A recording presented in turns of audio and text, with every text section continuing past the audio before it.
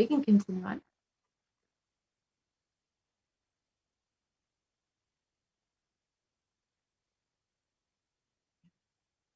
So if you are here, it means existence wants you to be here in this form. You are not an accident. You are an incident. You are a conscious miracle of existence.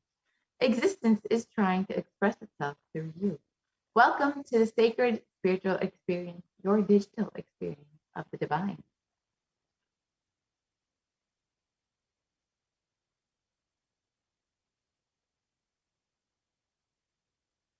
This may be what you think as your first time in the presence of a divine cosmic being, but this is not the first time this energy has graced the planet Earth.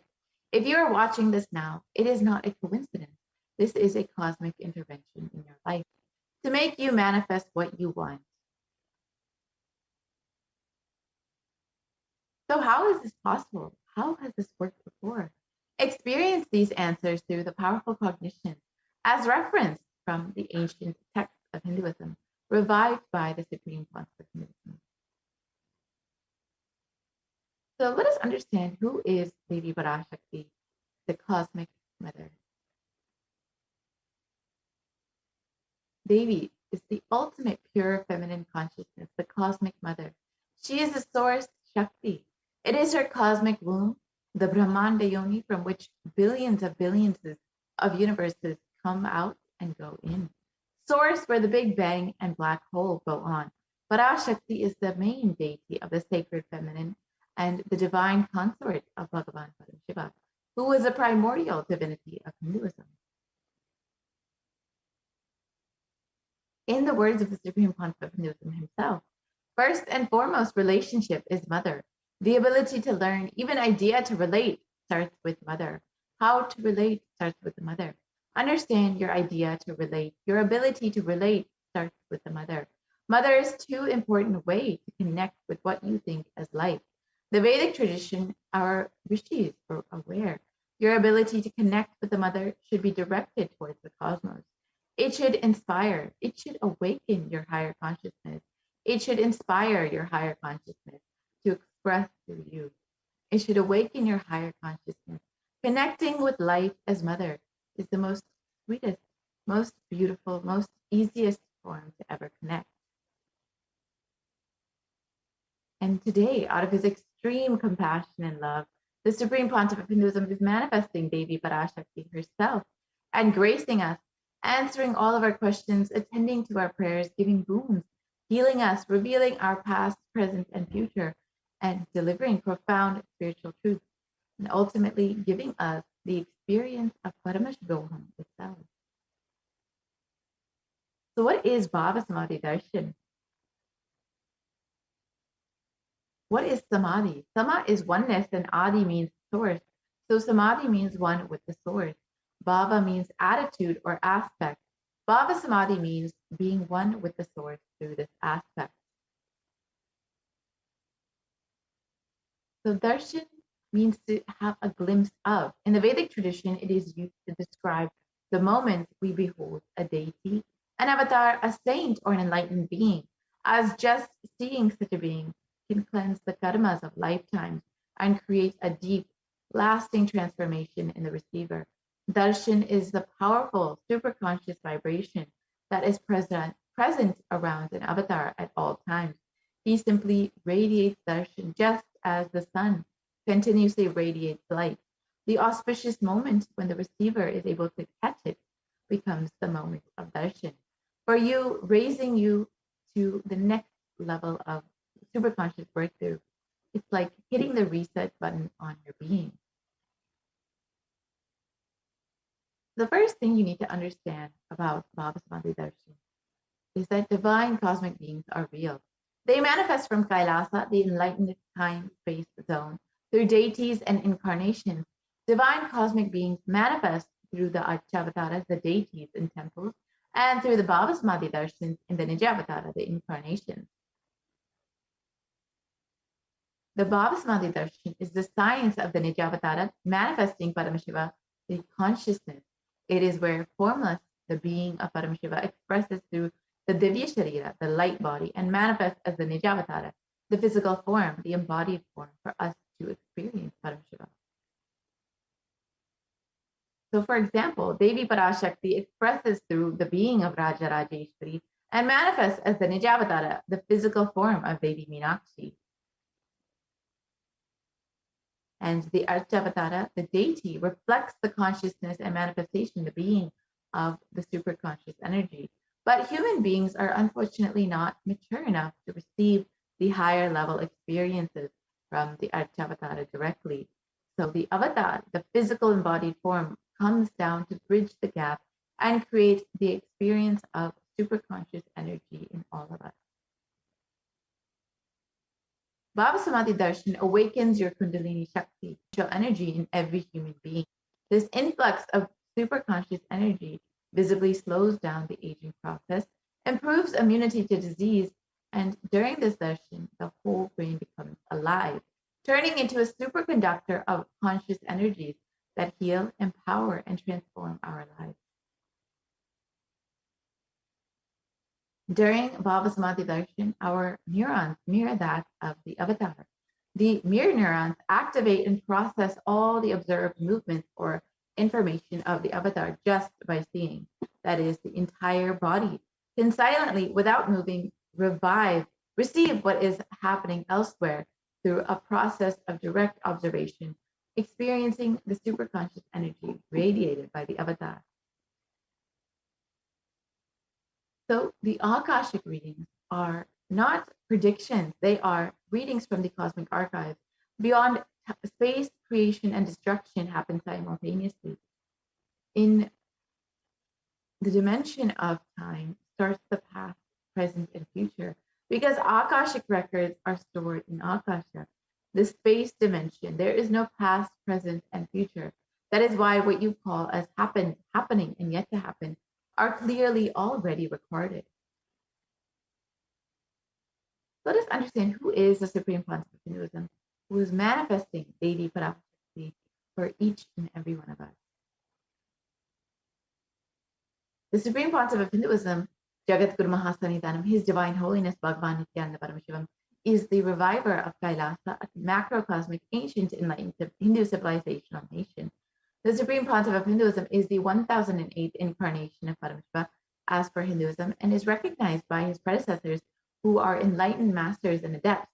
The Supreme Pontiff of Hinduism has made the science of power manifestation, yoga, and temple-based universities as a lifestyle for humanity.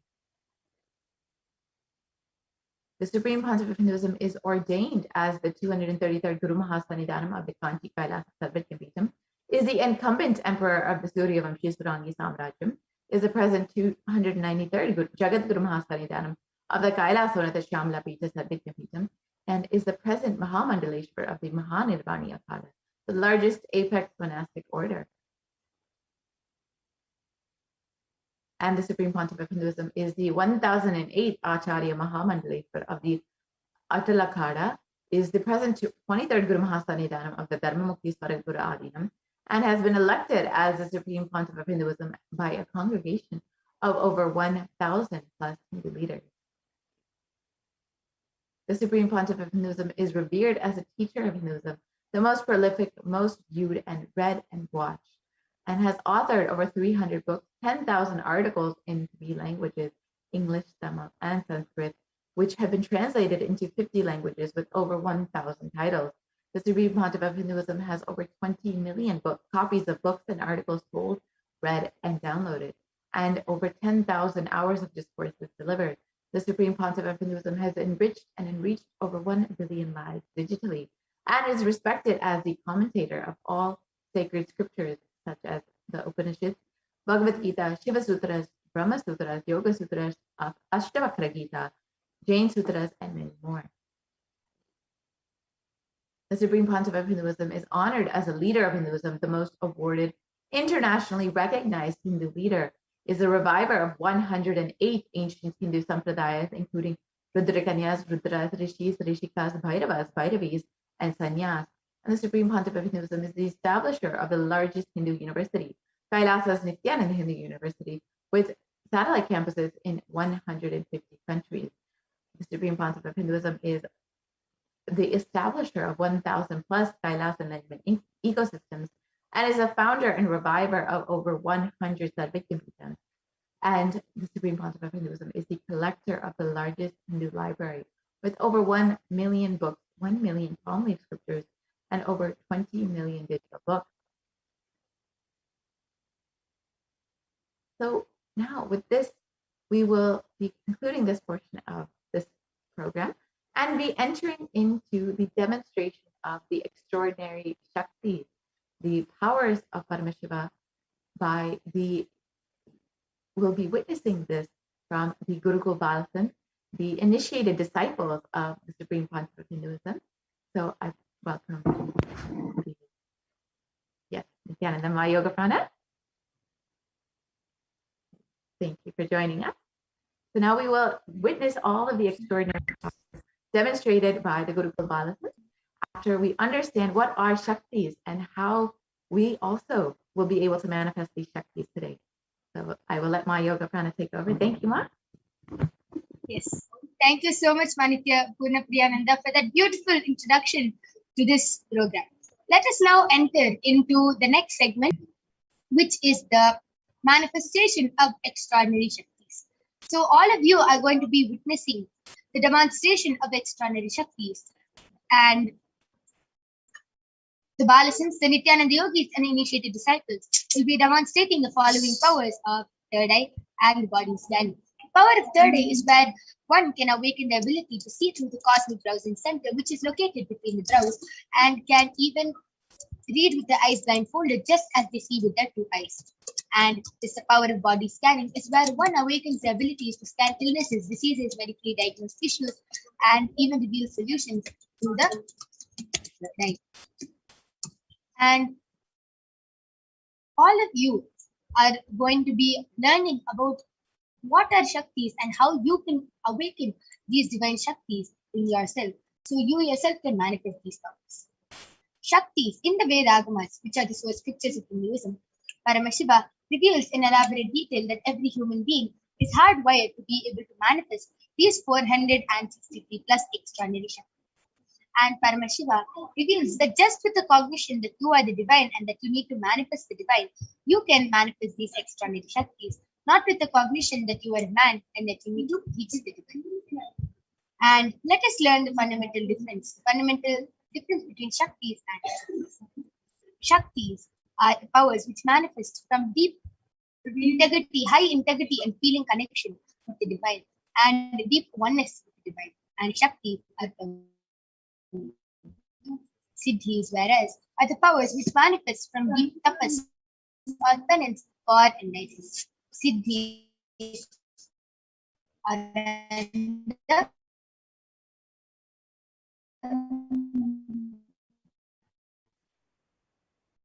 path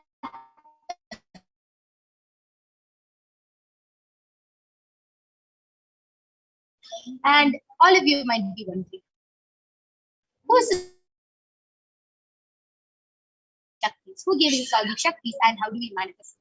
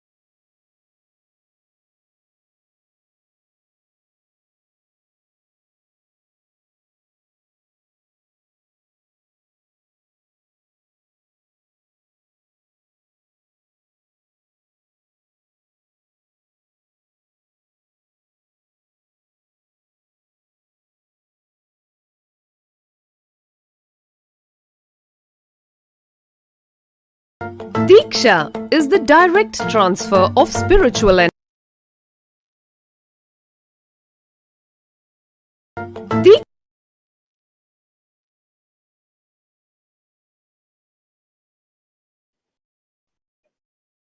Sorry for the technical glitch. Let's not continue. So, how do we awaken these events?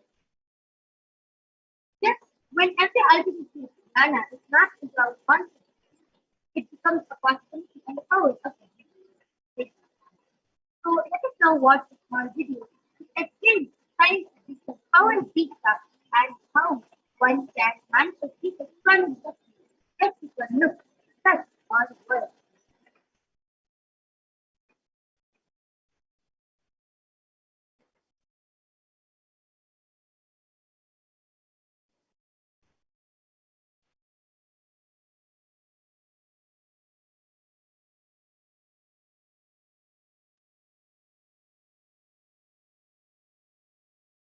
Diksha is the direct transfer of spiritual energy by an enlightened being through look, word, or touch. The traditional Vedic book Navaratneshwara states, Sarvasamapi dikshanam muktihi phalamakhanditam avirodhat bhavantyeva prasangyastu bhuktayah. The main benefit of all initiations is moksha, enlightenment. As a side effect, health, wealth, leadership and well-being happen. And in Rudrayamala Tantra, Shiva says, Devi diksha vihinasya na siddhihi na cha sadgatihi tasmat sarva prayatnena guruna dikshito bhavet. The one who is not initiated does not attain liberation nor a better future. So by all efforts, one should get initiated by Guru. What is the science of initiation? Neuroscience has proved that the process of initiation floods the brain with energy. This is the superconscious energy of Kundalini, our own highest inner. As the Kundalini flows from the thalamus to the cortex, it sets up a powerful energy loop within the brain, which awakens the latent non-mechanical parts which we have never used before. With increasing levels of coherence, the whole brain comes alive, turning into a superconductor of conscious energies that heal, empower, transform our lives, bliss and fulfillment. Initiation creates high awareness, visualization, creativity. It also slows the aging process and improves the immune system. Kundalini awakening, healing experience, levitation, teleportation, materialization. Experience the power of initiation through a range of exclusive programs conducted at the ashram. Nithyananda Dhyanapitham, Nithyananda Nagar, Biddi, Bengaluru. Contact 97422 03311.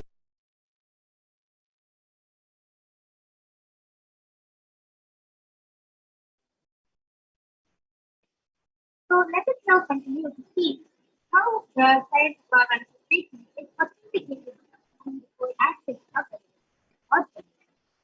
First, it starts with the are the eternal unchangeable truths that are seen. Next is the art of phenomena, which is the experience of outside or the authority the decision and science to practice and research.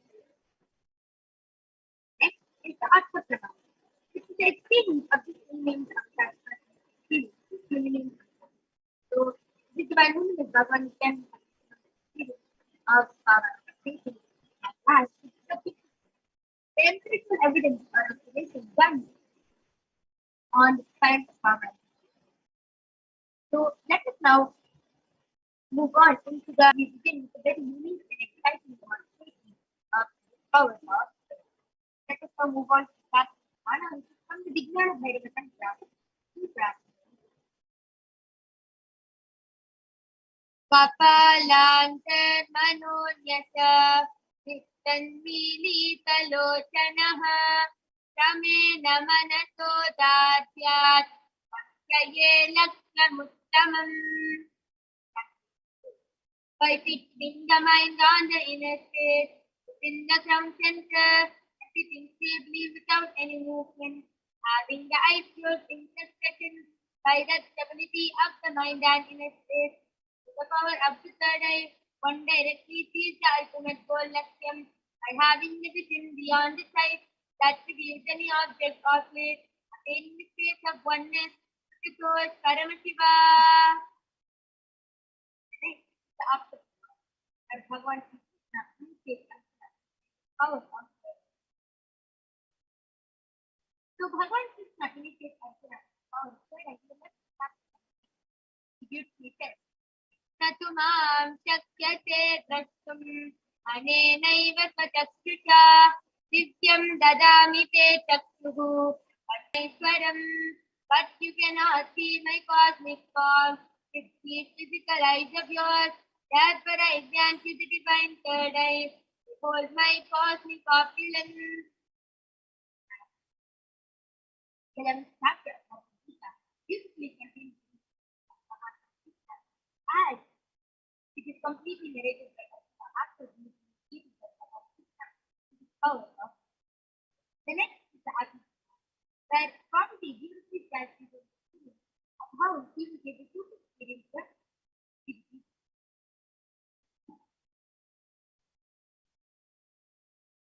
inside and outside broke.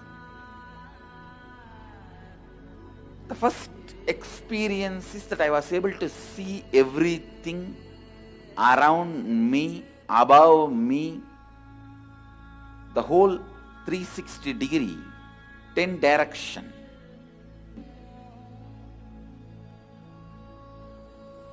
I realized not only I was able to see, I was able to feel, experience. I felt that the skin of the stone on rock on which I was sitting and the skin of this body both carry me equally. In both I exist equally. the setting sun, rising moon, the whole Arunachala hill, all the plants, bush, shrubs, trees, everything, everything, everything just became so alive. The idea, something is inside,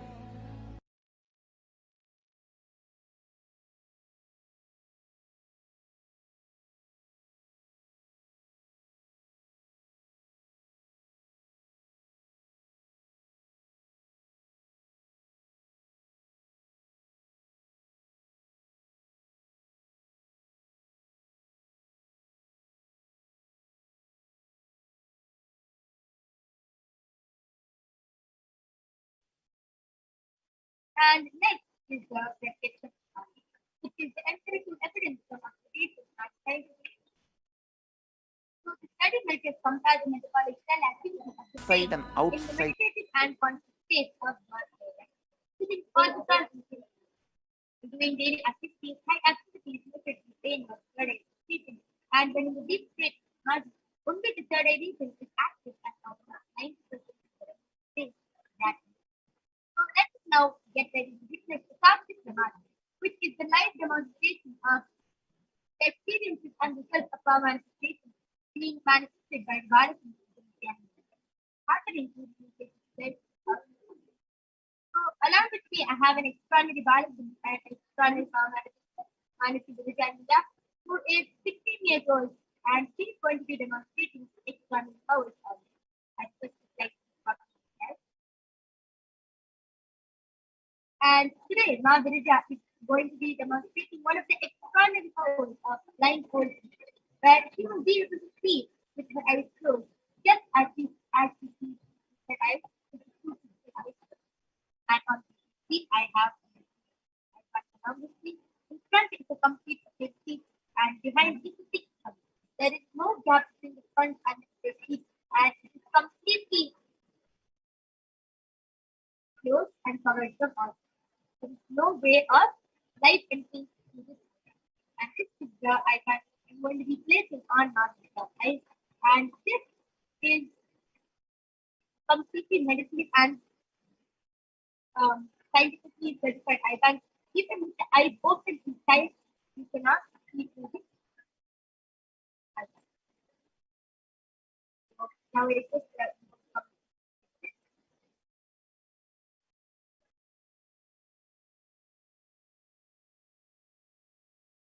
Just before that, I'm going to be placing the eye bag on my eyes.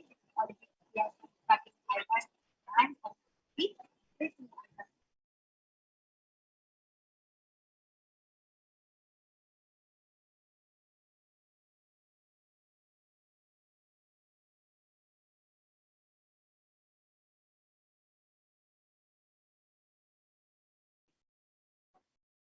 Now, it is comfortable.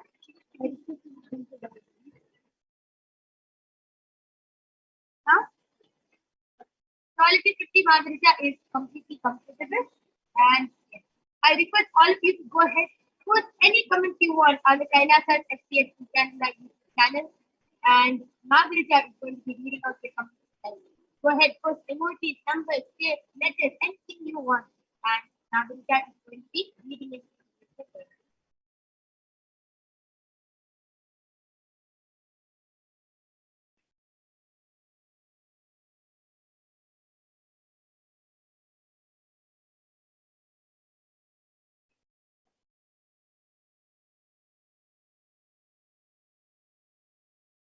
Yes.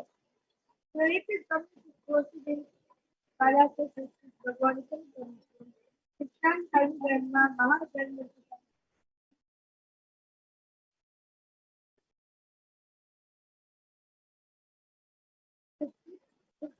Krishna must have not been.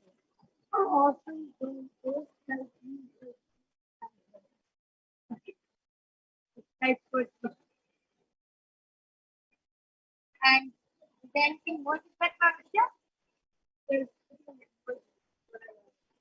But she's like quite elegant and not disappointed. So like yeah. But that was beautiful. All of us saw how Margarita was so fluently able to read with her eyes blind for they could read a whole sentence, which is not often sentence or anything, or it's not any common use sentence. People make a those things how are things they start using and done. So Margarita was able to read so fluently. Just how I read it with her eyes open, Margarita was able to read it. Anyone else? Please go ahead, post the comment. Go ahead, put anything, emojis, numbers, shapes, comments, paragraphs, anything you want, science terms, medical terms, anything. And Margarita is going to be reading it out live.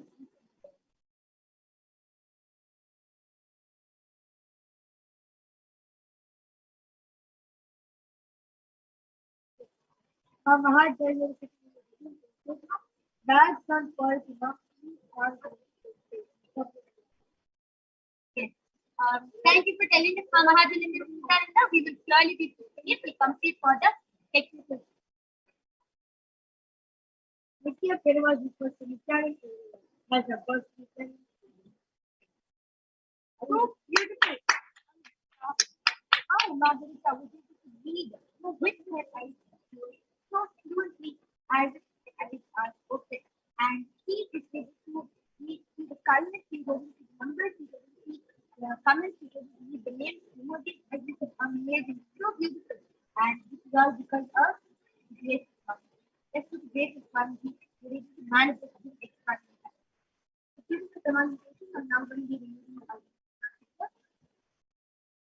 I request the comment section.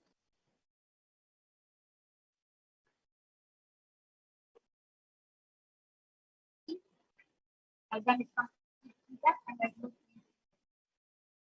and the next power which all of you are going to be taking is the power of body. So, power of body can be where one awakens the ability to live in action. Can do the third eye and illnesses, diseases, medically diagnosed issues, and any problems present in the body. So now I'll be chanting the last Pramana. It's from the Vijnana Bhaiva.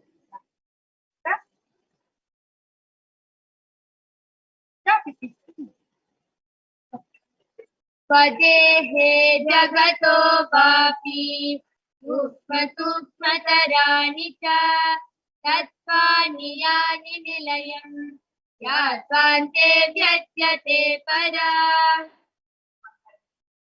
Cognate deeply from the whole body, the Deha, or the whole universe, simultaneously consists of everything. They are being absorbed in their source first, and by the experience of completion all the thought and ultimate universal design, our Parashakti, the ultimate is within and the supreme power of nature. And next is the after Pramana, which is the reference of power of Here was Buddha and one of the most prominent disciples of one day, a man suddenly consumed with become subject to the body. After seeing for a body, and always fight the rest of the day. He reveals that the person that is not a scary or that is not the thing a person is. Other people and stuff. Area is the common of the and able to drop after the studies are completed, the person was close and thus the second changing in next is the Atma Pramana, which is the account of the Supreme Lord who was also tested and authenticated this time. On the 22nd of December, Swamiji gives me that he manifested two powers, which is power of God and Sada, which is going beyond. Swamiji clarifies Swamiji says, only when I had a multiple compound background, I was forced to go for surgery and that was medical practice. At that time, they detected having gone to my different organs and it was revealed to me that I had been poisoned without power. And I immediately used diagnostic methods instead of medical procedures to study the body chemistry in the body. At that time, they detected having a quantity and it is pretty that an important health of life. I immediately knew that get it to study medical facilities to study the body condition. And through the body scanning, I found out what problems had happened by the body. I know allopathy is taking opinion that you decide my. And all these avatars we see are nature. Even though they take a human body, they are not beyond any incident that happens to them is not an accident, it is a divine. It is divine play. Unlike the passage who are various examples of who are mistaken in power of body design and still continuing the requirements of the requirements of the expansion of the life. And many experience that you can see over and how despite doing for the boys there is so much of energy they are able to manage in that way. They do not even during the body. Episode with a live practice done by Bharati Publishing Global Access Fund. Will be right back to you. And meanwhile, social views is watching us right now. And because all of you who want the body scanning, please go forward in the comment section of the YouTube channel. We'll be doing the scanning live from there.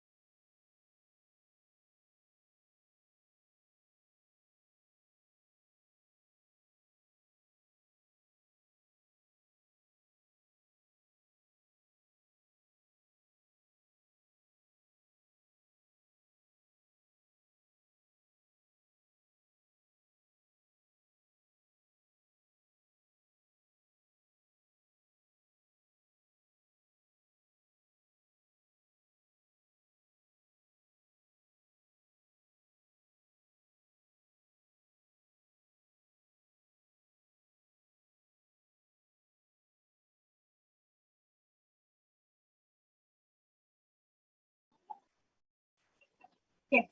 So I'm back with the biology ability and social management who is 13 years old, and she is going to be demonstrating this extraordinary Shakti to all of you. And any one of you wants a body scanning, please go ahead, share your request in the Kailasa channel, and Brahmanaga will gladly be doing a body scan. Present, let us all understand the power of body scanning. What is the difference between going to the doctor and getting a body scan? When you go to a doctor, you can start the doctor will diagnose you and will tell, okay, you have this problem, you have this cancer, this disease, or whatever the doctor diagnoses. And then that doctor will give you a medicine, give you but the doctor, the one thing is they can understand that this is root cause of that. Why the problem starts in the body? Because our body is very misleading. The amount of the body is very misleading. Not a disease. The everything can be related. Sometimes the earth can be even related to you not digesting the food properly. It can be related to you bacteria like this. What can be related to anything. Even the biggest of cancer, even the deadliest of diseases can be related to something so simple like this. And that is the one thing the doctor will never find out. What is the catalyst? When the third eye scans your body, immediately the first thing you should do is how the problem started in the body, whether it is you have to get a body problem, whether it is just a cognitive, not actual problem, or whether it is an information which is demanded, or whether it is just actually about the problem. That is the power of the it reveals exactly the root cause of the problem, why it started in the field, and it reveals the solution for the future. Many people have that, but they are not even related to it. And even if you're not able to do it, if you follow the solution service for you, you will actually see that you will get completely from the problem situation. Because Paramashiva gives the third eye for root cause.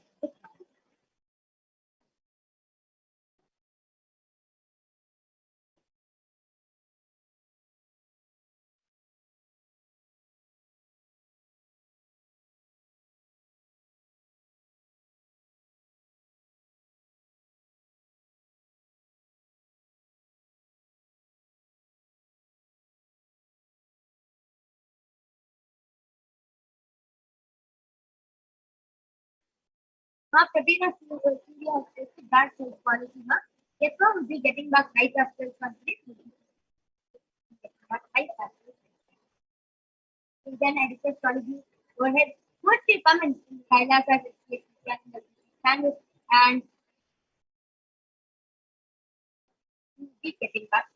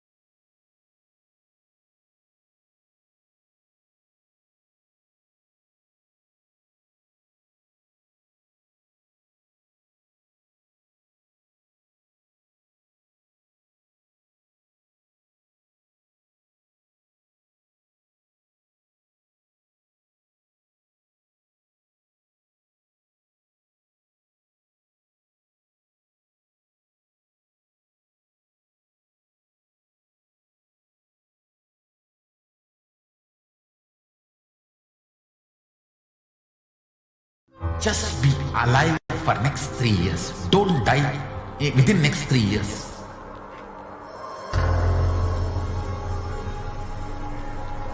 Just don't die within next 3 years.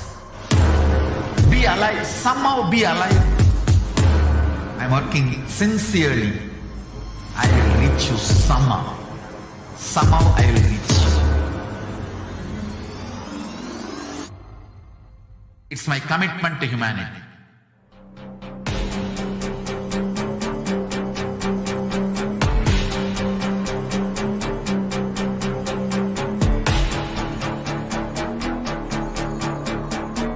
Just don't die within next 3 years. I will reach you wherever you are, whichever corner of the world you may be. I will reach you with enlightenment. You manifesting the space, state, powers, being Paramashivoham. It is possible, and it is possible for you.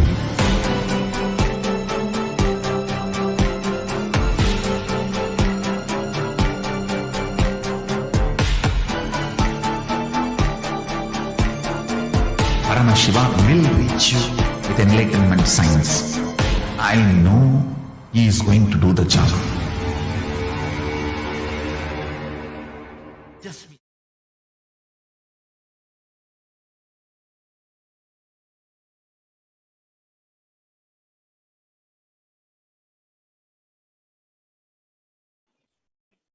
So let us now take the concreting for the technical. Let's now continue. Ma Pravina Surya says, Ma, please help me. Please help me to stand why I can't seem to be. Regardless whatever I do, numbers can change the people. Let's Ma Pravina Surya, slowly will be doing God's practice for you and begin with this process.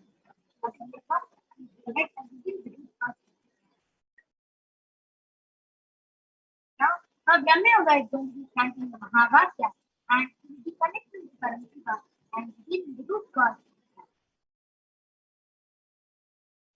Om Nithyananda Paramashivoham. Om Nithyananda Paramashivoham. Om Nithyananda Paramashivoham.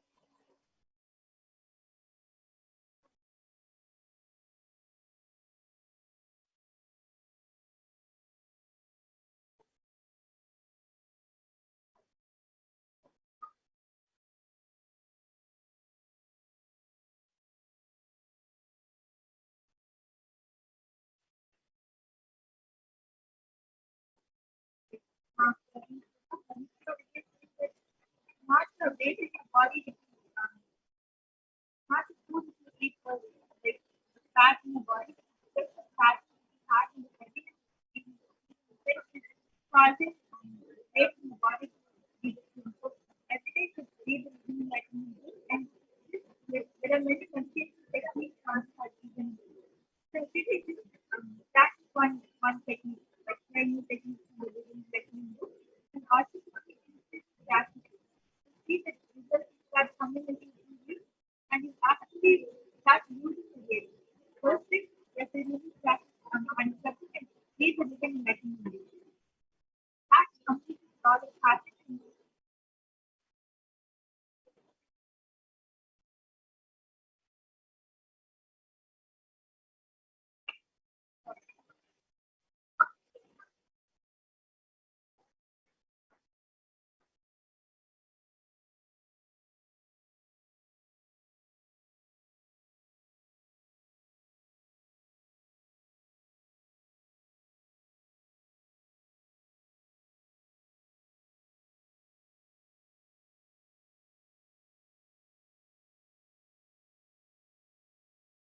Just be alive for next 3 years. Don't die within next 3 years.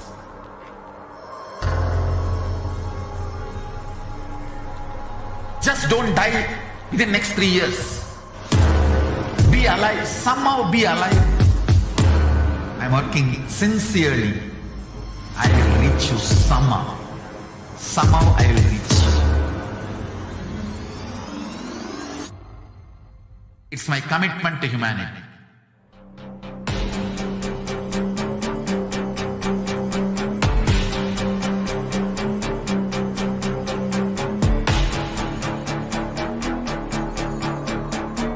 Just don't die within next 3 years. I will reach you wherever you are, whichever corner of the world you may be. I will reach you with enlightenment. You manifesting the space, state, powers, being Paramashivoham. It is possible, and it is possible for you.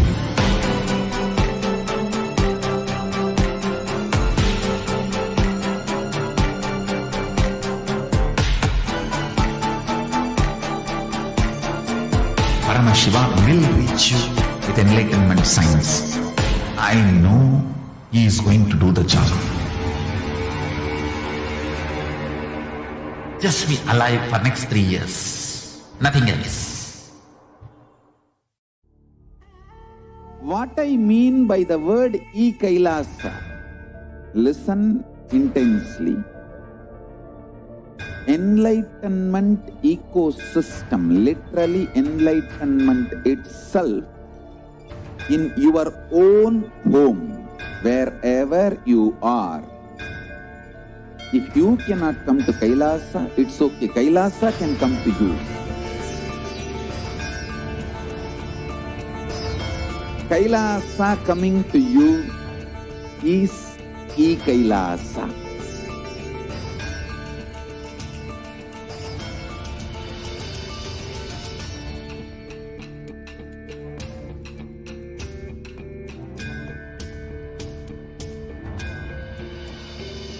I will revive Hinduism. I am a Hindu revivalist, not by any revolution, but by evolution.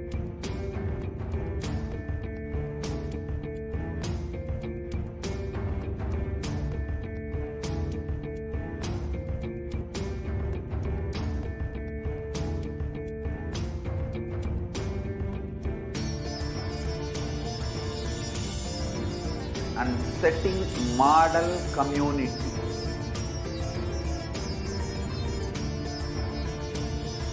Kailasa.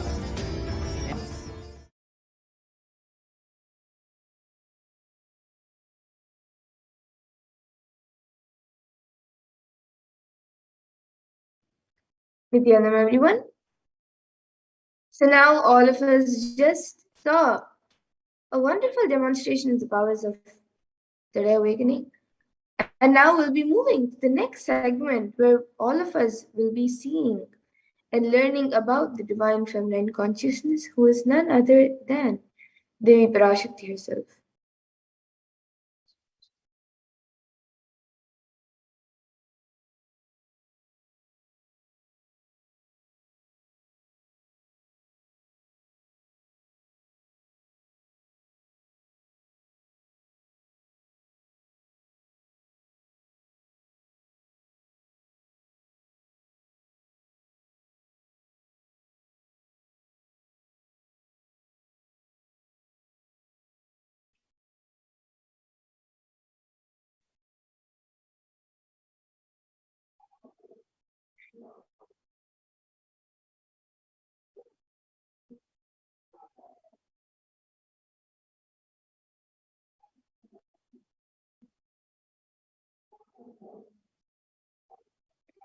And as we had the power manifestation segment before, we apologize for the technical glitch that took place. And for everyone who came for body scanning, you can join again at 2 a.m. IST and 4 p.m. IST, and we will be doing the body scan for you. And yes, with that, we'll now be entering into the next segment where we will be seeing about divine feminine consciousness.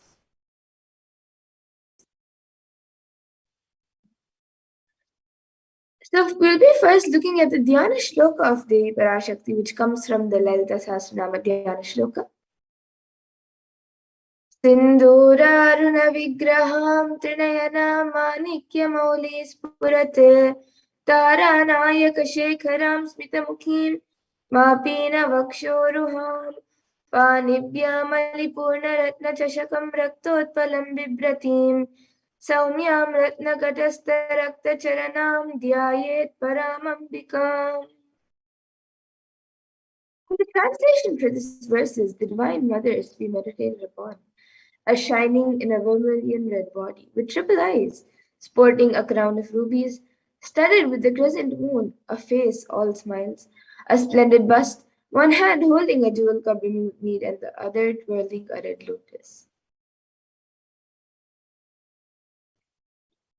And another Dhyana shloka of the Parashakti, which comes from the Lalita Sahasranama Dhyana shloka. अरुणां करुणातरङ्गताक्षीं धृतपाशाङ्कुशपुष्पबाणचापाम् अनिमादिभिरावृतामयुकैः रहमित्येव विभावये भवानीम्. And the translation for this verse is, I meditate on the great Empress. She is red in color and her eyes are full of compassion. She holds the nose and the flowery arrow in her hands. She is surrounded on all sides by powers such as anima rays, and she is the self within me. And Devi Parashakti is the ultimate pure feminine consciousness. Parashakti is the cosmic mother. It is her cosmic womb from which billions and billions of universes manifest. And Parashakti is the source Shakti, the source energy, the source power from which all of us came, in which all of us are in even now, and in which all of us are going to merge. And out of extreme love and compassion, Parashakti herself is manifesting through the embodied form as the Nijavatar of the Supreme Point of Hinduism, Jagat Guru Mahasanidanam, His Divine Holiness Bhagavan Nithyananda Paramashivam, gracing us, answering all of our questions, attending to our prayers, giving boons, healing us, revealing our past, present, and future, delivering profound spiritual truths, and ultimately giving us the experience of Paramashivoham itself. And Devi Parashakti beautifully says how she manifests as the Nijavatar of the Supreme Point of Hinduism. So, in the words of Devi Parashakti herself, she says, raising as Omkara, expressing as Vedas and Agamas, blossomed as Hrinkara, filled as Parashodasi, living in 40 triangles, the Kailasha Swami who is in Kailasha, Sri Purachintamani, Parashodasi, sitting as part of Paramashiva, Parameshwari who rules the world, Paramashakti, Manonmani, Meenakshi, as Nithyananda, I took Nijavatara here to give good boons to everyone, to bestow all goodness. Hiranyagarbha Swarupini, Brahmanda Yoni, Shami, Chandramauli, Rapala, Aparna, Uma, Parvati, Savitri, Navayavana, Samrajya Lakshmi, Parameshwari, Parashodasi, Meenakshi, taking the form of Nithyananda, I came here as Nijavatara. With great compassion and blessing, listen people, to do good to all of you. I took the form of Nithyananda and came down as Nijavatara. And Devi Parashakti again beautifully reveals, raising in Omkara, blossoming as Shiva, manifesting as source of existence, powers of existence, expression of existence, from the oneness of Om, blossoming into two as Prakriti and Purusha, blossoming as three Shaktis, Icha, Kriya, and Jnana, growing as four Vedas, expanding as five Panchabhutas, beyond six chakras, filled as Gotras of seven Rishis, expanding as eight directions, existing as nine Grahas, blossoming as 10 Indriyas, being as 11 Mitras, creating all the worlds, bringing life to tell and make you blossom and to do good. Parashodasi Meenakshi, in the form of Nithyananda, I came to bless every one of you. And now all of you can see how you can receive Devi Parashakti when she comes for the darshan. So literally you are seeing Paramashivan Parashakti at that moment. She is there on your screen. So always receive her in a very traditional manner. You can keep 2 beet leaves, one banana, one betel nut, and a coin in front of the screen as you watch the Parashakti. And now some of you might be wondering what exactly a coin is considered as, what is its importance, or why is it kept as part of a tamu? So coin in the Hindu tradition is actually considered the traditional dakshina as an offering made to various gods in all the temples. So it can be the lowest value. In India, it can even be just a paise, and in the US, it can be just a cent. So Amdi says, I'm not trying to monetize. Keep even 1 cent is okay. So for 100 days, if you have darshan, it will add up to $1. In India, even 1 paise is okay. And you can offer that to Devi Parashakti. And once over, you can do namaskar, offer your salutations, and you can eat the banana, the betel leaf, and the betel nut, taking it as prasadam immediately. And the coins that you collect, you can send it to the Los Angeles temple for the further procedures. And now some of you might be wondering, what exactly does this betel leaf and betel nut do to you? How will it benefit you? Whether it's physically, emotionally, or mentally, how will it benefit you? So this betel leaf and betel nut may look too small, but in a few days you will see how much it adds to your sentiment that really Devi Parashakti is there. You will not take the Devi darshan for granted. Rituals will break your monotonous unconscious mentality and lifestyle and remind you and raise you to powerful cognitions. It will break your unconscious behavior. And now all of you can see how you can set up the tambulam. So you can arrange the beet leaves, the betel nut, the banana, and the coin. You can arrange it in a plate and keep it in front of the screen. And as all of you are seeing the image, there are a few more additional items which can be kept as part of tambulam, which you could keep, such as some kumkum, turmeric, some glass bangles, some flowers, and a coconut. So if you would like, you can also add these few additional items. But the 4 basic items that are kept as part of the tambulam is the betel leaf, the betel nut, the banana, and the coin. So you can keep it in front of the screen as you watch the Parashakti, and you can receive the Parashakti when she comes for the darshan. And with that, we come to a conclusion of this segment where we have learned who is Devi Parashakti and how we can receive her when she comes for the darshan. And we'll be moving on to the next segment of this program where we will be learning what Devi Parashakti has revealed in the Akashic readings for humanity on various problems that the world is going through, especially during this pandemic. So we'll be learning what she has revealed in the Akashic readings and how important it is for us to understand, internalize, and follow what Devi Parashakti has revealed. So please stay tuned and we'll be back after a really short break to move on to the next segment.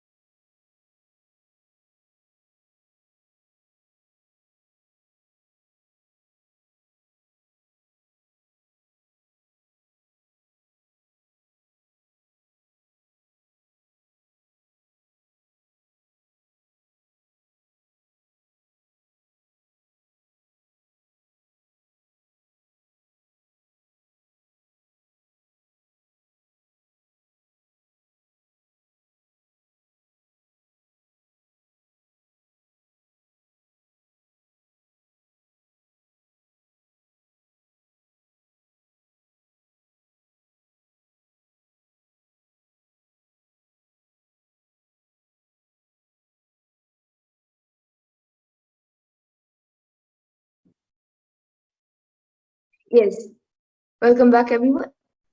So now we'll be moving to the next segment where we will be learning about what Devi Parashakti has revealed in the Akashic readings.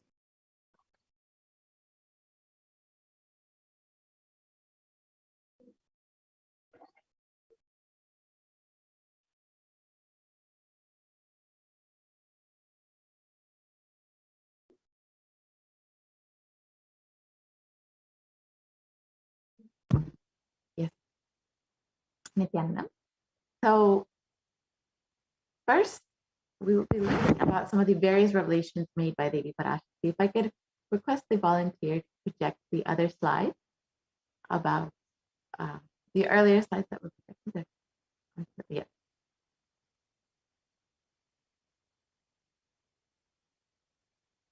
So let us understand some of the various revelations made by Devi Parashakti and how they have manifested in our reality. On the 14th of April 2021, Devi revealed Corona is destroyed, but it will take 4 years for the political conspiracy done by humans to end. I will protect my devotees, disciples, and Kailasavasis. No suffering will come for my devotees, but it will take 4 years for the conspiracy of Corona to end. It will come to an end only in 2025. It is a conspiracy, a human conspiracy. You are asking about the suffering of Corona in India. Listen, people, listen properly to what is said. With honesty, I am telling you the real truth. The cosmic pralaya has stopped. The Corona second wave that is happening now is a bioweapon. What is happening now is a bio war. As Nijavatara taking the form of Nithyananda Parashakti, I came in person to save Bharat, to save Sanatana Hindu Dharma in Bharat. Taking the form of Nithyananda, when I came as Nijavatara, the people who don't know how to live with me, live having me with them, what will I do for them? World cannot be sacrificed for the sake of conspiracies done by some ignorant thieves who got stuck in Maya. Srishti should not have loss. Cosmos should not have destruction. To save the cosmos from Pralaya, I made a huge ship. Its name is Adi Kailasa. Adi Kailasa is the ship that will gather all the enlightened powers of this cosmos and save the people from the Pralaya through the tricks of traitors, rule of the enemies, without any other way out. Time came for the sailor itself to leave. That is why the sky is boiling and moving towards huge destruction. People, even if children, do mistakes in ignorance by getting stuck in Maya. As it is Parashakti, Paramashakti, Parashodati, Manonmani. My responsibility to save the cosmos from the destruction. I am telling some of the truth. Listen properly. Within the next few months, not in thousands or lakhs, lives will be lost in crores. Crores of lives will be lost in India. I am telling you the truth. I am telling you the good. Search for protection for your life. And let us understand how Devi Parashakti's revelations have manifested into reality in our lives.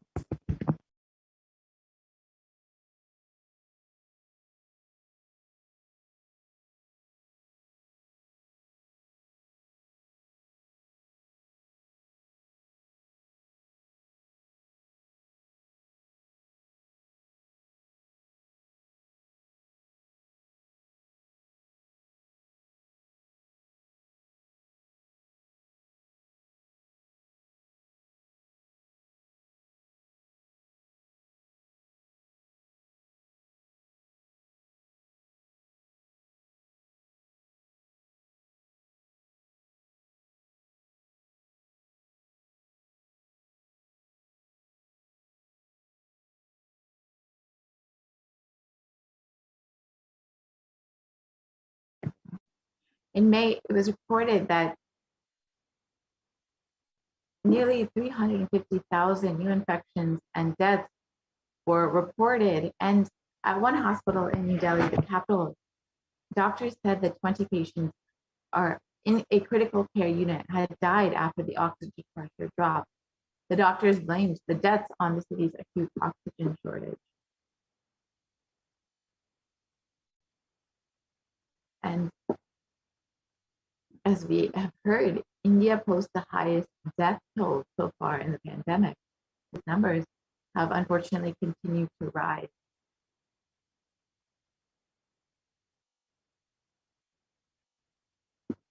And you can see how the bodies are literally burning in the streets from not the crematoriums being packed to capacity. Bodies are unfortunately being burned in the streets without any place for their rituals to be properly done.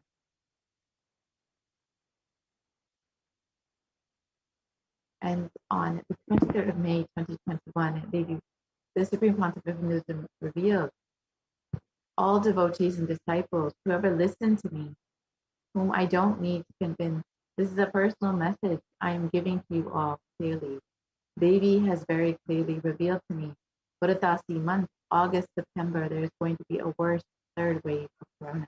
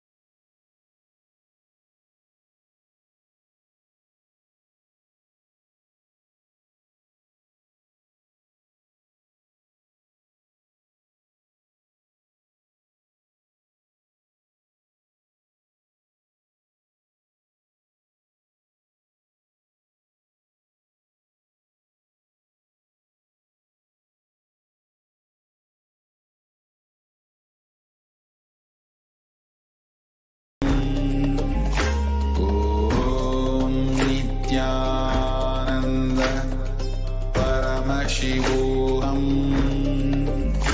Om Nithyananda Paramashivoham. Om Nithyananda Paramashivoham. Nithyananda Paramashivoham. Om Nithyananda Paramashivoham. Om Nithyananda Paramashivoham. Om Nithyananda Paramashivoham. Om Nithyananda Paramashivoham. Om Nithyananda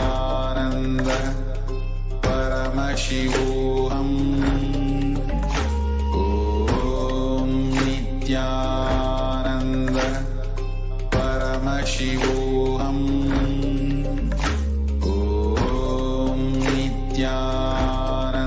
Om Nithyananda Paramashivoham.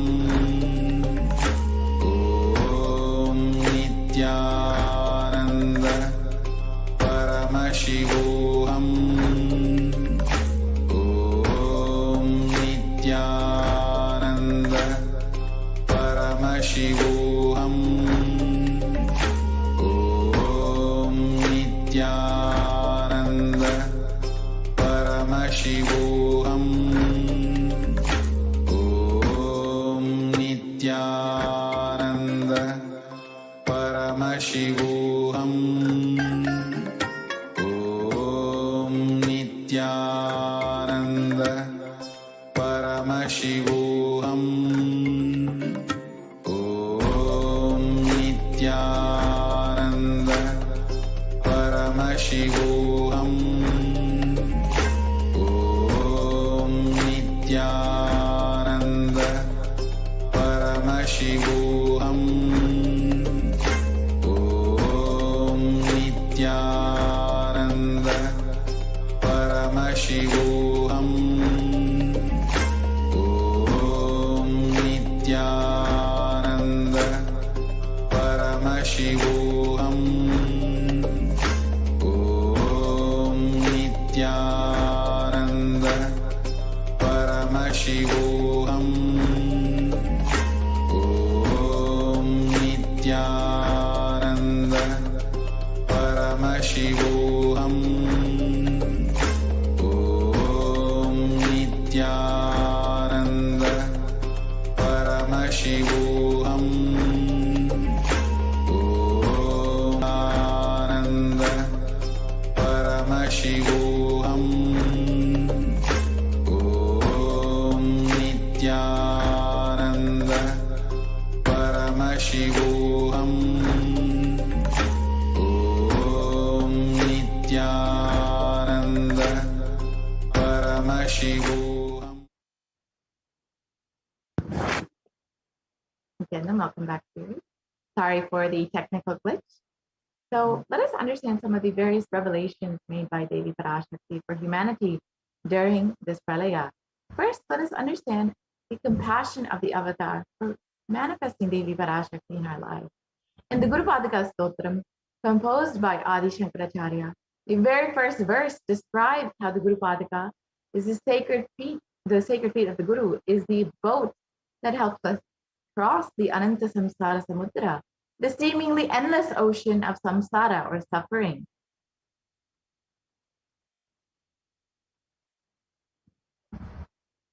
And the verse translates, salutations to the sandals of my Guru, which is a boat which helps me cross the endless ocean of life, which endows me with a sense of devotion to my Guru, and by worship of which I attain the dominion of renunciation. Many of us have been feeling stuck in the same storming and raging ocean, being unable to navigate ourselves and lost in the overwhelming vastness of the suffering that surrounds us during the pralaya, the great deluge. Our loved ones are dying due to the pandemic. Our homes are being destroyed due to the natural disasters. Social institutions are crumbling, and the whole of humanity is in a desperate and dire need of hope. And it's at this time that the Supreme Pontiff of Hinduism, the incarnation of the cosmic superconsciousness, out of his love and compassion, having taken responsibility for the superconscious breakthrough of the whole of humanity, is manifesting Devi Parashakti, the cosmic mother, in guiding and healing the whole world, as literally the boat that sails us through the pralaya, the cosmic deluge. Devi Parashakti is herself manifesting through the Nijavatara and answering each of our prayers, granting boons, healing us, manifesting miracles, removing all of our pain and suffering. Devi has not just attended to us individually, but also as a humanity at large. Devi Parashakti has guided the whole of humanity in the form of sacred revelations of profound sacred secrets of Sanatana Hindu Dharma, and by showing us the future regarding global issues like the COVID pandemic, natural disasters such as fires, floods, and more, and even the twisted human conspiracies and underground wars, which have not surfaced to common knowledge as yet. In this segment, we will be elaborating on the statistical, scientific, and scriptural references of each sacred revelation, which has manifested precisely as the same guidance emerged from Devi Parashakti, for us to imbibe deeply and to start following as Devi Parashakti continues to protect us until the storm ends and we are safely harbored at the shores of our consciousness. Let us understand some of these revelations made by Devi Parashakti. So Devi has revealed the 8 methods to protect yourself from corona on the 30th of April 2021. Let us understand what those 8 methods are. First, let us watch the video of the revelations itself.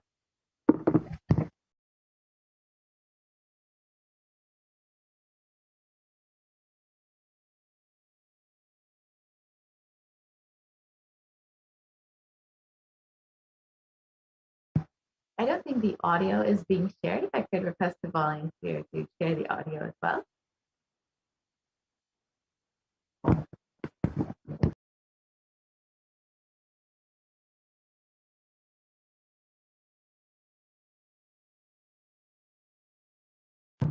I don't think the audio is being shared. If I could request the volunteer to stop the screen share and share the audio as well.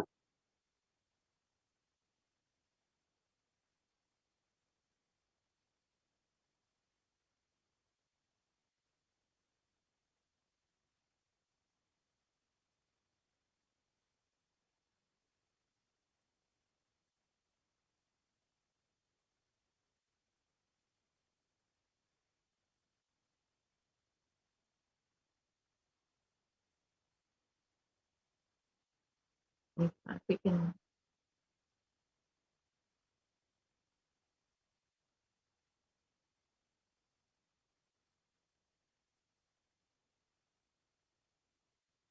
Yes, you can just stop the screen share and you can restart it and share the audio. Yes. I don't think the audio is still. You can just stop the screen share and then you can reshare and share the audio with it.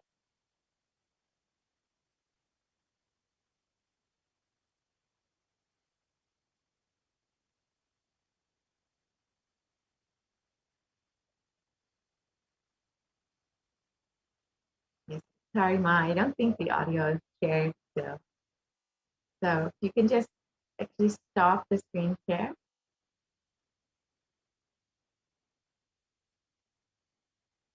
Yes, if you can just stop the screen share and then you can reshare the screen with the audio. Yes. So as we wait for that video to get ready, let us understand how we can ask our questions and have our prayers blessed by Devi Parashakti directly. You can ask any of your questions in the YouTube comments below during the live Devi Parashakti Akashic readings, as well as in Facebook, Instagram, Twitter, and even in WhatsApp. You can ask any of your questions and be blessed by Devi Parashakti directly. So yes, you can play the video now. Parashodasi Meenakshi, Parameshwari Meenakshi, Parashakti Meenakshi, இங்கு எழுந்து அருளினோம் எல்லோர்க்கும் ஞானமும் தன்மையும் தந்திட நன்மையெல்லாம் அளித்திட நாமே வந்தோம் இங்கு கைலாசத்தின் சுவாமினியாய் பரமசிவன் கிரகத்திருந்து நம் அனுக்கிரகத்தினால் நித்யானந்தன் விக்கிரகமாய் மலர்ந்தோம்.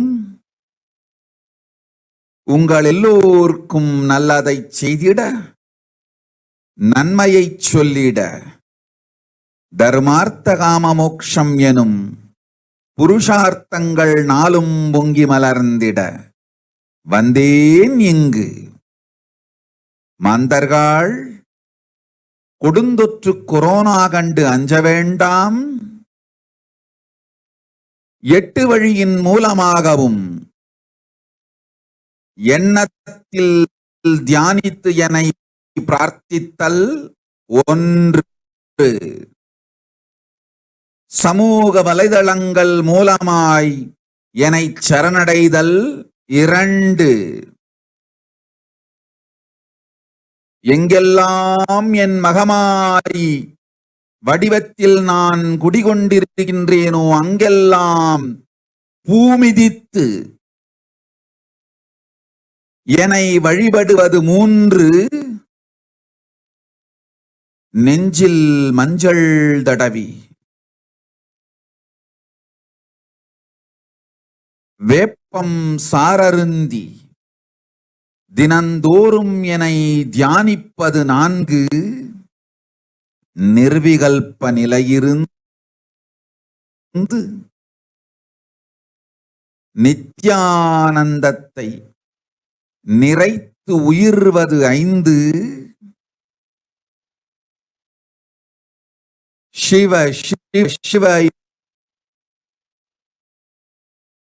எனும் பிரபஞ்ச பெரும்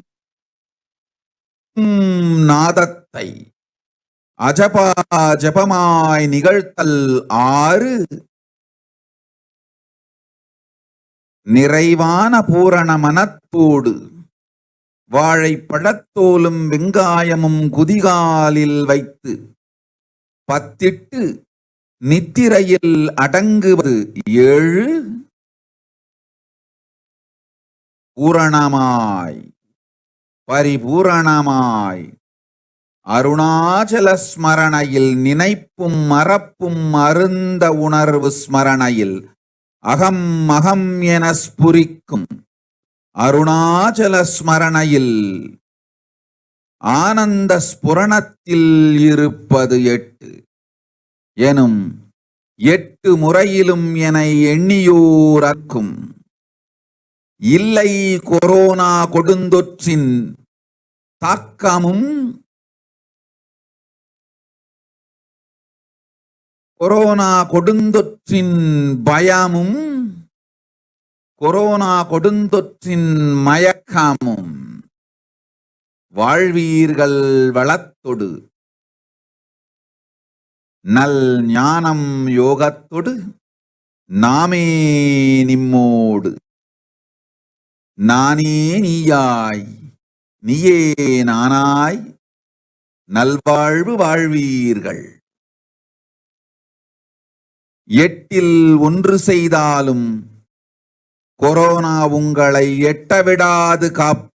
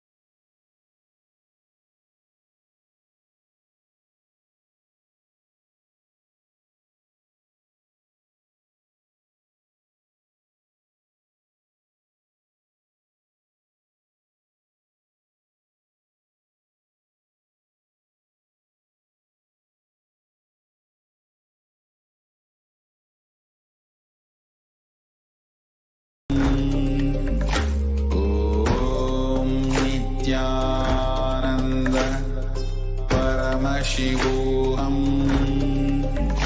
Om Nithyananda Paramashivoham.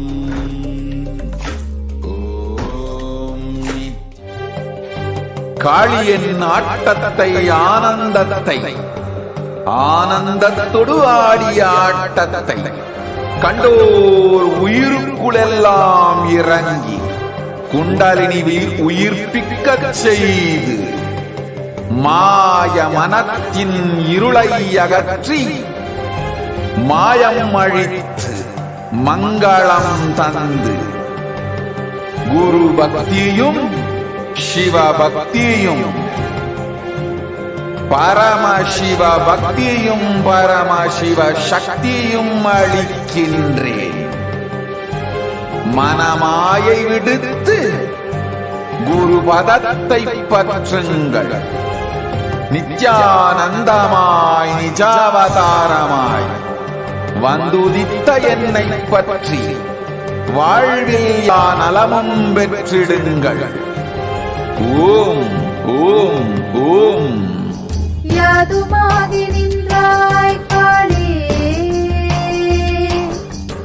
ஓம் காளி ஓம் சக்தி, ஓம் காளி ஓம் சக்தி, ஓம் சக்தி ஓம் சக்தி ஓம் சக்தி. ஓம் ஓம் ஓம் ஓம்.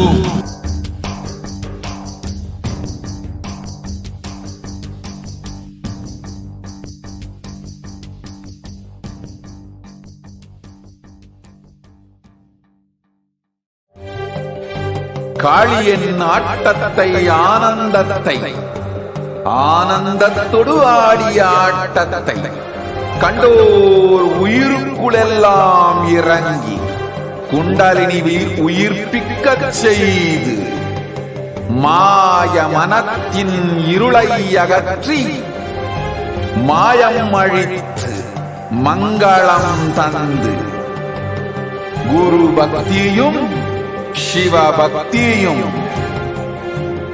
பரமசிவ பக்தியும் பரமசிவ சக்தியும் அளிக்கின்றேன். மனமாயை விடுத்து குரு பதத்தை பற்றுங்கள். நித்யானந்தமாய் நிஜாவதாரமாய் வந்துதித்த என்னை பற்றி வாழ்வில் எல்லா நலமும் பெற்றிடுங்கள். ஓம் ஓம் ஓம். யாதுமாகி நின்றாய் காளி, ஓம் காளி ஓம் சக்தி, ஓம் காளி ஓம் சக்தி, ஓம் சக்தி ஓம் சக்தி ஓம் சக்தி. ஓம் ஓம் ஓம் ஓம்.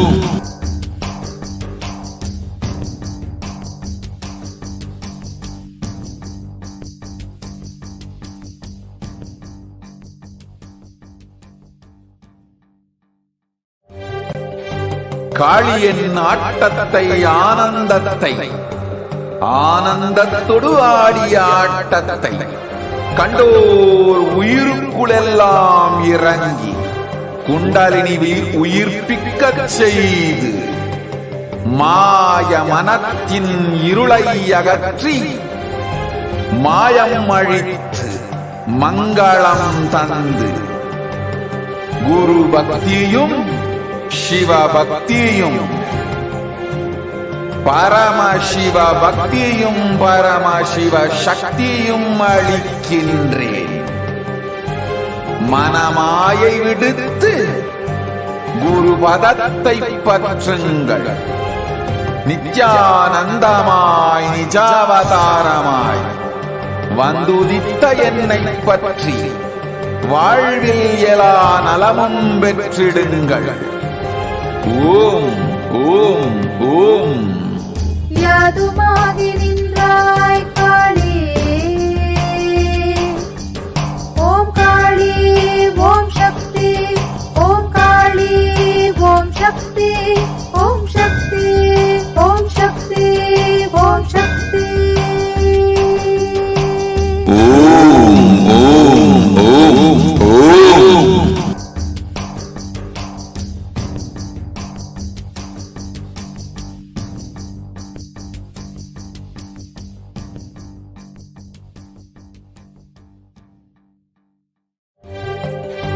காளியின் ஆட்டத்தை ஆனந்தத்தை ஆனந்தத்தொடு ஆடிய ஆட்டத்தை கண்டோர் உயிருக்குளெல்லாம் இறங்கி குண்டலினிவில் உயிர்ப்பிக்கச் செய்து மாய மனத்தின் இருளை அகற்றி மாயம் அழித்து மங்களம் தந்து குரு பக்தியும் சிவ பக்தியும்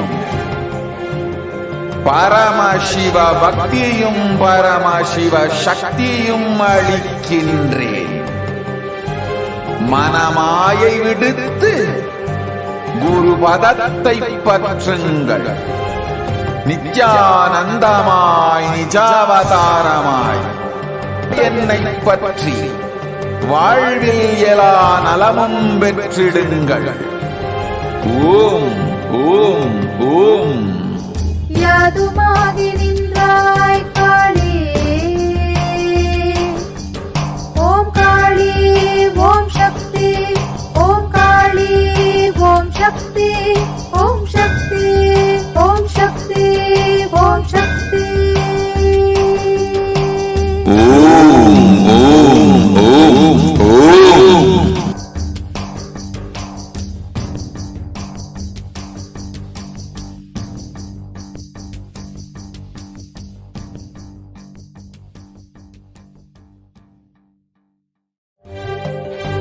காளியின் ஆட்டத்தை ஆனந்தத்தை ஆனந்தத்தொடு ஆடிய ஆட்டத்தை கண்டோர் உயிருக்குளெல்லாம் இறங்கி குண்டலினிவில் உயிர்ப்பிக்கச் செய்து மாய மனத்தின் இருளை அகற்றி மாயம் அழித்து மங்களம் தந்து குரு பக்தியும் சிவ பக்தியும்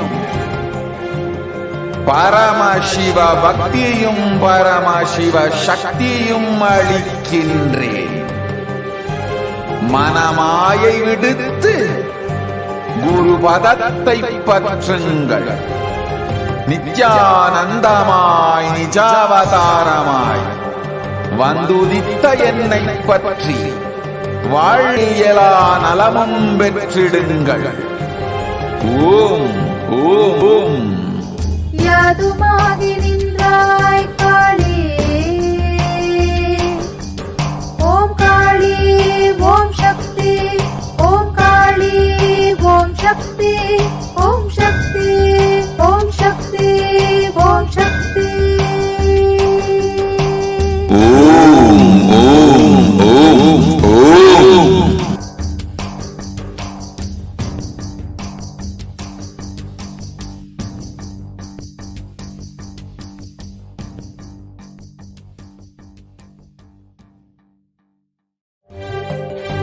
காளியின் ஆட்டத்தை ஆனந்தத்தை ஆனந்தத்தொடு ஆடிய ஆட்டத்தை கண்டோர் உயிருக்குளெல்லாம் இறங்கி குண்டலினிவில் உயிர்ப்பிக்கச் செய்து மாய மனத்தின் இருளை அகற்றி மாயம் அழித்து மங்களம் தந்து குரு பக்தியும் சிவ பக்தியும்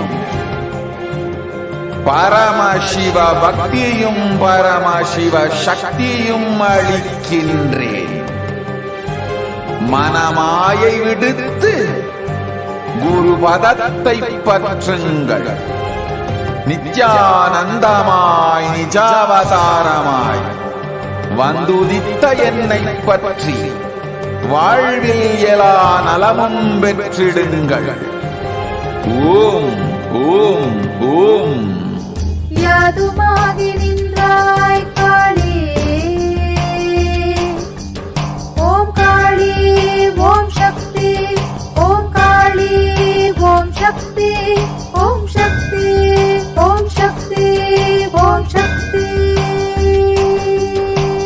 ஓம் ஓம் ஓம் ஓம்.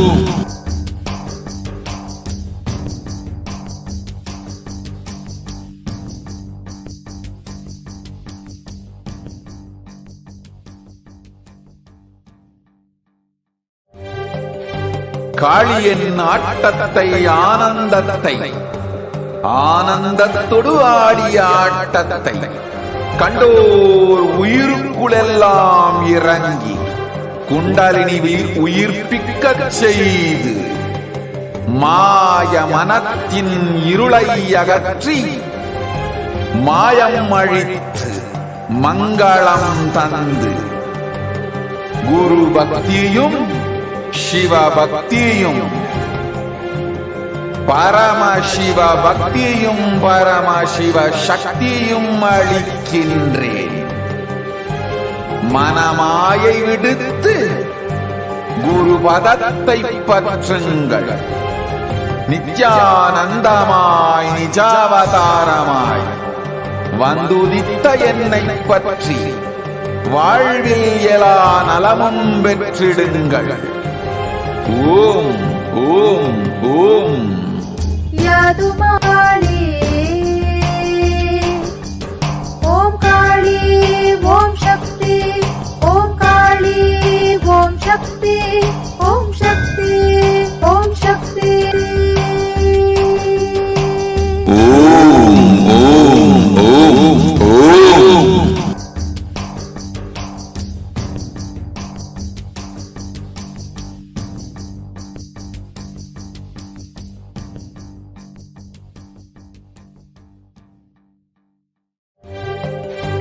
காளியின் ஆட்டத்தை ஆனந்தத்தை ஆனந்தத்தொடு ஆடிய ஆட்டத்தை கண்டோர் உயிருக்குளெல்லாம் இறங்கி குண்டலினிவில் உயிர்ப்பிக்கச் செய்து மாய மனத்தின் இருளை அகற்றி மாயம் அழித்து மங்களம் தந்து குரு பக்தியும் சிவ பக்தியும்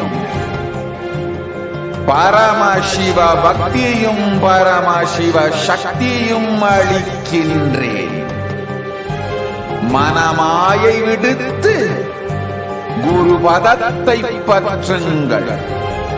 நித்யானந்தமாய் நிஜாவதாரமாய் வந்துதித்த என்னை பற்றி வாழ்வில் எலா நலமும் பெற்றிடுங்கள். ஓம் ஓம் ஓம். யாதுமாகி நின்றாய் காளி ஓம் காளி ஓம் சக்தி ஓம் காளி ஓம் சக்தி ஓம் சக்தி ஓம் சக்தி ஓம் சக்தி. ஓம் ஓம் ஓம் ஓம்.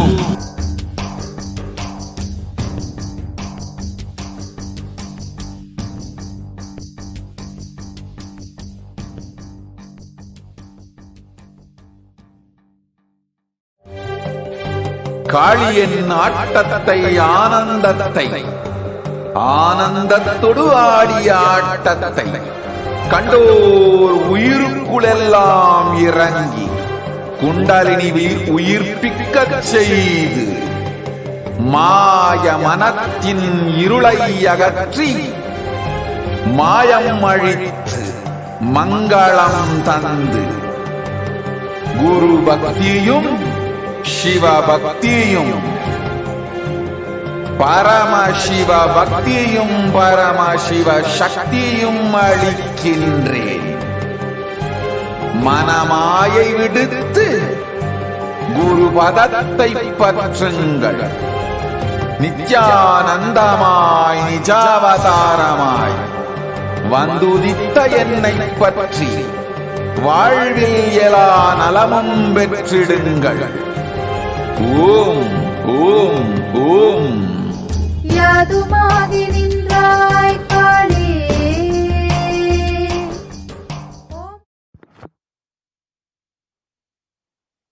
Nithyanandam, sorry for the technical glitch. Let us understand now Devi Parashakti's revelations mapped into English. Oh, humans, don't be scared of the deadly infection corona. Through these 8 ways, praying and meditating on me, surrendering to me through social media, wherever I'm residing, worshiping me by doing fire walking, applying turmeric in chest, drinking neem juice, and meditating on me every day, being in the unclutched state, filling with eternal bliss, doing the ajapa ajapa of the cosmic sound Shiva, Shiva, Shiva, with complete mind, applying banana peel and onion in the field and going to sleep, being in the state beyond any remembrance or forgetting, in the Arunachala Swarana that blossoms as aham, aham, in the state of Ananda Swarana. Everyone who thinks on me through these 8 ways, they will not have effects of corona. They don't have fear and delusions of corona. You will live with prosperity, with wisdom and fortune. Me with you, you as me as you. You will have good life. Even if you do one of these 8 ways, I will protect you. Corona will not reach you.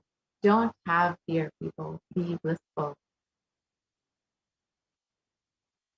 And Devi revealed that there are 8 methods to protect humanity from COVID-19. Now let us understand each of these more deeply and the science behind each method. The step 1 was praying and meditating on me, Devi Parashakti.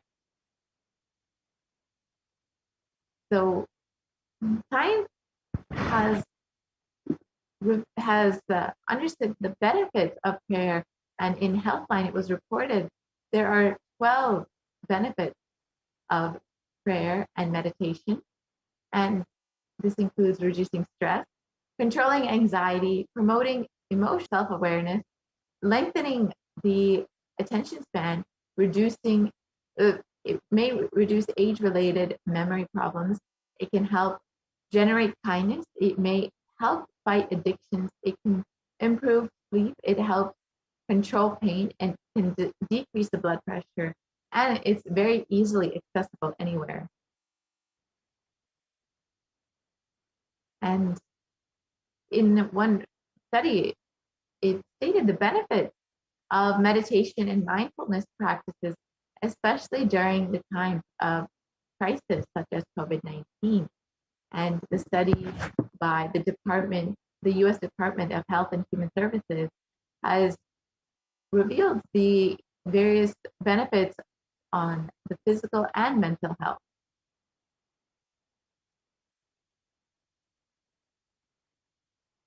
And another study by the Cambridge University Press reiterates the necessity of meditation during times of crisis such as COVID-19.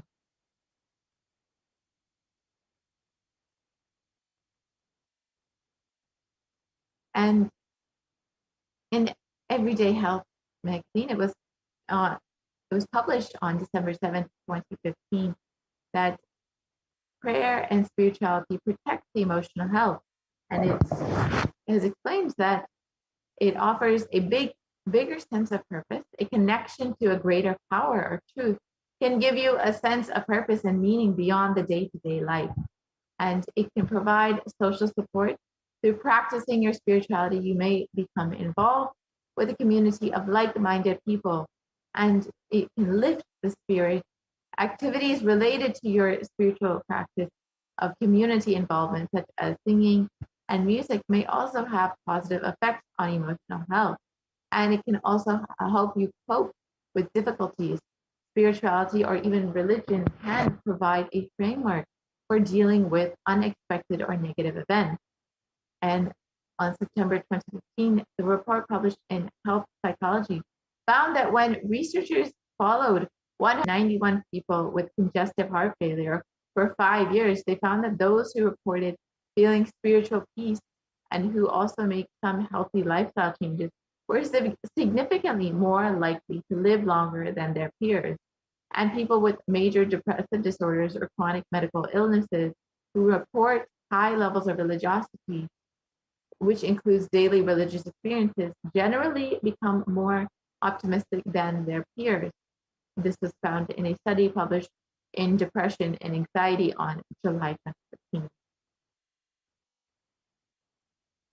So the avatar himself has directly demonstrated the benefits of meditation and has shown the direct impacts on the mind. And researchers have studied Supreme Concept of Hinduism's brain directly and seen how it has a physical effect on the brain. So let us watch the video and understand more about it.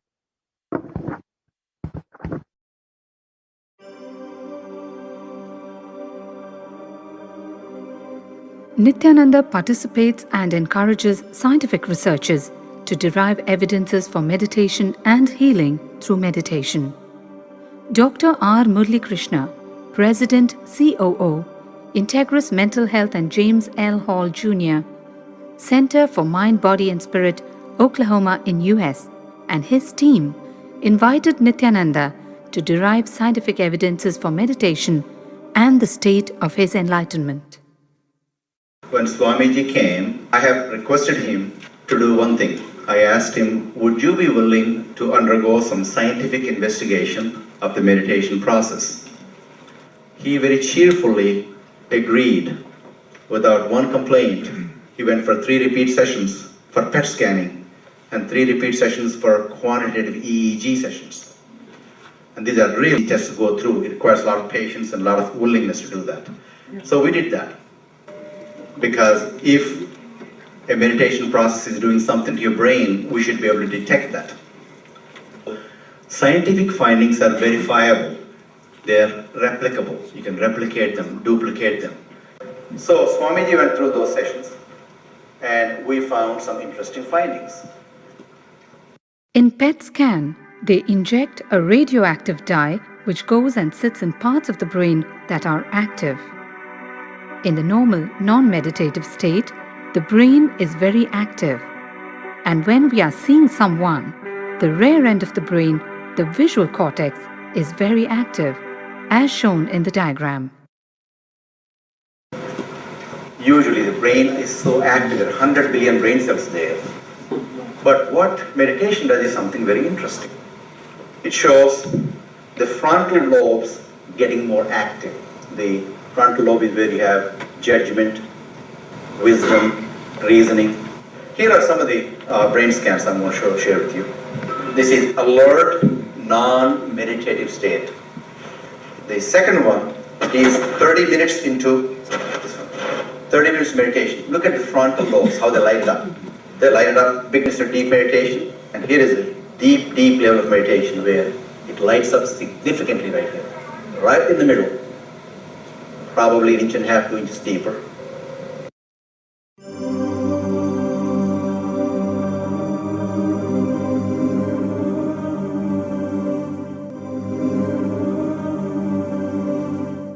What's interesting was, Swami was inside, and that's the last part of that one. See that light right here? So what's interesting was, I've never seen that before in my life, so the other parts I've seen may not be to the extent that Swamiji showed, but this is something interesting. There is something called dopamine, which is a chemical our brain is involved in. Dopamine is produced mostly in this area. And when you have any pleasurable feeling in your body, it is mediated through dopamine. It's a neuroreceptor. It's a chemical that transmits messages of pleasure. It basically evokes pleasure. If you eat, the same thing is with visual pleasures you have. Beautiful people, beautiful sceneries, nature, whatever gives you pleasure. It's mediated through dopamine. Everything that human being experiences involves dopamine. But what's interesting is that you and I have the potential to create our own dopamine in a big way. So I named it, for lack of a word in the past, the D spot, which is the dopamine spot. If you can discover your D spot, you got it made in life. The D really stands for divine spot. The D also stands for delight, and the dopamine spot. What's also interesting is that he could, at will, go in and out of those states. Those are some of the findings I want to share with you. There's so much more talk about physiology of mind and brain and the body. It's a fascinating field that this is something that all human beings can relate to, can apply in our own lives. not only a sophisticated knowledge, but these things have application in daily life for all of us. Nithyananda's system of free healing, known as Nithya Spiritual Healing, has been baffling the medical world, curing diseases from migraine to cancer. Qualified people are also initiated to become healers. The complete report of the research conducted on Nithyananda's neurological system can be found in the book Mystic Phenomena, Scientific Data.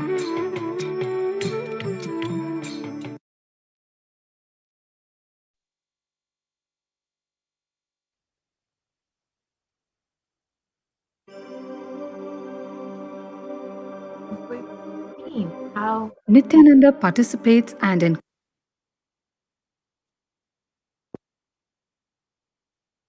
in your brain when meditating and how it really affects your the brain activity.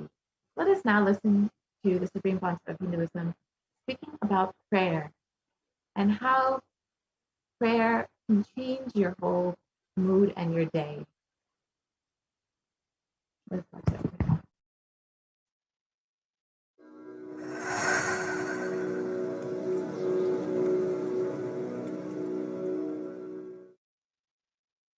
If you are not allowed to do yoga, made to believe early morning sleep is the best thing in your life, you are tortured, you are abused, your divine rights are violated. If you are constantly inspired to do yoga early morning, Brahma Muhurta time, and everyday puja, sit that 30-40 minutes and melt down. Understand, nothing can be compared to prayer to bust your stress. I tell you, prayer is the best stress buster. Deep feeling connection and tears rolling in your eyes and melting down. Prayer to Paramashiva. Intense yearning, Vyakulata, talking to Paramashiva, relating to Paramashiva. Nothing can be compared to that to bust your stress. I tell you, everyday puja is an ultimate recharging experience. If you do everyday puja,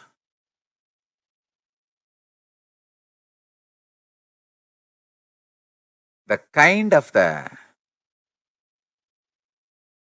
stress-free life you will live, your whole biological clock will be aligned to Kailasa. I tell you, I have seen the people who have the habit of Nitya Puja live long.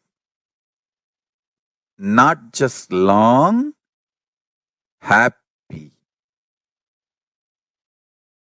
In my whole life, it is Nitya Puja, that gave me all the best things of life. Everyday puja, relating with the deities is the best stress buster. Touch the deities, do decoration, dress up. Even now, my best time of the day is when I sit with my deities.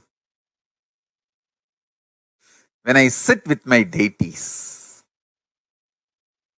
dress up the deities, jewel them, spend time with them, talk to them, intensely pray, deep deeply connect and pray. Understand? You do not know the power of Archavatara.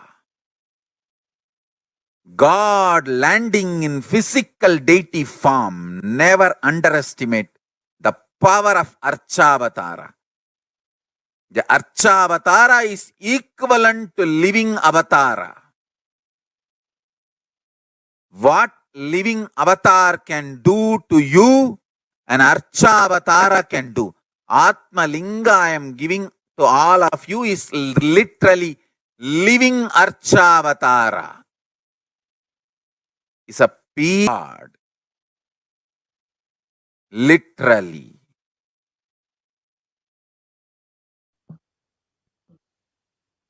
So now that we've understood the first step of how to protect yourself from corona, let us now enter into the next segment where we will understand some of the various ways that we can connect with Devi Parashakti through the various offerings made to Devi Parashakti.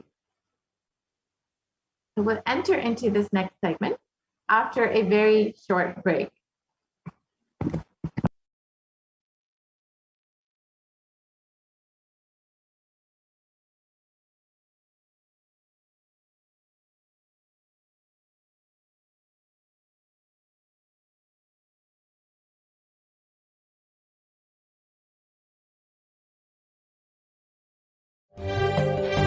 காளின் ஆட்டத்தை ஆனந்தத்தை ஆனந்தத்தொடு ஆடிய ஆட்டத்தை கண்டோர் உயிருக்குளெல்லாம் இறங்கி குண்டலினி உயிர்ப்பிக்கச் செய்து மாய மனத்தின் இருளை அகற்றி மாயம் அழித்து மங்களம் தந்து குரு பக்தியும் சிவ பக்தியும்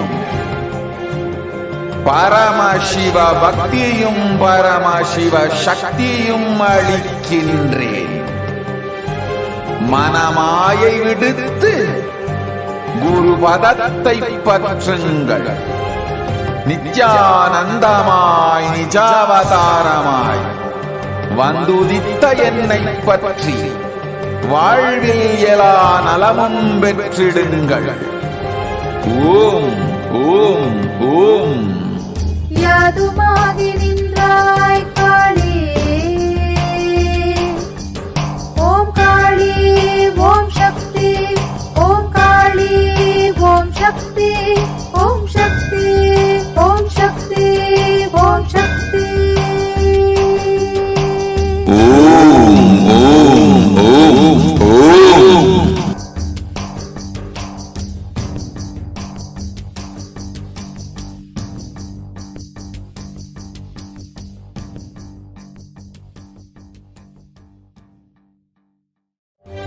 காளியின் ஆட்டத்தை ஆனந்தத்தை ஆனந்தத்தொடு ஆடிய ஆட்டத்தை கண்டோர் உயிருக்குளெல்லாம் இறங்கி குண்டலினி உயிர்ப்பிக்கச் செய்து மாய மனத்தின் இருளை அகற்றி மாயம் அழித்து மங்களம் தந்து குரு பக்தியும் சிவ பக்தியும்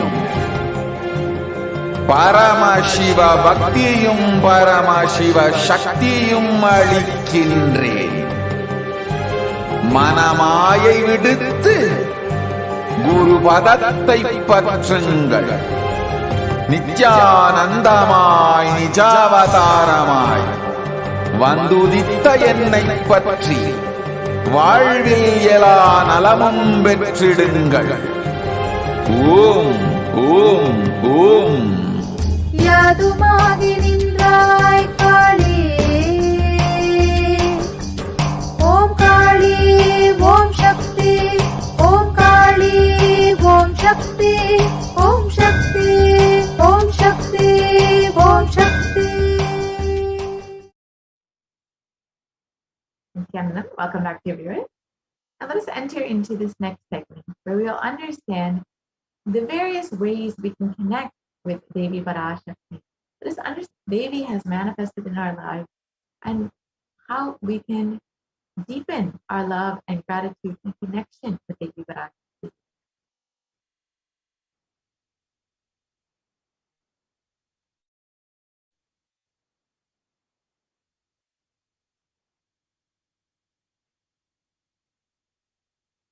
So Devi Parashakti is the completion of both masculine and feminine, and both consciousnesses have to be expressed equally by every human being to be enlightened.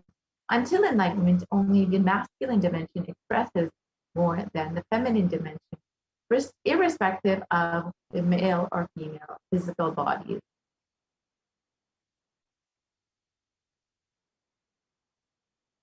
And every human being has to complete with the 5 dimensions to achieve enlightenment. This includes the Pitrus or the ancestors, the Kula Devatas, which are the family deities, the parents whom we get our physical DNA, and the nature. And 5th is the Guru, who will ultimately give us enlightenment itself.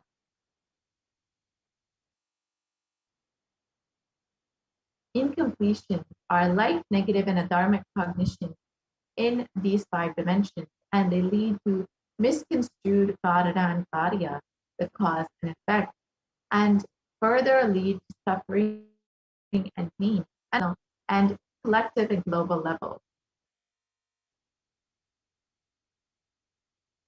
Being sensitive to life, aware and in gratitude to life, for everything, from the air that we breathe, to the place that we sit, to the energy that we feel that we exist, and the energy to celebrate your existence. And these 43 energies constitute the body. When all 43 are integrated to Dharma, one becomes enlightened. Dharma is the cosmic motherly completion and sensitivity from the level of the Panchabhutas, and is the core principle of the cosmos.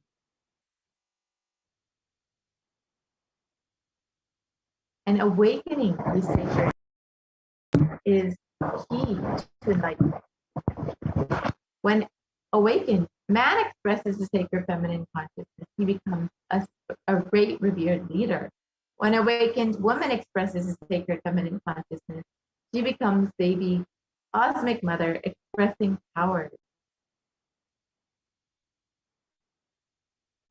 And the key to awaken the sacred feminine consciousness is through conscious sovereignty.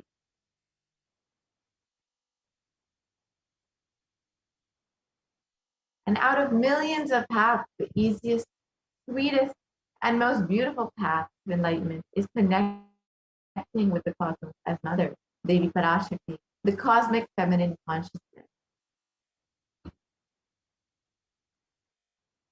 She is the one who expresses as Guru all the gods, all the manifestations in the universe. She can straight away deliver enlightenment by connecting through the cosmic umbilical cord. Offerings are not to benefit the divine, but to close our gap with the divine consciousness. When we achieve completion with the divine cosmic mother, her infinite powers with her sweet grace starts nourishing all our dimensions through the cosmic umbilical cord.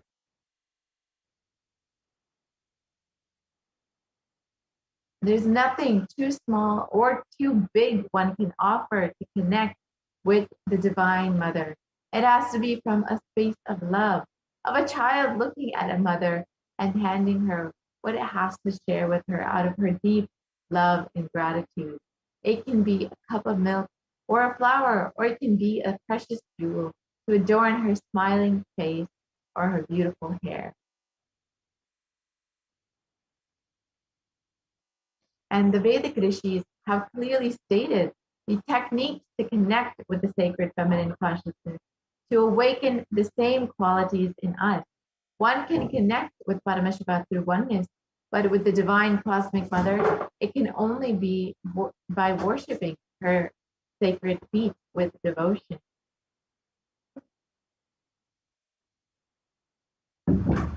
Mother worship is the most non-violent, most peace-centered, most healing, soothing, and sweetest path to enlightenment among all traditions on planet Earth. Worshipping includes contemplating, meditating through sacred offerings of mantras and oblations at her feet.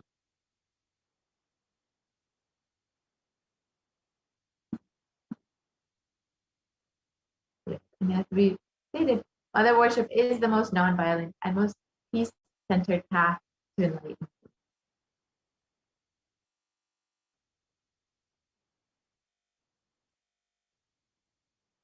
So why do we worship Mother? Why the divine feminine conscious?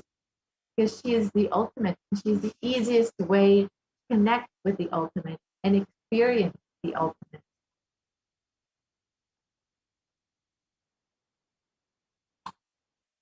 And here is the pramana for Devi Parashakti.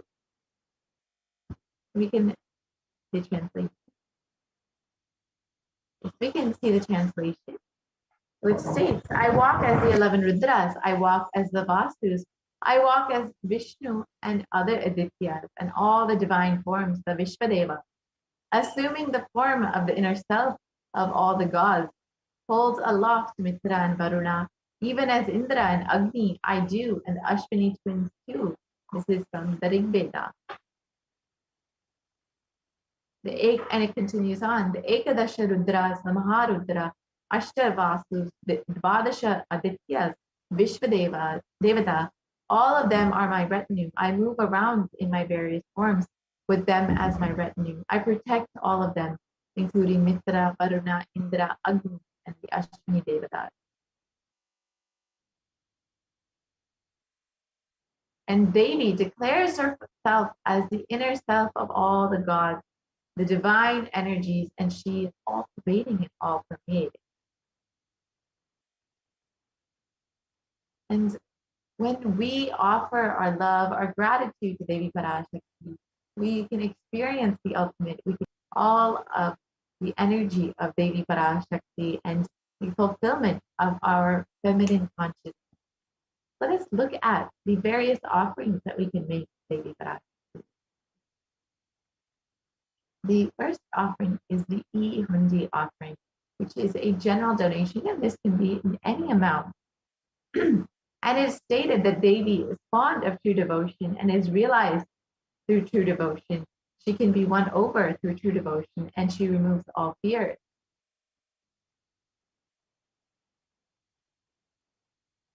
And if there is any fear in the minds of the devotees, Devi is sure to remove that fear. It is stated that Devi likes to be worshipped in autumn. And this does not mean the season autumn, but it is meant that the autumn of our lives, where our thoughts turn more and more inward, and the role of the divine becomes known and understood clearly, and the need for Devi worship becomes much stronger. And Devi is described as the one who bestows happiness on her devotees. So you can offer your gratitude and devotion to Devi Parashakti by offering your Ganika, and your name shall be chanted during the puja of Devi Parashakti. The next offering is the Sankalpa chanting, which is the offering of the conscious resolution to Devi Parashakti. And it's stated in Saundarya Lahari, verse 27, that the mantras I chant with the sacrifice in my soul become chanting of your name. Let all my movements become auspicious mudras. Let my travel become perambulation around thee. Let the act of eating and drinking become fire, offerings, oblations, and homas, yajnas. Let my act of sleeping become salutations to you, and let all actions of pleasure of mine become part of your worship. So when you offer the Sankalpa chanting to the Devi Parashakti, you will have blessings for both asked and unasked, remembered and forgotten wishes to manifest by the grace of Devi Parashakti.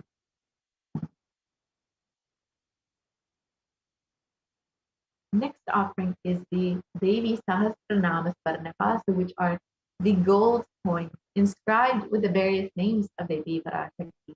And these various names represent the various qualities of Devi Parashakti, whether it's her overflowing compassion, her grace, or her knowledge. Whichever aspect you relate, you can offer a coin with the various names of Devi Parashakti and be blessed with all the Ananta Kalyana Gunas, the blessings to manifest and awaken the multiple dimensions of the divine feminine consciousness and attributes and powers. The next offering is the Mukta Anguti, the nose ring, and it's stated that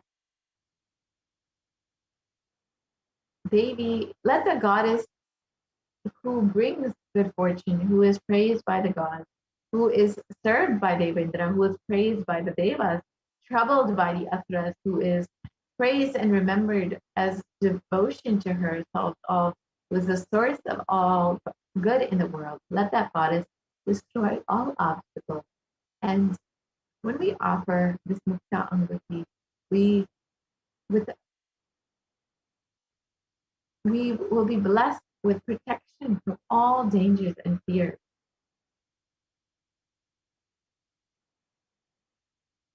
The next offering is the Svarna Padma Pushpa, which is the golden lotus. And as we all know, the lotus is a very divine flower and it's seen in various aspects of Buddhism. And the lotus, despite being in murky waters, still grows with so much of beauty and grace. And it's stated that Devi, who bestows accomplishments and intellect, who showers worldly prosperity, Devi who powers the subtle mantra of the cosmos, I bow to you, O Devi Mahalakshmi. So when you offer this golden lotus, you will be receiving the blessings for attracting positive relationships in personal and business dimensions.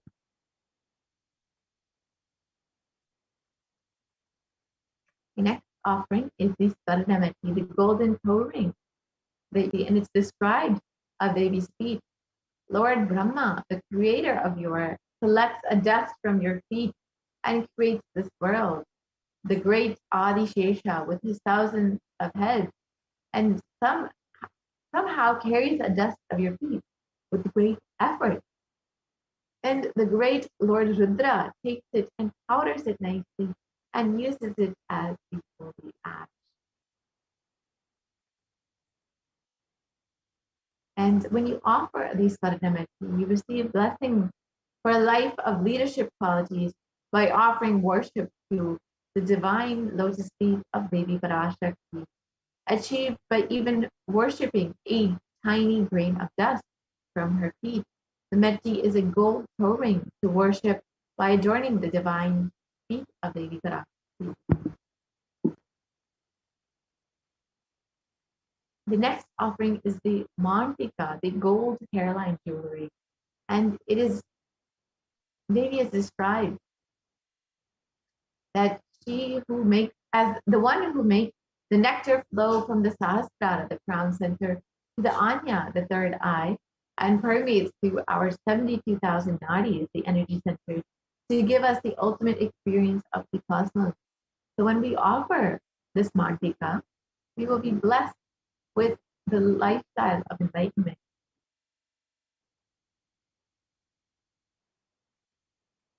The next offering is the Pratikshyapada Puja, which is the most favorite offering of all the devotees.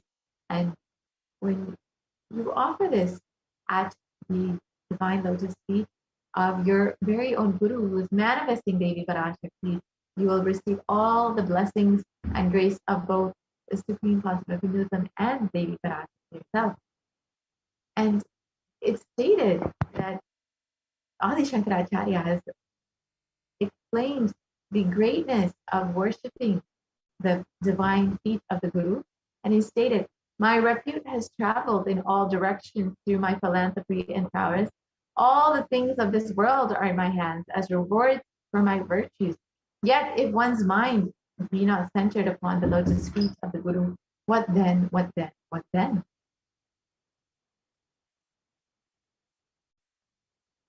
And the Pratyaksha Pada Puja is, when you offer the Pratyaksha Pada Puja, you will be blessed with the most auspicious and sweetest path to enlightenment. Next offering is the Vastra Seva. And Devi is Guru, the feminine consciousness, and the one beyond the idea of male and female. So when you offer the Vastram, the cloth, to the Guru, the dimension of the cosmic mother, you, during the Pratyaksha Pada Puja, you will be bestowed with the sweetest path to enlightenment and with complete protection. So here are the list of all of the various offerings that you can make to Devi Parashakti, manifesting through your very own Guru, the Supreme Concept of Hinduism. And you can visit gateway.nithyanandeshwarahindutemple.org/NHTLA, and you can go to direct yourself towards the Parashakti Bhava Samadhi Darshan donation page. And once you reach that page, you can go ahead and select whichever offering you would like to do.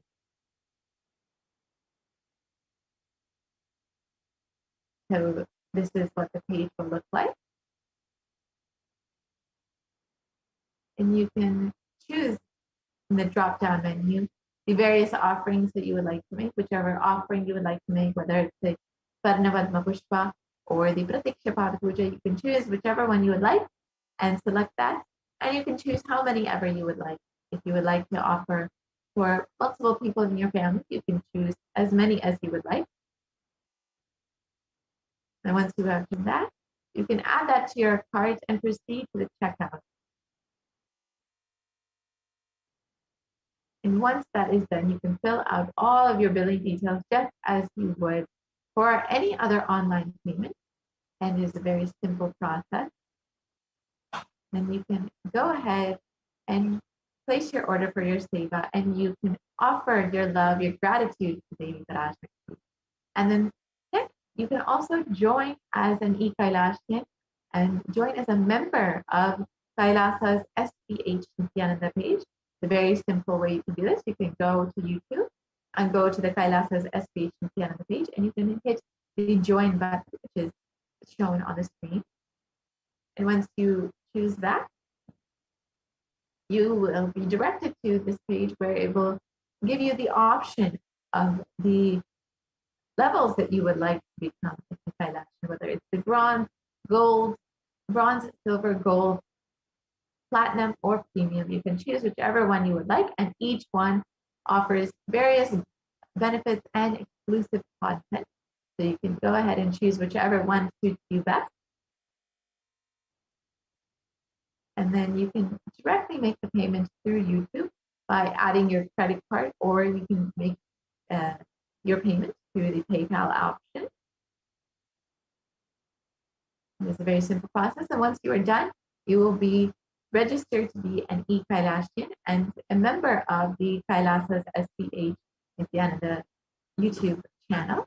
And this offers you many benefits, like being able to ask your questions live during the Devi Parashakti Akashic reading, when you can ask any prayer request or boon directly to Devi Parashakti.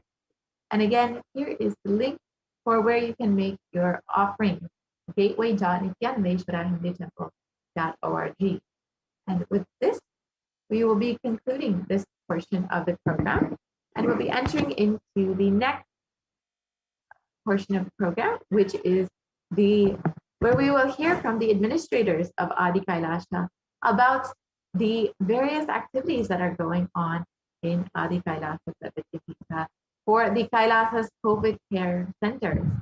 As many of you have heard, the Supreme Concept of Hinduism has opened up all of the Kailasas in India for multi-layer quarantine for any being who wants to protect themselves during this year, during this pandemic, and wants to ensure their life is protected the Supreme Concept of Hinduism has opened up all Kailasas for the Kailasa COVID care and has offered free food, free accommodations, free internet services, and much, much more. And today we will be hearing from the administrators of Adi Kailasas about the various activities that the Supreme Concept of Hinduism has made available at the Kailasas of India, and hear about the beautiful ecosystem that the Supreme Concept of Hinduism has opened up to all residents of India to be able to protect their lives. So we have Nithyananda Paramashivam joining us today for this segment. So we will be hearing from the administrators in just a moment after a very quick break.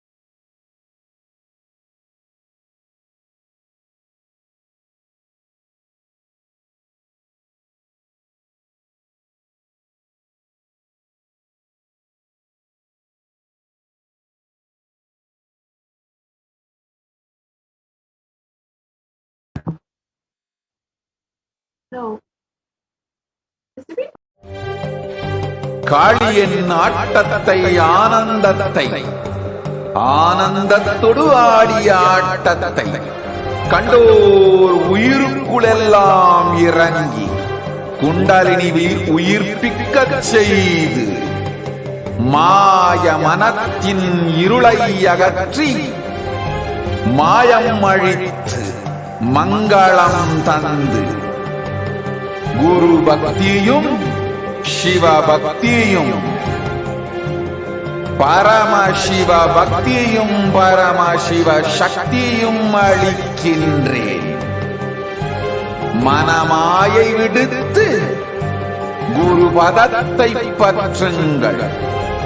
நித்யானந்தமாய் நிஜாவதாரமாய் வந்துதித்த என்னை பற்றி வாழ்வில் எல்லா நலமும் பெற்றிடுங்கள். ஓம் ஓம் ஓம். யாதுமாகி நின்றாய் காளி, ஓம் காளி ஓம் சக்தி, ஓம் காளி ஓம் சக்தி, ஓம் சக்தி ஓம் சக்தி ஓம் சக்தி. ஓம் ஓம் ஓம் ஓம்.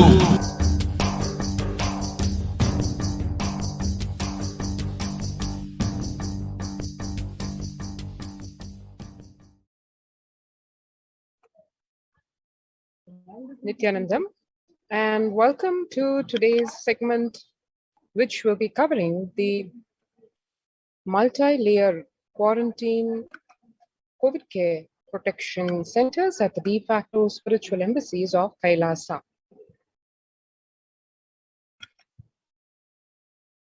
Let's take a quick look at what the world is facing today for us to understand what the COVID care protection centers are really offering to humanity.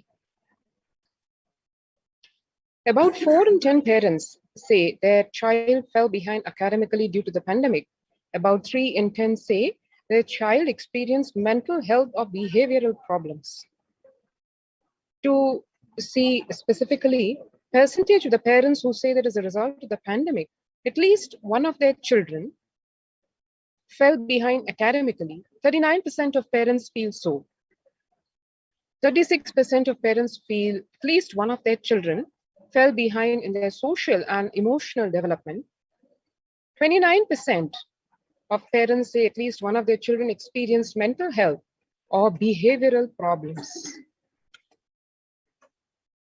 The prevalence of depression and anxiety remains high among younger adults across various geographies. Specifically, in this case, we can see in France, 18 to 24-year-olds at over 25% and over 30%, over 25% feeling depressed and over 30% feeling anxious.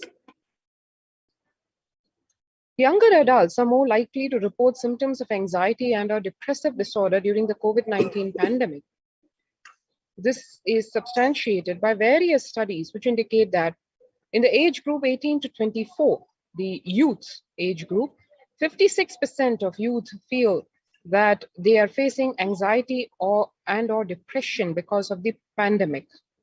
25 to 49, the working age group at about 50%, and 50 to 64, the elderly age group, 39% feeling anxious and or depressed, and the retired age group at 65 plus, almost 30 feel that they are facing medical symptoms of anxiety and or depressive disorder. So one can say across all the age groups, without leaving anybody, right from the youth to the working to the elderly age group, 30 to 60% feeling that they are suffering from symptoms of anxiety and or depressive disorder, specifically triggered by this COVID-19 pandemic. Further, the Household Pulse Survey and the US Census Bureau surveys indicate that between 2019, which is the pre-COVID-19 period, to today, in the 2021 year frame, the average share of adults reporting symptoms of anxiety disorder and or depressive disorder has jumped from 11% in 2019 to a whopping 41%, more than, it's almost close to 4 times the number of adults who are experiencing medical symptoms of anxiety and or depressive disorder.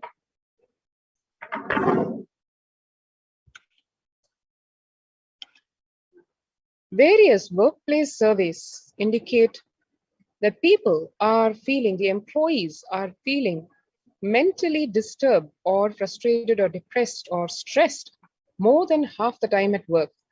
MetLife survey here shows 34% of employees feel that more than half the time at work they feel tired and stressed. 27% feel they are burnt out. 22% feeling discouraged. 19% feel distracted. 17% feel depressed.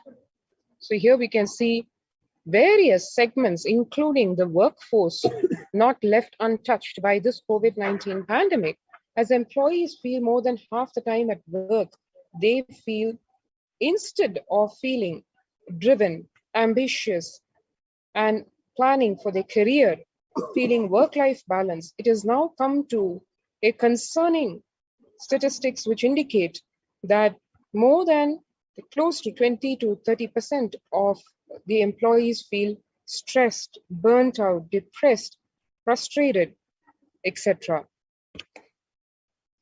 Now here we see that it is taken on grave proportions, the COVID-19 pandemic and its resulting implications, as we see the American Psychological Association has declared stress in America as a national mental health crisis. COVID-19 being a significant stressor for most Americans. Nearly 8 in 10, 78% say the coronavirus pandemic is a significant source of stress in their life. And nearly 7 in 10, 67% say they have experienced increased stress over the course of the pandemic. 1 in 4 essential workers, that is a 25%, diagnosed with mental health disorders since the start of the pandemic. One really needs to understand the implications of what this number means. As we all know, with the COVID-19 pandemic continuing unabated, in fact, mutating at a very fast pace, where even vaccines are not able to keep up with the pace at which the virus is mutating and its variants, ranging from Delta to various fungi, all these leaving people stressed, worried, concerned, and also faced with various derivative disorders ranging from physical to mental caused by this corona pandemic. The frontline defense for all these are healthcare workers, essential workers. And as the study is indicating from the American Psychological Association, that very frontline defense, the essential workers, 25% are diagnosed with mental health disorders. So needless to say, besides the threat and the health risk that essential workers face day in and day out because of exposure to the COVID-19 patients, the derivative impact, the continuous stress that the essential workers are subjected to because of constant exposure to the COVID-19 patients, the trauma that they keep seeing day in and day out, with the number of deaths that they are seeing, the number of suffering cases that the essential workers are exposed to, the emotional trauma that they are forced to go through day in and day out, having to see these patients suffering and their families stressed out and suffering. 25% diagnosed themselves, the essential workers themselves diagnosed with mental health disorders since the start of the pandemic. And further it goes on, COVID-19 could exacerbate doctors' existing mental health burden. Say studies and CDC says more than 60,000 US healthcare workers have contracted COVID-19 and 300. And this is in comparison to the Journal of Medical Regulation, which says an estimated 300 to 400 physicians die by suicide every year. Of the health workers who treated patients during the COVID-19 outbreak, 50% showed signs of depression, 45% showed signs of anxiety, according to preliminary research. Now, those are very concerning numbers also, because more than half of the healthcare workers who are meant to be treating patients from the COVID-19 pandemic or its derivative disorders, 50% themselves being depressed and 45% being anxious. So we can see that the pandemic is taking its toll. And the very people who are supposed to be giving both medical support as well as emotional and mental health support are the very ones being impacted and falling to the corona pandemic. It further goes on, just in the United States, mental health during the COVID-19 pandemic, various studies showing that during late June, 40% of US adults reported struggling with mental health or substance use. And as we can see the numbers here, 31% of the citizens of the United States facing anxiety or depression symptoms, 26% now in having trauma or stressor-related disorder symptoms, 13% started or increased substance use, and 11% seriously considered suicide. So we can see here, just with the corona pandemic, the number of people facing anxiety or depression, trauma, and starting substance abuse, and seriously considering suicide, and therefore being at the brink of absolute breakdown. All these numbers at not less than 10% and going up to 30%. Self-reported mental health among pregnant women and new mothers. That particular segment is, if we can see, 15% used to feel depression and 29% used to feel anxiety before the COVID-19 pandemic. And during the COVID-19 pandemic, we can see the numbers have shot up to 41% of pregnant women and new mothers feeling depressed and 72% feeling anxious. So we can see here the impact of the pandemic on pregnant women and new mothers, which needless to say is going to impact and impacting the new generation, because their offspring, the newborns and yet to be borns, are naturally going to be impacted by the mental health of these either new mothers or pregnant women. Coming to students, about the students, demographics by degree sort indicate that 20% of college students say their mental health is significantly worsened under COVID-19. And the impact of COVID-19, 48% of college students have experienced financial setback due to COVID-19.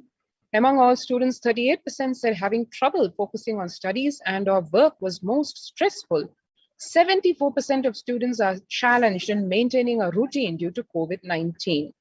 So we can see here the impact of the pandemic, where most students ranging from 50 to 75% experiencing trouble times due to COVID-19, either because of financial setbacks or because of lack of focus, or just not able to maintain a routine.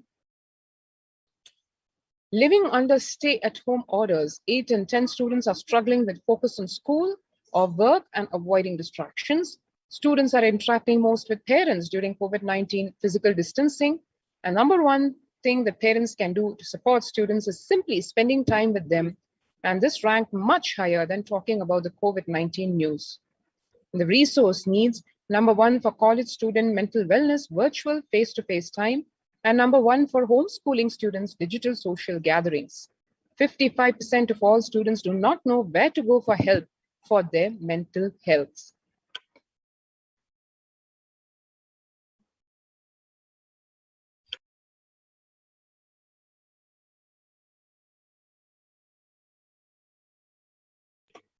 The increasing levels of mental health issues in women due to COVID-19, one can see here, it's extremely concerning because half the world's population in the women, 35% of females having moderate to severe levels of depression compared to 90% of males, 27% of females having moderate to severe levels of stress compared to 10% of males, and 37% of women aged 18 to 24, the youth, reporting suicidal thoughts compared to 17% of men. During lockdown, women are significantly more likely than men to have felt nervous and lonely. We can see here 40% of women feeling nervous compared to 30% of men about various things, right from their career to their future. And 30% of women felt that everything was an effort compared to 20% of men. 28% of women feeling lonely compared to 16% of men. And one can see here a whopping 2,800% increase in demand to the women's mental health clinic at the Alfred Hospital in 1 month. This is just one of the hospitals, the mental health hospitals, which indicates that women facing extreme amounts of stress or nervousness or a feeling of loneliness, everything in the wake of this pandemic, and therefore seeking in various forums, various ways, mental health support. And as we can see here, just one of the hospitals, Alfred Hospital, in just a span of 1 month saw a 2,800% increase in demand. The impact on mental health, specifically of Indian women during the coronavirus by age group, if we can see here, just 8%, almost a minuscule, almost non-existent number feeling not impacted at all. 50% feel somewhat impacted, and 42% feeling strongly impacted. So one can see here the number of women, almost 50% feeling somewhat impacted, and almost the rest of the half feeling very strongly impacted in the age group of 18 to 25 years, which is the youth of women, young women.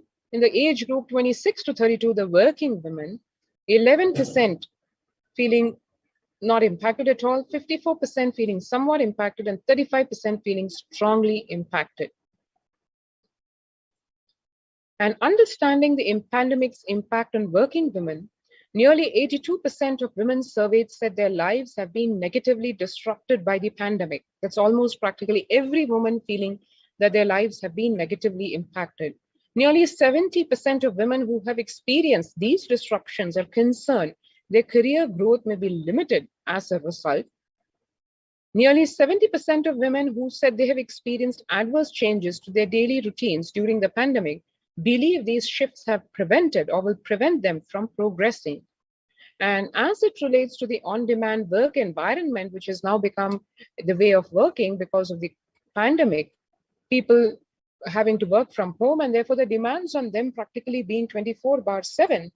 So nearly a third, 29% of women who feel they always need to be available are concerned that if they aren't able to fulfill this need, their career progression may be impeded. So before, it used to be that women had their work-life balance most of the time, at least in many of the places, because there was the certain number of hours dedicated to work, and then they had their work-life balance as they were able to spend their time at home doing their responsibilities at home. And now that border being breached because of work at home being the way the world is going, and therefore availability, it becomes a significant demand. On demand work environment has become where the employers are expecting their employees, be it male or female, to be available 24/7, and that taking its toll on women's mental health and their work-life balance. Understanding the pandemic's impact on working women further, of respondents who experienced shifts in their daily routine, 65% now have more responsibility for household chores. 1/3 said their workloads have increased due to the pandemic. 58% of those with children reported added childcare responsibilities. Needless to say, with the lockdowns that have become prevalent across all countries or geographies, so the children being also studying from home, so the responsibilities of childcare also added to the responsibilities of women, especially working women. And 53% of those with children reported homeschooling or education responsibilities. So one is childcare responsibility, then they have their work hours getting added because employers expect them to be available more on demand for more hours, given that they're working from home. And then on top, they have the homeschooling or education responsibilities for educating their children. 46% reported feeling a need to always be available from a work perspective, that is online at so-called off hours, responding to emails immediately. And of those women, 45% said they feel overwhelmed naturally with all this added responsibilities with the same number of people. 48% said their physical well-being has suffered as an impact of feeling that they always need to be available, both at the work front and of course at the home front. And if you can see the COVID-19 impact on older persons, economic and all the various dimensions that affect their lives, in terms of economic well-being, the pandemic may significantly lower older persons' incomes and living standards. Already less than 20% of older persons of retirement age are receiving a pension. In terms of life and death, fatality rates are 5 times higher than the global average today. An estimated 66% of people aged 70 and over have at least one underlying health condition. Mental health, physical distancing can take a heavy toll on our mental health. Living alone and being more digitally included than others, the risks are higher for older persons. Vulnerability-wise, essential care that older persons often rely on is under pressure. Almost half of COVID-19 deaths in Europe occurred in long-term care settings. Older women often provide care for older relatives, increasing their risk to infection. In responders, older persons are not just victims, they are also responding. They are health workers, carers, and among many essential service providers. And in terms of abuse and neglect, in 2017, 1 in 6 older persons were subjected to abuse. With lockdowns and reduced care, violence against older persons is on the rise. And if you can see here the distribution by age and sex of confirmed COVID-19 cases, we can see here that the age group, right from the 20 to 29 age group all the way up to the elderly touching 80, every single age group impacted between whether it is male or females. And this data has been collected from 113 countries, territories, and zones by the World Health Organization care-based surveillance system. So this is where we are in terms of where COVID-19 has taken the world to, how every country, irrespective of their economic status, social status, culture, etc., every single country impacted, and how to combat this is still being worked out, literally struggled by every country is struggling with this. And how Kailasa, a revival of the ancient enlightened Hindu civilization, led by the Supreme Pontiff of Hinduism, the living avatar, Bhagwan Nithyananda Paramashivam, the COVID care protection centers designed personally by him under his guidance and being implemented to the T across the different de facto spiritual embassies of Kailasa in India. One can register for these through this link below, avail of the COVID care protection on all levels, right from the human level to the spiritual and the divine levels. Every single person can avail of this by simply registering at this link, https://kailasa.org/kailasa care. So let's take a few minutes now to register ourselves at this link, and we will go into the next segment after just a few minutes that we take for this registration.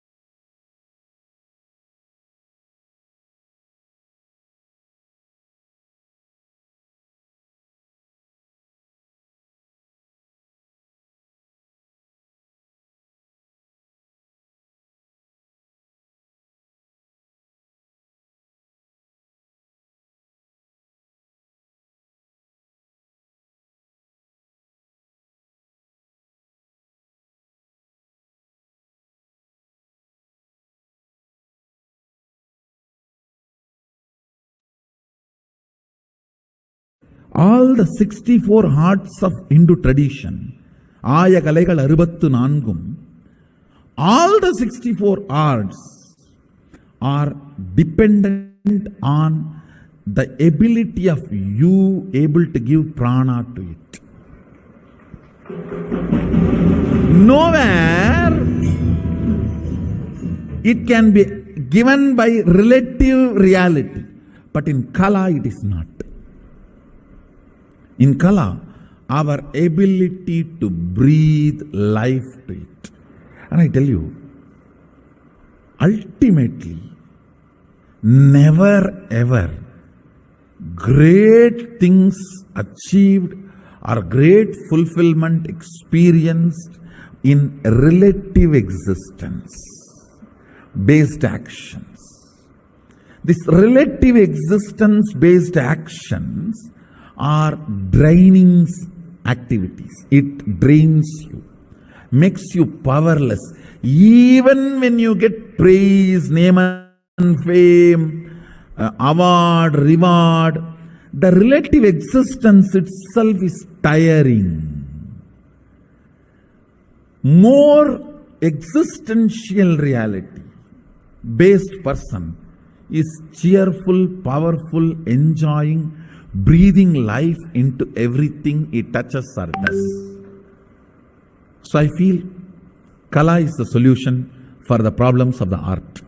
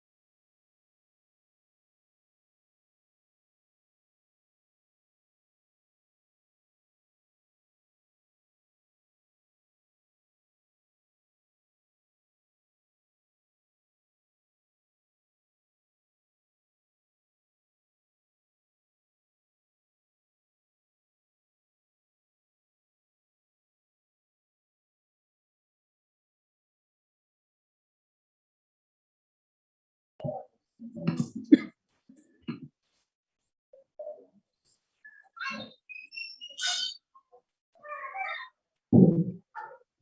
Nithyananda Sacred Arts University, creating a beautiful Hindu Vedic civilization. The 25 years of accomplishments from Nithyananda Sacred Arts University includes 563 statues made up of metal that weighs about 17,000, 2,674 statues that are made of stone weighing up to 1 million kgs, and 482 statues made of marble weighing about 96,400 kg. There are 261 statues of wood, and jewelry and decoration is made in-house for 1,280 deities.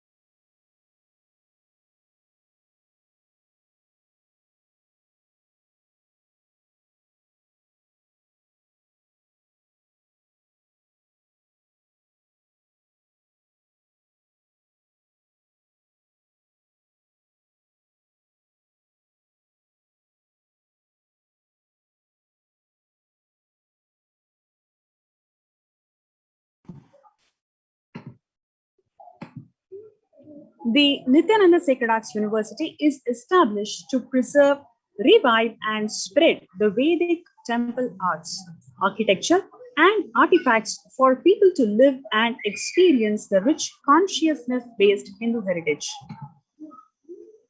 The temple-based arts and architecture is a science based on perfect framework of cosmic laws, sacred geometry, proportion and symmetry, sophisticated mathematical principles, and cardinal directions. The science is grounded on the sacred truth that a temple is a miniature of cosmos comprising of 5 elements and its presiding deity. Every aspect of temple and temple arts, from the size, shape, material, structural density of the halls, pillars, courtyards, the facing directions, to the process of installing the deity and art forms used. All these are revealed. The modern architecture has so much to learn from the ancient Vedic temple sciences. Several researchers and studies have proven the indigenous perfection of Vedic architecture.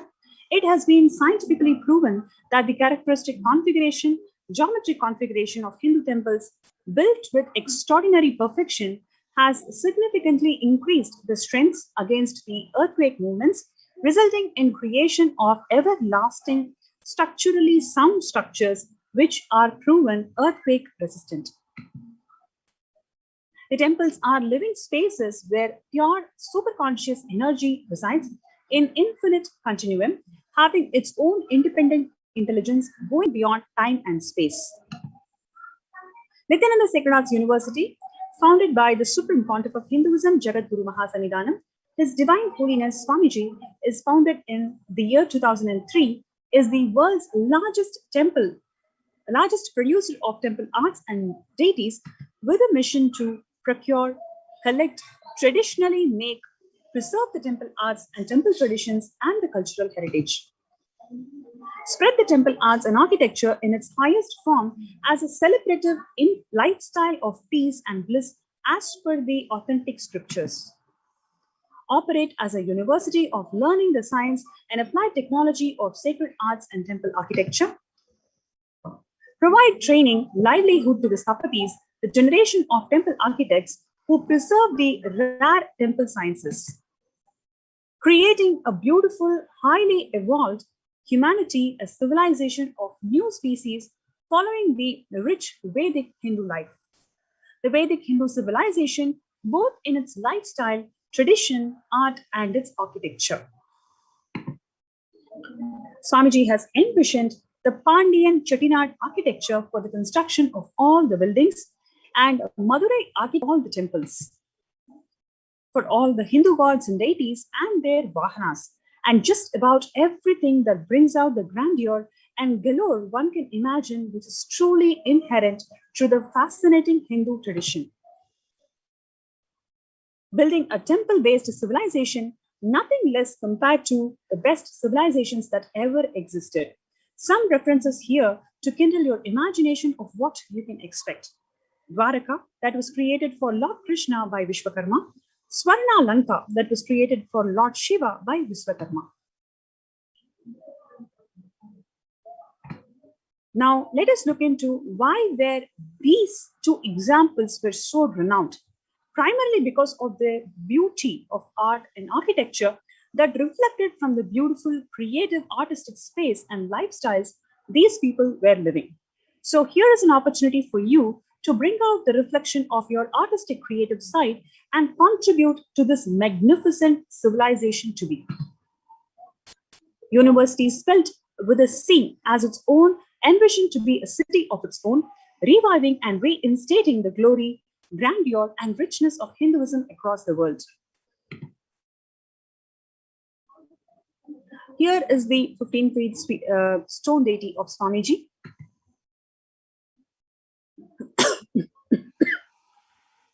It is the tallest ever deity made by the Nithyananda Sacred Arts University. And here you can see another beautifully carved life-size deity of Swamiji, standing and blessing the world in his compassionate form, Abhaya Varada Murti. What you're seeing here is the Sacred Arts team when they visited several quarries to identify the best stone for the deification project. You'll be surprised to know that every stone even has a gender as per Hinduism. So just by hitting the stone, a particular typical sound comes, and based on the sound, the gender is identified, and each gender has its specific project, specific purpose to which it is going to be carved. You can see here how the quality of stone proposed to be procured is being tested by the Sthapatis. Now, after you select the stone, start the deification process. You can see here how the stone looks after the initial stages of the deification process. Yes, you can see how big the nose is, and later it is going to be decorative bodials and simums, an ornamental feature on every pillar above each Yajamana and Karta. The identification of best stones for sculpting.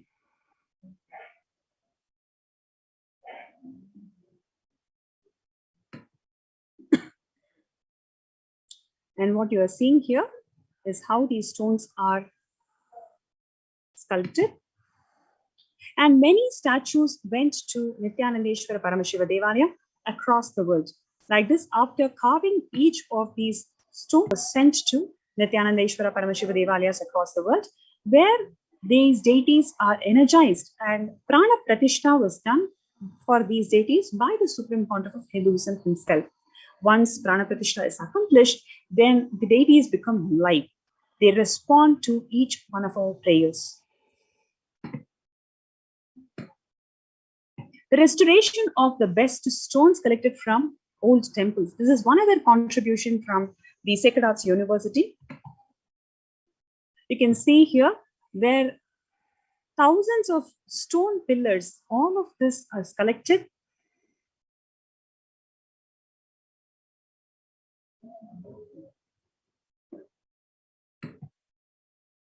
Yes, you can see here how thousands of stone pillars, all of this is being collected from various buildings of Hindu temples and old Chettinad houses. So all of this beautiful art forms, the COVID Care Protection Center participants, they have access to learn, understand, and get enriched by these beautiful Hindu art forms. So you can join our COVID Care Protection Centers and be part of this beautiful renaissance of learning Hindu arts. You can register yourself from the link below, kailasa.org/kailasacare, KAILASA.org/KAILASACARE. Let's take a few minutes for us to register ourselves in kailasa.org/kailasacare.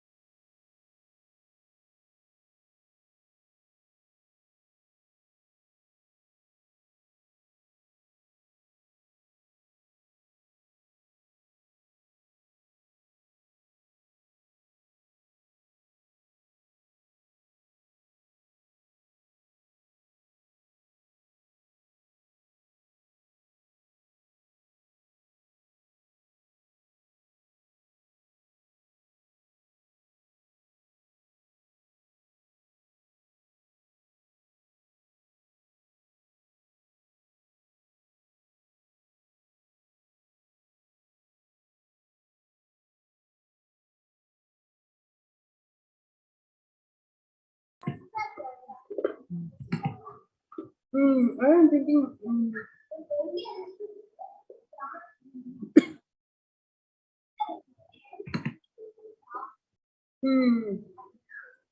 Kailash Union submitted a report on persecution done to the Supreme Pontiff of Hinduism and Kailasa through the weaponization of misinformation and disinformation by a section of Indian media. This is the fourth report this year being accepted by the UN body and published publicly. You can see here where the United Nations accepts the Kailasa's report on media disinformation in India. Now let's just quickly go through where we are specifically talking about India, especially toxic and used as a tool for propaganda, lawfare, suppressing freedom of religion and expression, and political and religious persecution. A fundamental problem in India is the widespread government and political ownership of media, where a large proportion of Indian media operations are owned by the politicians or political parties, therefore undermining their journalistical independence. This dynamic leads to the weaponization and politicization of media, where lies, propaganda, and political persecution via media spread unchecked, and the India's media cannot speak the truth to power. A recent report by Reporters Without Borders published a report called Media Ownership India concluded that some of the leading outlets are controlled by individuals with political ties. Indian media often engages in rampant manipulation of news to gain ratings. A recent article documents this toxic dynamic atmosphere and concluded that television news channels have not ceased to be driven by news or news values. Their sole pursuit is to score the television rating points called TRPs by any which means, be it through fake news or hate propaganda, witch hunts, media trials, polarizing communities, demonizing people and personalities, or airing lies and falsehoods. Popular media personalities such as Arnab Goswami and others can only make a recommendation, but they have not been enforced any action by the government. Such trial by media is often driven by the government-owned media to create an overwhelming scenario of guilty until proven innocent. Fake news also spreads unchecked through social media, resulting in causing riots, lynching, mob violence, and hatred among people. Gossipy tidbits, edited pictures, misleading content sources, spurred and planted stories, forest fire among 564.5 million internet users in India through social media platforms like WhatsApp, Facebook, Twitter. India has lost that proclamation, which is 153, Section 153, Section 499, and Section 500 of Indian Penal Code. But these laws are not consistently enforced due to political bias, and instead heavy-handed measures such as internet shutdowns are being employed instead. Some recourse exist in India to file complaints, but there are mainly to media self-regulatory bodies such as NBA, BCCC, IBF, but these are actually truthless fake news spread on social media. Even Section 153 has never been used against violence stemming from social media. Now, the digital companies have introduced the capability for individuals to report on individuals and content on their platform based on a broad set of predefined criteria, including but not limited to suicide, fake news, impersonation, copyright violation, trademark violation, impersonation, abuse against minor, religion, etc. Once report, it goes through an in-house review and the user is informed about the result. The action could to media disinformation in India for the UN Special Rapporteur for Freedom of Opinion and Expression, leading to taking down the content or user dependency on the nature of the violation. Additionally, most of the actions of global digital media companies have been around bringing transparency to political ads and fake news. In the case of political ads, the companies instituted mandatory disclosure forms. In the case of fake news, they rely on media designated as fact checker. Except in the case of copyright and trademark violations, The platforms have been pretty much ineffective in stemming the rise of abuse of children, abuse of women, and persecuted communities like ASMT. Many motivated and professional groups have successfully gamed the reporting system provided by the companies. This has resulted in repeated deplatforming of persecuted communities like ASMT. For a persecuted and disenfranchised community like ASMT, digital platforms are the only means to exercise freedom of expression. Transparency to political sending is a welcome move, but it's not a major problem to have any meaningful impact.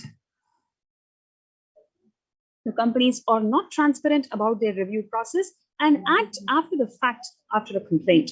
The judiciary process in India is known to be extremely slow and very easily accessible for regular citizens. But there is no legitimate recourse available for ordinary citizens, especially in the case of deplatforming.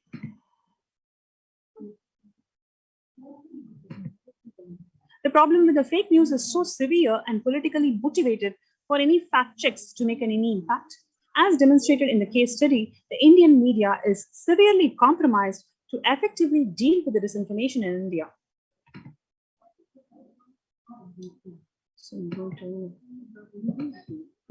The politicization and the weaponization of media is a root cause of misinformation in India. Rather than performing its traditional role as an unbiased and neutral source of information or holding politically and economically powerful people and institutions accountable, the role of media has been instead been subverted to become a tool for the powerful that is used to demonize minorities, political descendants, and anyone who pose as a threat to power structure. A compromised media ecosystem represents a grave threat to Indian democracy and its communal harmony.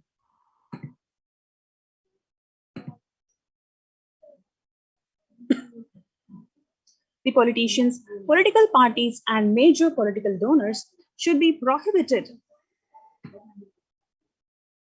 from having any ownership interest in media operations to ensure their journalistic integrity.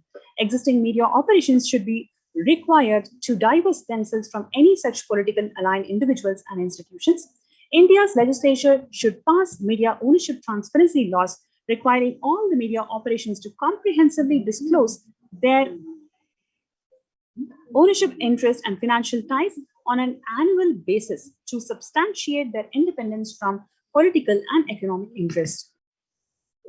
Media houses and outlets that violate the law and incite hate and violence should be punished heavily with punitive damages in order to deter future violations and criminal punishments where appropriate.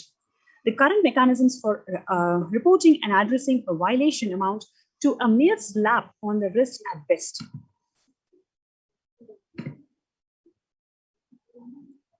The Hindu Adi-Shaivite minority tradition in South India is an ancient indigenous spiritual tradition led by the Supreme Pontiff of Hinduism, Jagadguru Mahasannidhanam, His Divine Holiness Swamiji, and currently they have 30 million followers worldwide. The story of persecution of indigenous Hindu spiritual traditions, such as ASMT, is not an isolated happening. It is a saga of the persecution of linguistic and religious minority groups of dark-skinned humans.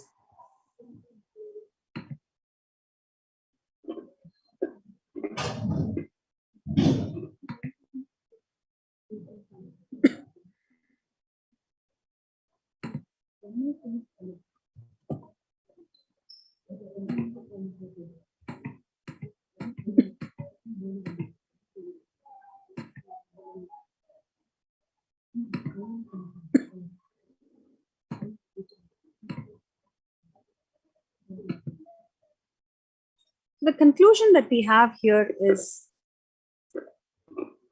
the media disinformation has become a fundamental weapon for persecution of minorities in India. They are used in a systematic campaign of disinformation, creating negative opinion, leading to coordinated mob attacks, lawfare, false cases. Trial by media campaigns prejudice the judges and the rest of the law enforcement system against the victims of the persecution. This leads to false convictions. Even if the victims are exonerated, these decisions come decades later, which leave them financially bankrupt and they failed beyond repair, thereby destroying their mission. The example of ASMT is a great example of this cycle of disinformation-based persecution. Now let us see the revelations to the world by Devi Parashakti. On 12th of May 2021, Devi Parashakti, manifesting through the Nijavatara, the Supreme Pontiff of Hinduism, Jagadguru Mahasannidhanam, His Divine Holiness, Swamiji, has revealed that I came as the Nijavatara. I am blessing you, listen. People, listen. To do good to all of you, I have taken the form of Nithyananda and came down as the Nijavatara. People of India, listen. Carefully listen. Time after time, Bharadam is the Jnana Bhumi where enlightened beings come. We cannot make the Jnana Bhumi infertile. Enlightened beings have to come. They have to live, it has to flower. Few hypocrites, because they are stuck in delusion, we cannot sacrifice the world. Cosmos cannot be destroyed. The ship I did to save the cosmos from being destroyed, that is called Adi Kailasa. The ship I did to protect beings from Pralaya is called Adi Kailasa. Of conspiracy of Drohis and enemies rule, the captain has to leave the ship. Before 12 years, knowing the great deluge that is going to happen, all the Aushadas by this Guru Purnima, that Jnana Rasavadam, Navabhashana, is going to flower. Allow people to come and take a dip in Navabhashana flower. People, whoever comes and dips in Vaidya Sarovar, they will not have death. They will not have corona. Crores and crores of people will come in line. Every day they will come and dip in Anandalingam.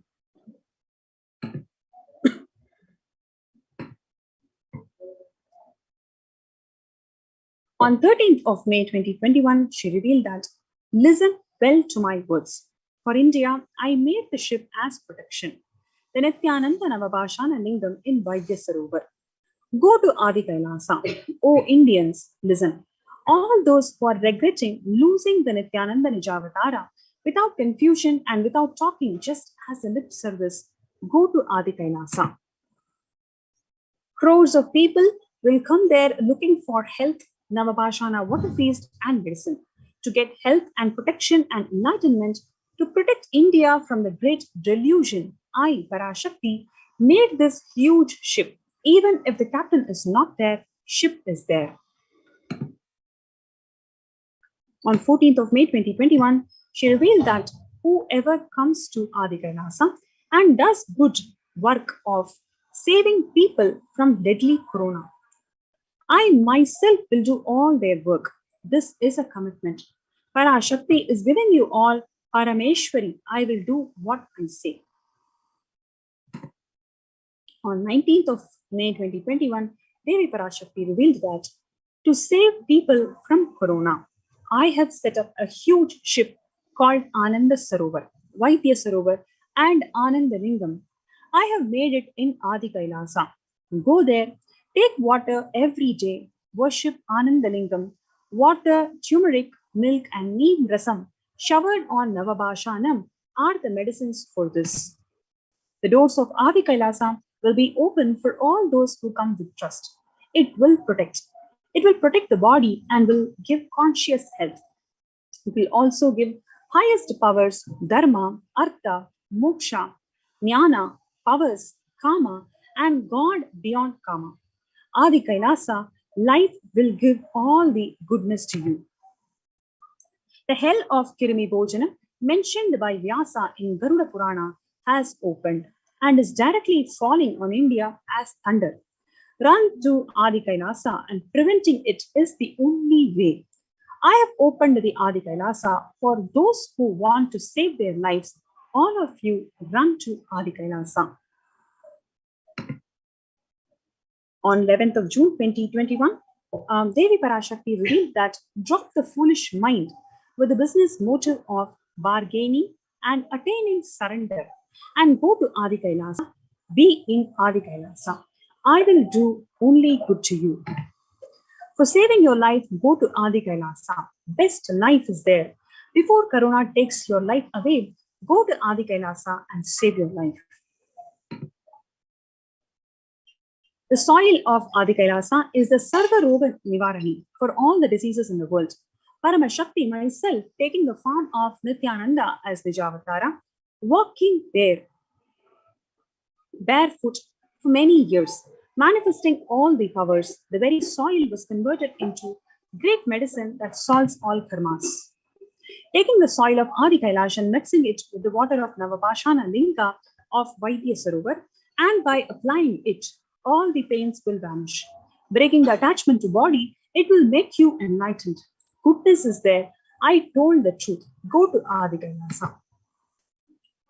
When the first world countries closed the borders during this massive global emergency, it is the Supreme Pontiff of Hinduism, Jagadguru Mahasanidanam, His Divine Holiness Swamiji, who has opened his home, his own de facto spiritual embassies of Kailasa to one and all unconditionally. Anyone who wants to protect your life during this pralaya, who wants to save yourself and reclaim your conscious sovereignty, all of you are welcome to be part of this greatest opportunity that the humanity can have, which is being in Adi Kailasa.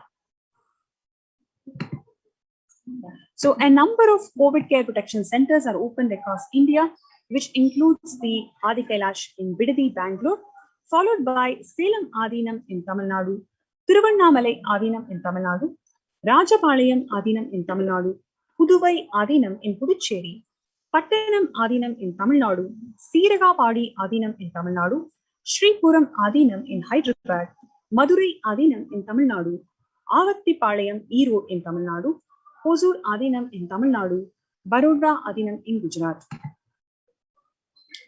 Multiple free COVID care protection centers are opened across India. Various social services that are offered during pandemic in Kailasa's de facto spiritual embassies across India. Various spiritual services are offered during pandemic, and above all, the cosmic revelations by Devi Parashakti every single day is being offered to one and all digitally for you all to protect yourself from this pralaya. A number of free social services includes the medical care, allopathy, Ayurveda, and Siddha medicine, and followed by the infrastructure to accommodate thousands of people, accommodation for multi-layered quarantine, emergency ambulances, which is ICU on wheels, personal protective medical equipment, food security management for food banks, and organic farming.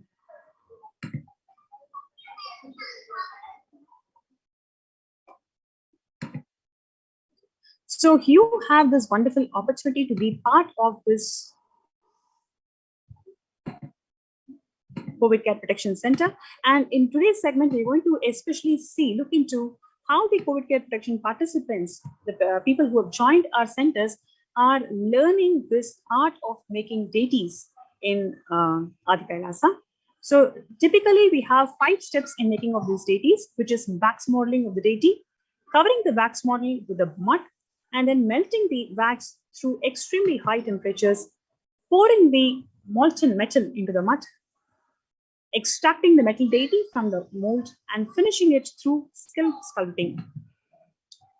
So today we're going to see how the COVID Care Protection Center participants are making the hyper detailed deities, copper deities. So the first step being the wax modeling.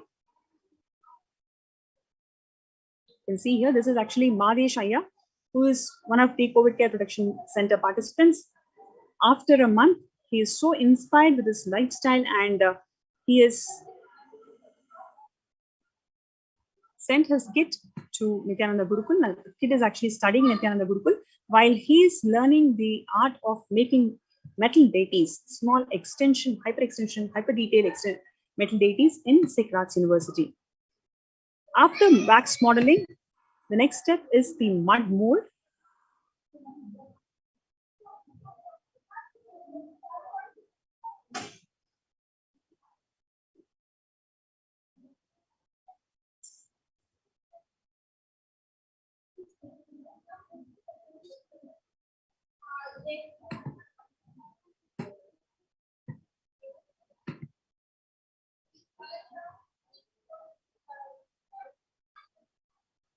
Yes, you can see here, burn out or the pouring process.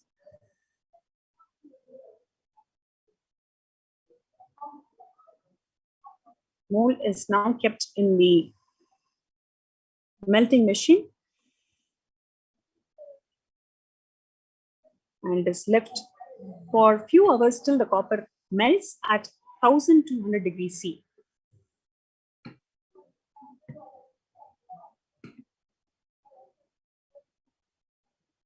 So here you can see the finishing process. So that is Prabhananda Maharaj, who is also a COVID Care Protection Center participant. He joined us in June, and later for Guru Purnima, he had taken the Krama Brahmacharya, and now he is part of the Nithyananda Sacred Arts University.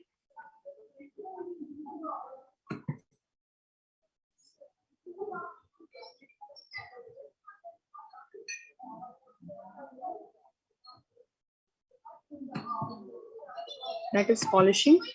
Yes. Once you polish, this is how the deities look. You can see a centered stalk around which all the different molds, copper molds, and the finished product is there. So what we typically do is we cut the mold, so we cut the exact deity from the stalk, and we can reuse the stalk by melting the copper once again in the process.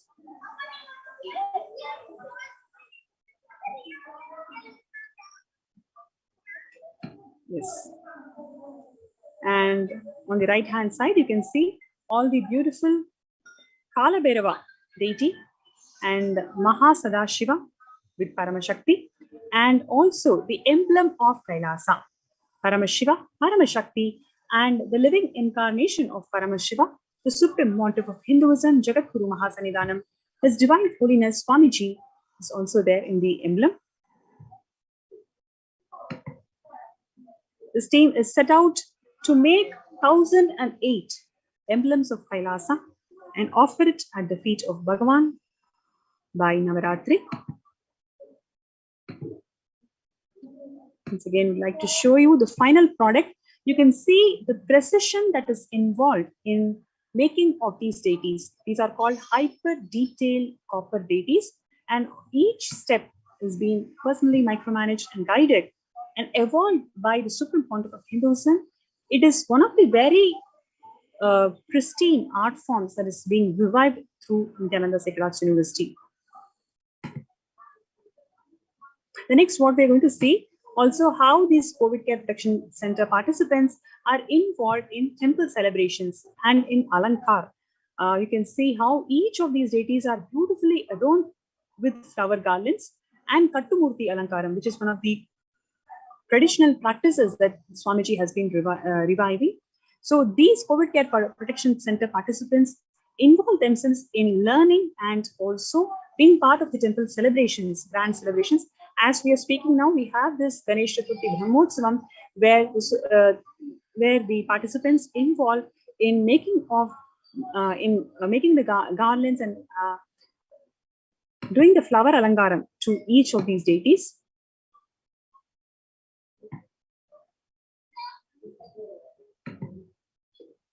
Yes, more pictures, more. Yes, you can see how all of these deities are looking so alive, so beautiful. That is because the precision that is involved in making of these flower alankaram. Each of this precision and detail is being guided personally by the Supreme Pontiff of Hinduism. So, and you can see how each deity connects to us in a very special way. We can literally feel they are connecting, they're talking, they are blessing our prayers.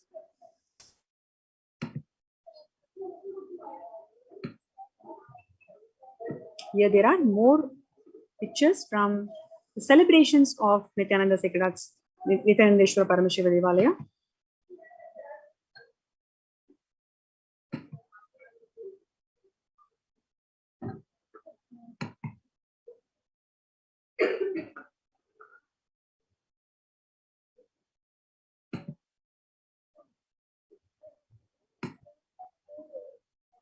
Okay, so we're showing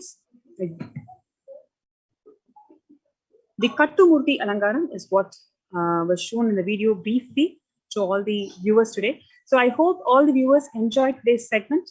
Hope it was very insightful for you all to know what goes behind these COVID Care Protection Center, especially when world is suffering more than the actual medical problem. It is the mental health and well-being that everybody is suffering from.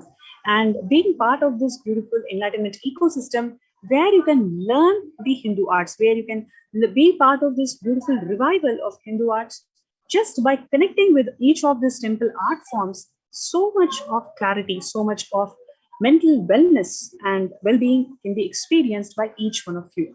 So with this, we'd like to conclude the session, but before we conclude this segment, would like to invite each and every viewer to our COVID Care Protection Center. Join us in kailasa.org/Kailasa and register yourself. Do not miss this opportunity, because everything that you need during this prayer, whether it is food, accommodation, medical care, mental well-being, and spiritual sovereignty, sir, conscious sovereignty, every single thing that you want in your life, Swamiji has provided to each one of you unconditionally. So if you have this intention to be part of this COVID Care Protection Center, register now and through this link below, kailasa.org/Kailasa Care. Let's take a few minutes for you to register. With this, we would like to conclude today's segment of this decade of Adi Kailasa Nithyananda Paramashivam. Stay tuned. We'll have more participants joining us from different parts of the world, sharing their experiences of receiving the blessings directly from Devi Parashakti, manifesting through the Nijavatara, the Supreme Pontiff of Hinduism, Jagadguru Mahaguruji.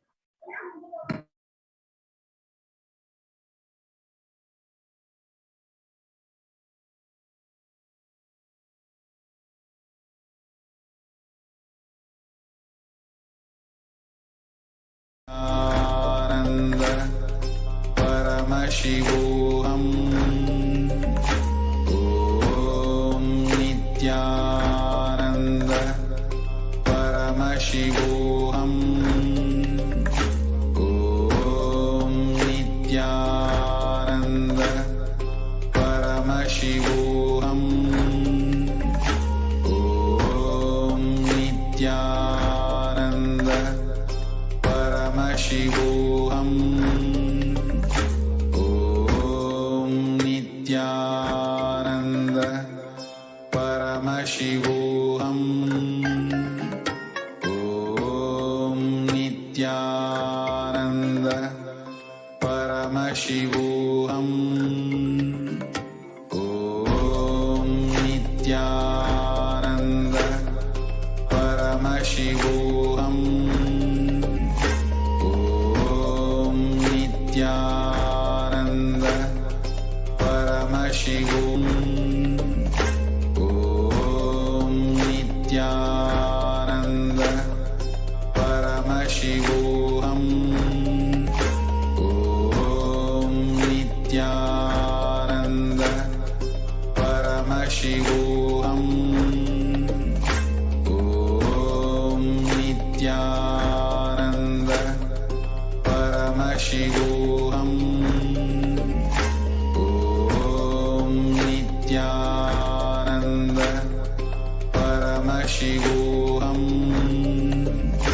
Om Nithyananda Paramashivoham. Om Nithyananda Paramashivoham.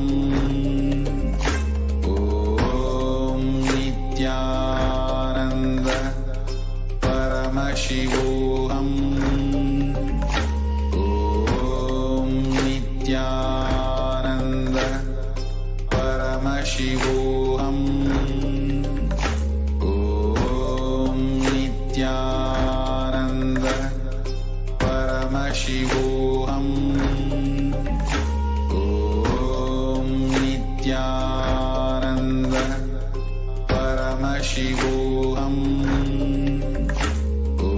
Om Nithyananda Paramashivoham. Om Nithyananda Paramashivoham. Om Nithyananda Paramashivoham. Om Nithyananda Paramashivoham.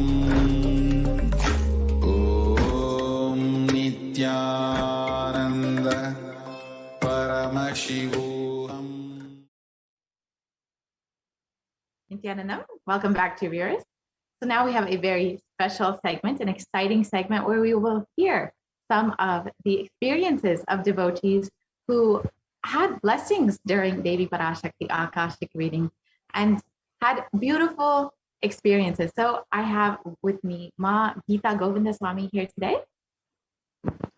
Nithyanandamma. Ma, welcome to NTV, Ma. Nithyanandamma. I'm Geeta here from Malaysia.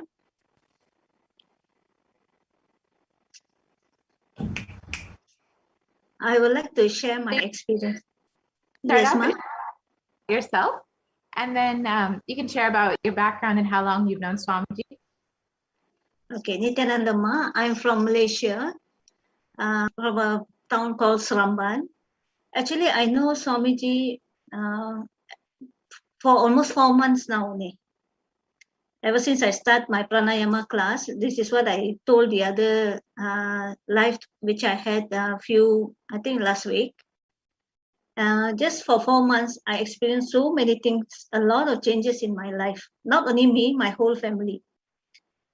Because lately we got involved with Swamiji, and then I was listening to all his satsang. Anyway, every day I make sure I listen to what satsang. And for almost till I go to sleep or I take my nap, only his songs and his Mahavakya will be running in my house, like, you know, from the YouTube, keep on going, and I feel a lot of vibration in my house. And within these 4 months, I think I got around 4 Harul work from him and also my husband, because both of us joined the Paramashivoham program together. We did Nirahara together. And then, the 4 Arul work, lately I was asking for my son. He's almost 27 years old. Because, you know, in Malaysia, we have this COVID problem and all that. So once you're working, they ask you to work at home, and then your salary was reduced to 50%. And he was staying in another state in KL. He's renting a room there. He's staying there. And then what happened is that he was looking for a better job. Then that day I was asking Arul work from Amma. I said, please give my son a permanent job. He's very lost and confused and all that. Then Amma just said, Geeta Govindaswamy, tatatsu. And then within not even 1 week, my son had a call from his friend and asking him to, you know, just change his resume.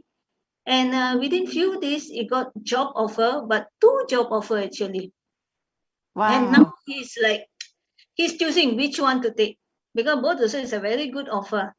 And then I told him, you see, Arulok from Amma is very good. Then, you know, last time he don't believe in Swamiji and all that. And then he made up his mind after seeing me.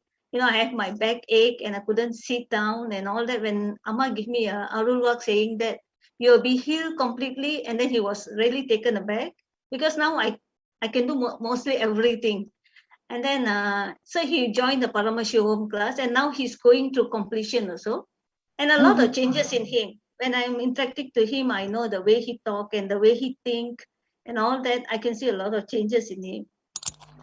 And then another one thing which I got Arul Amma is when I'm asking Amma, when can I come to Kailasa and when can I take up sannyasam? Because I always love to be, I don't know why, I always picture myself like that. I was so taken aback when Amma said, go to Adi Kailasa and take up sannyasam with a proper training. You know, I was really taken aback. Wow, so fast Amma is calling me.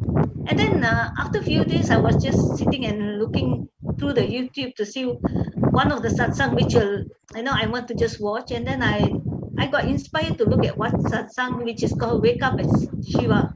I was thinking, okay, let me watch this, because maybe I want to know how to wake up in the morning as Paramashiva. And then suddenly in the middle of the satsang, he said, if you want to take up sannyasam, you have to do yoga at 4:30 in the morning. You know, exactly like telling me, you know, you have to do yoga at 4:30 in the morning and you have to do daily night completion. I told, wow, that is a very direct advice to me. So what I told is that you know, because we have this pranayama class and Shaktima is conducting in Malaysia. So I was talking to this about her. She was so shocked. She said, okay, you do it from 1st of this September. So what I did, I was just recovering from my leg and I can see the Sukashana and all that. But I did it. 4:30 I got up and I was doing it for the past, today is on the 5th day. I can see a lot of changes in me. I woke up at 4:30 and start doing it. And I said, even though I can't bend much, but Shaktima said, just imagine that you're doing it that way. So certain things, even though I sit and watch, but I always ask Swamiji's blessing. And I feel my body is so active. So Devi active. not just blessed you with exactly what you want, but is also preparing your body to actually receive that blessing of taking up sannyas and living in Kailasa with Swamiji. Yeah. And then this is one of it. He's training me up actually. So the yoga I'm starting, and then I can see like the first time I'm doing it like 20%. Now I can see a lot of movement. I can do better. And after that, suddenly I have all this, Shaktima was asking me to do this belt completion. Are you going to join in an Acharya completion? I know there is something going on inside me, preparing me towards sannyasa. So I'm attending the classes and I see a lot of breakthrough in me. So many I'm completing now. All this, the problems we are facing and all that. Because in fact, my husband also, he got 4 Arulok from Swamiji. And today also he got from Ayana Sudaresa. For his health, because he's having this diabetic and all that, and every day his leg was swell. Today, after he got the Arul work that he's going to be healed, and I'm giving you a life and all that. Today he don't have the leg swell at all. Wow! Just immediately after getting the immediately. That's what. Wow. That's what I experienced my back pain also. When he said you are healed now, within hours. Within hours. I was having it ever since 2011 till now. My back pain. It's just gone like that. Till now, I can bend. I can do so many things. I can do. I'm so happy. That's why 100% I'm putting my life to Swamiji now, and my husband is so happy. Because his leg swells every day. It swells. And today, no swelling since no swelling at all. No swelling at all. So we are amazed. And then I know Swamiji is preparing me actually towards this is sannyasam. Wow. And then I can feel like Swamiji's movement in the house. That day when I came to do my prayer, Swamiji, I just felt like he's looking at me. You can feel he's looking at you. Then my body start trembling already because I know there's a kind of vibration. So I called Shaktima also. I told her, she said, yeah, there's something there because she also can feel it. So, the more you get closer to Swamiji, you can really feel his presence. His energy. And it's like you're literally living with him. Yeah, and you can strongly believe that all the satsang, he's talking to you.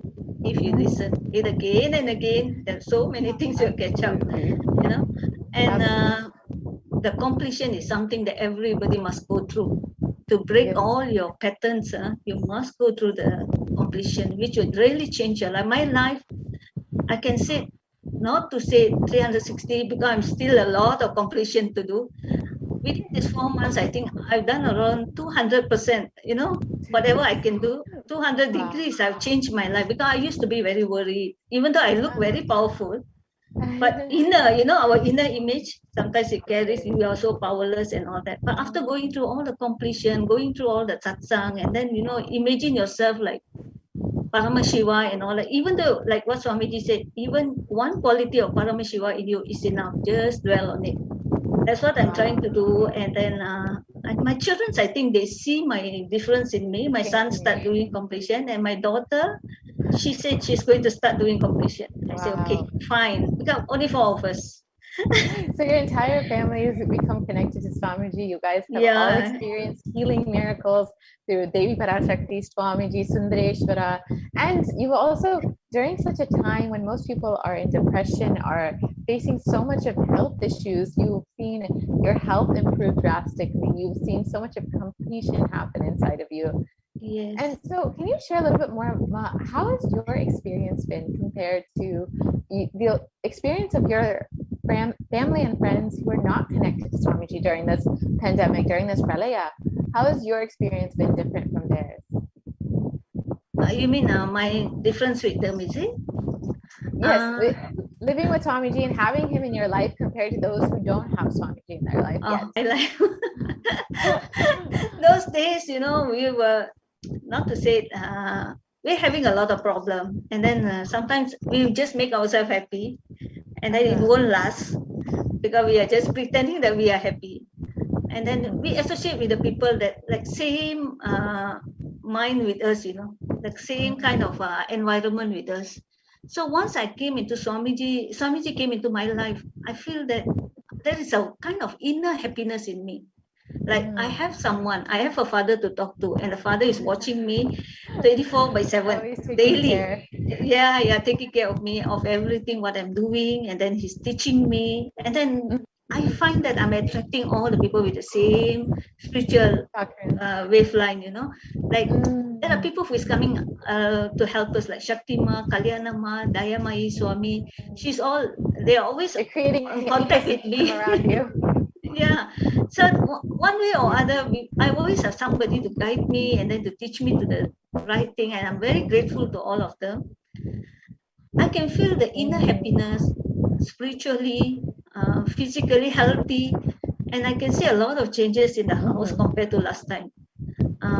Like me and my husband, because we are together, I'm very blessed because my husband took the Paramashivoham together, and we did the Nirahara together.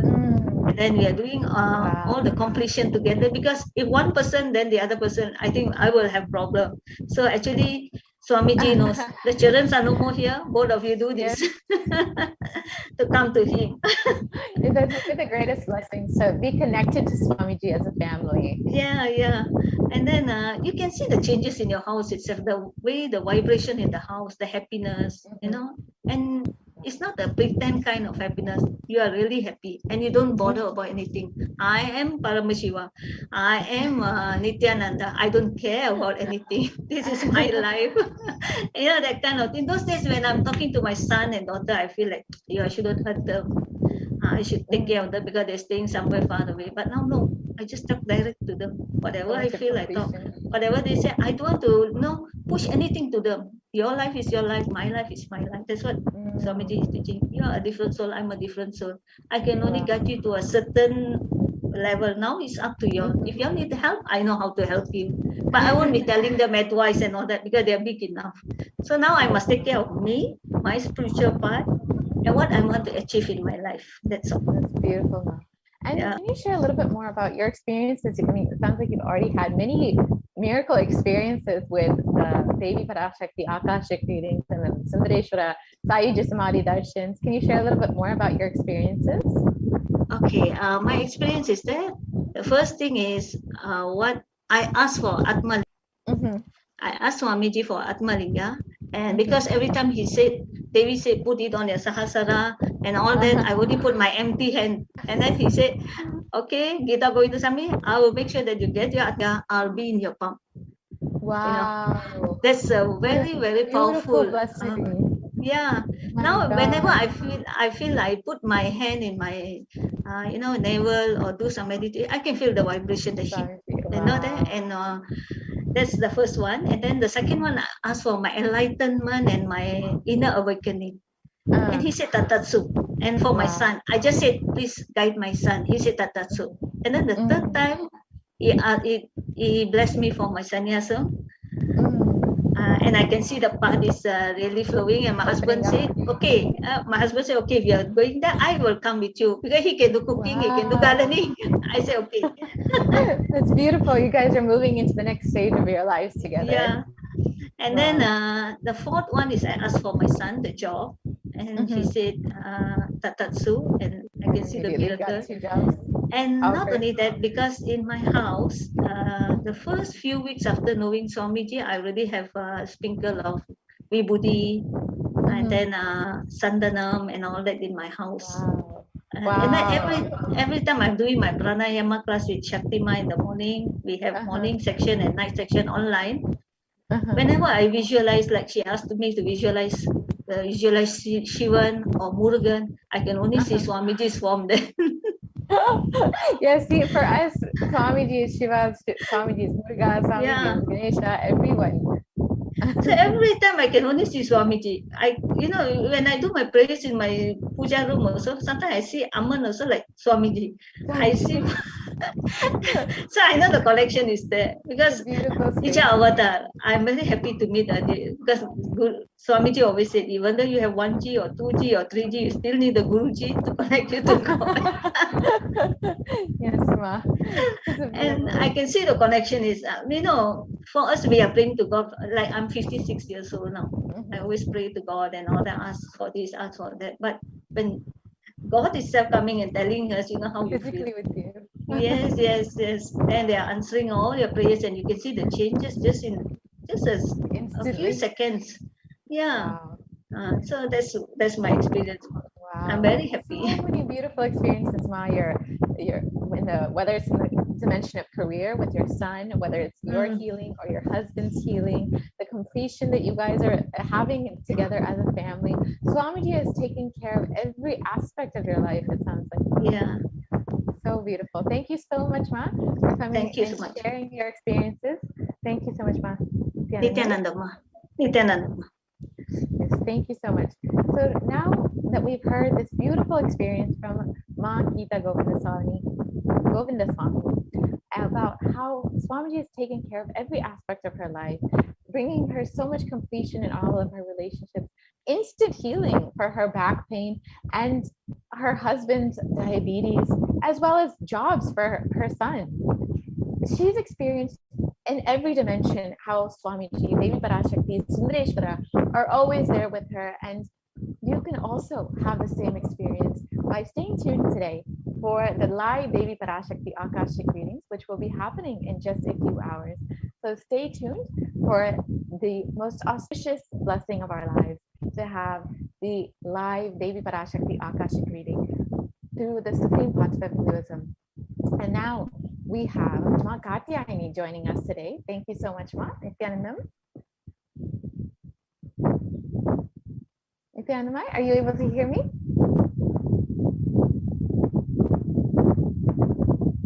Yes, Ma. I don't think your audio is working.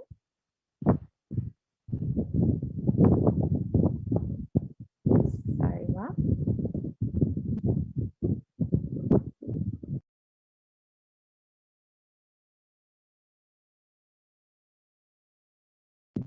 Nithyanandam.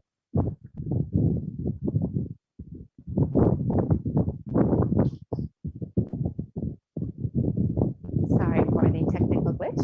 We'll be right back and just fix the technical issues, and we'll be right back after a very quick break.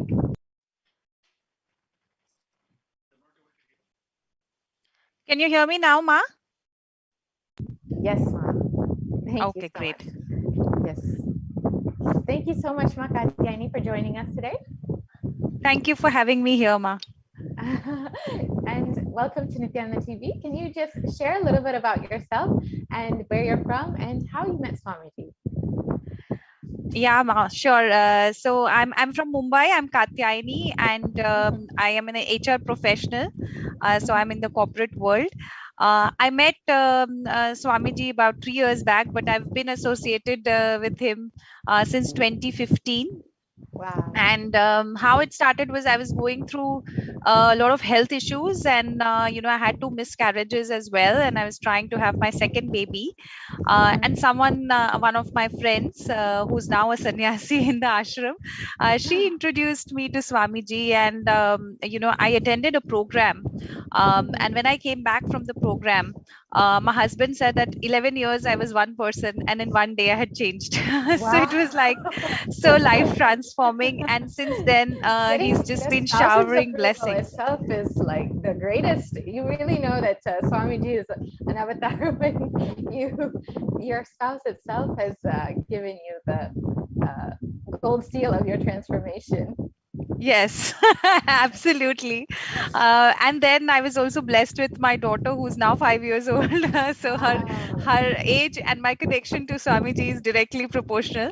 And and since then, my family, of course, got inspired to be associated as well. So my husband got associated, and my elder daughter, she's 13 years, and she is a part of the e-Gurukul, and she's been associated. And I attended Mahasadashivoham. That's when I met him in person, and I was quite fortunate to meet him in person. And then my husband and my daughter also did Paramashivoham last year in the lockdown. And since then their powers have been, enhancing, and they have been, also been showered with a lot of blessings and, overall. Nithyananda Paramashivoham. Om Nithyananda Paramashivoham. Om Nithyananda Paramashivoham. Om Nithyananda Paramashivoham. Om Nithyananda Paramashivoham. Om Nithyananda Paramashivoham.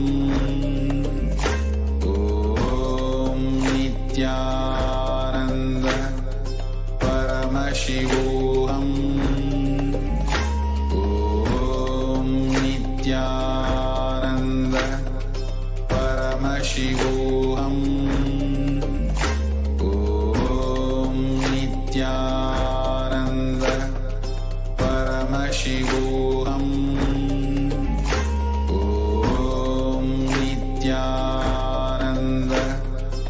Paramashivoham.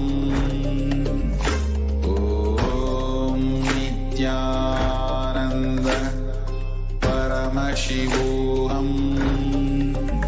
Om Nithyananda Paramashivoham. Om Nithyananda Paramashivoham. Om Nithyananda Paramashivoham. Om Nithyananda Paramashivoham. Om Nithyananda Paramashivoham. Om Nithyananda Paramashivoham. Om Nithyanandam. Sorry for the technical glitch. So we have Ma Katyayani here with us today, and she will be sharing her experiences with Devi Parashakti Akashic reading and her experiences with being with Swamiji over the last few years. So Nithyanandama, welcome to Nithyanandama. Thank you so much for joining us. Thank you for having me here. So if I could just ask you to share a little bit about yourself and about your background and how long you've been with Swamiji. Sure, Ma. So I'm Katyayani. I'm based in Mumbai in India, and I'm an HR professional. I came in contact with Swamiji almost 5 years back. So this is when I was going through some health issues, and I was trying to conceive my second child, and I had multiple miscarriages. And at that time, I was really low in life. And one of my friends, who's now, a proud sannyasi in the ashram, she introduced me, and she said, "Why don't you go for this one program and see, go with an open mind and check it out." So I went there, and when I came back, my husband said, and we were married for 12 years by then. So he said that, 11 years you were one person, and today you are a different person. Not just him, many people at work, my friends, my family, I could see it in their eyes. They could see the change in me. So it was just one day spending time. It was an online program that created so much of difference in me. Yeah, and then I was also blessed with my child, my second child, immediately after that. And what doctors could not find, just this one program could heal me completely. And so my connection with Swamiji is as old as my younger daughter. Yeah, so and since then, my spouse also got introduced. So I attended, as soon as my daughter turned 1 year, I went to attend the Mahasadashivoham. And then again I went back with my to get the blessing for my younger daughter and my husband. So they've all seen him in person. So you guys all had the blessing of actually seeing Swamiji in person. Yes, before. so the actual darshan. The greatest blessing of lifetime. Yes, and my elder daughter could not meet him in person, but she's been very blessed. She's ahead of all of us in terms of her connection. She's a participant of the e-Gurukul program, and last year both my husband and she also attended the Paramashivoham, and actually me as well. So they were in one batch, and I did it in another batch, and so the three of us also did the Paramashivoham. Yeah, so that was a wonderful experience as well. So beautiful, Ma. So it's so beautiful to see how your connection has inspired your entire family's connection, and you guys are growing together with Swamiji as your anchor and going on this beautiful journey together as a family. Absolutely, Ma. And very recently, I asked Amma to bless my younger daughter. She was having some health issues, and she blessed her. And I said, can you also activate her third eye and make sure that she also gets into your wing? And of course, now she's also inspired with us. She sits with us in satsang sometimes. She dances a lot when the music is being played when Amma comes on the screen. So the day she got blessed, she said, "See, I dance so much for her, and that's why she's blessed me." So she has a different connection with her as well. Wow, so beautiful. So can you share a little bit more about your experiences with Devi Parashakti Akashic reading and with the Sundareshwara Bhava Samadhi darshan that we've been having recently? Sure. So, a few months, actually weeks back, my mother-in-law fell very, very sick, and she was in the ICU. And we didn't know. It took us a few, days to figure out exactly what was wrong. So at that time, the Akashic reading was going on. Devi Parashakti was there, and I asked her for her blessing, and she said that, don't worry, and I'll take care of your mother-in-law, and I'll keep her safe. And it was miraculously she got healed. So normally, people move from ICU and then they go to a normal ward and then they get released. In couple of days, she was released.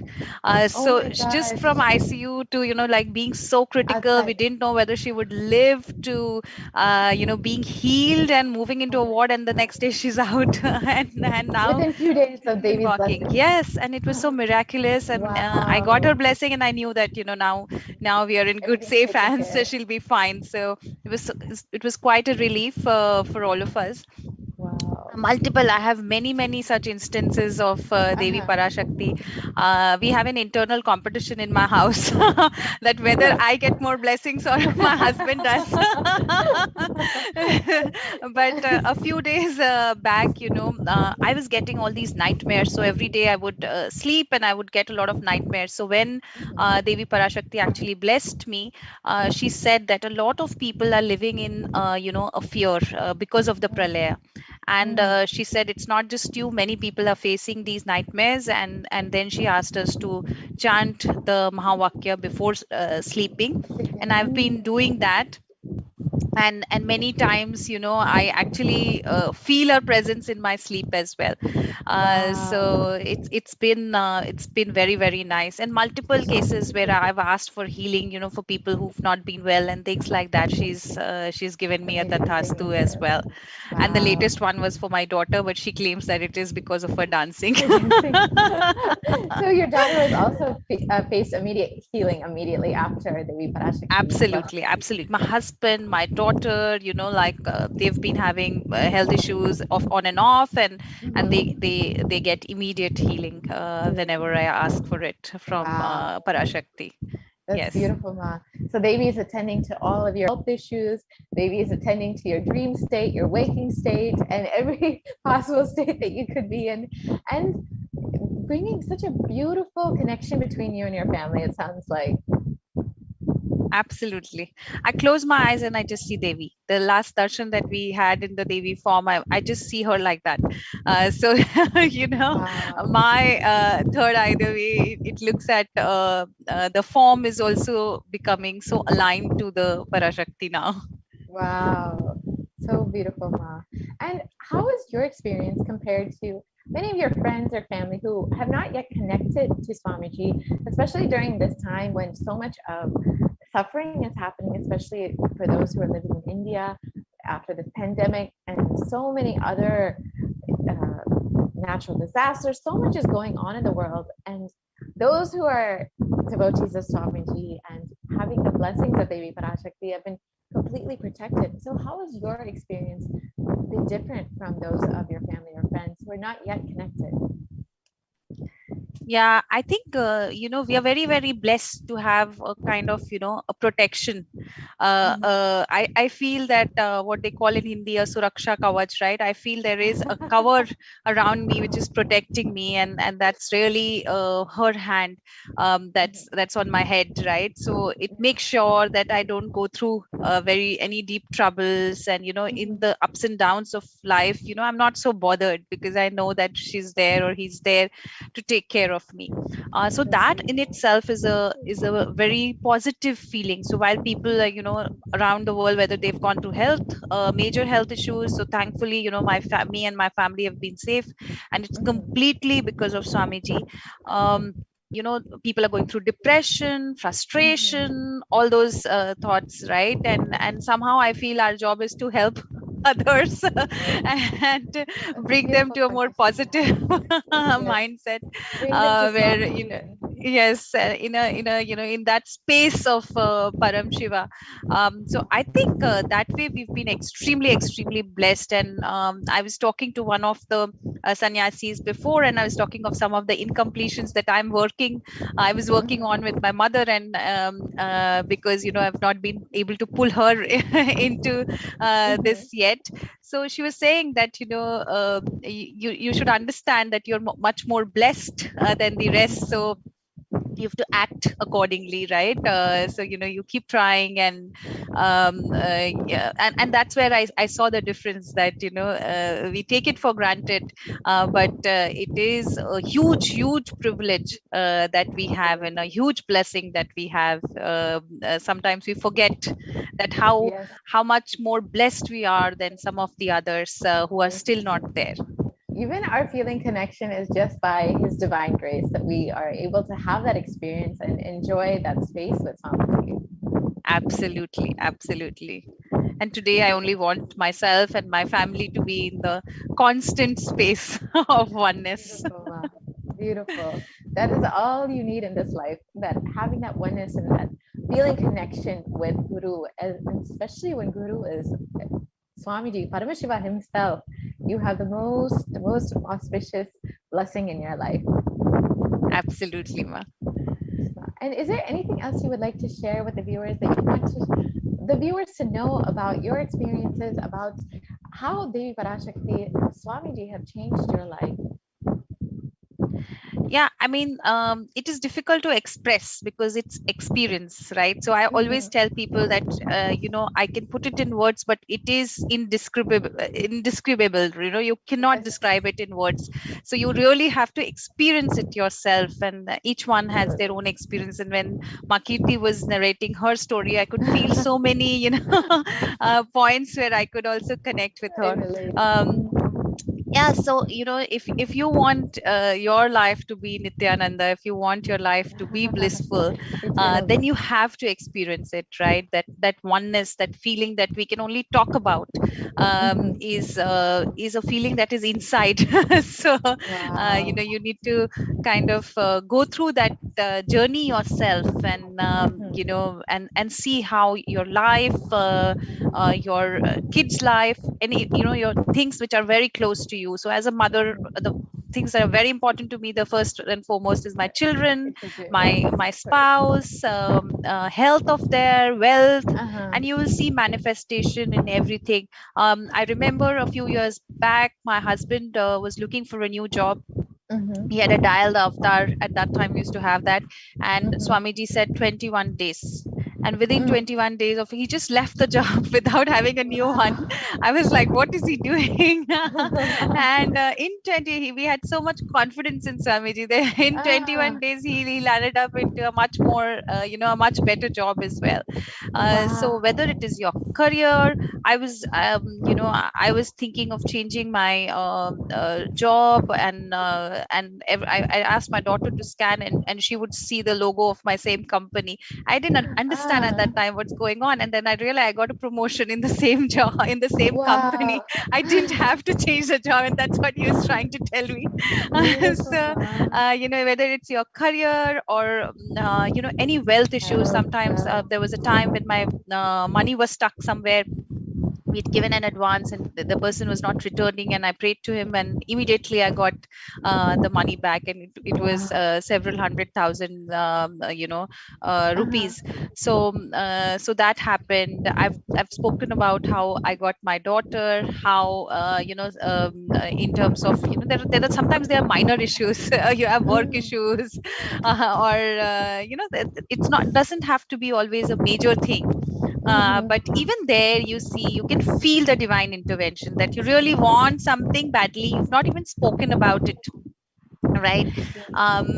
We were just doing some work on the social media, and in my mind I thought, oh my God, can I get some nice pictures of Swamiji, which are, and somebody just sent me a few pictures. I can't tell you, I've not opened my mouth, I've not asked anyone. It was in my mind.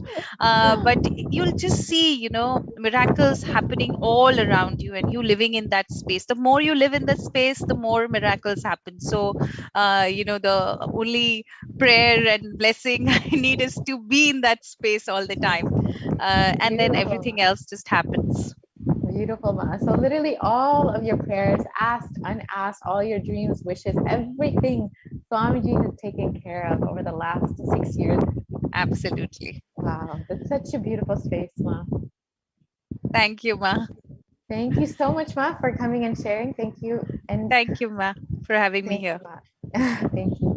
And now we've heard from Ma Katyayani, who has experienced so many beautiful blessings from the time that she has been connected to Swamiji, whether it's through healing or manifestation of wealth, her career, whatever it may be. Swamiji has taken care of every aspect of her life.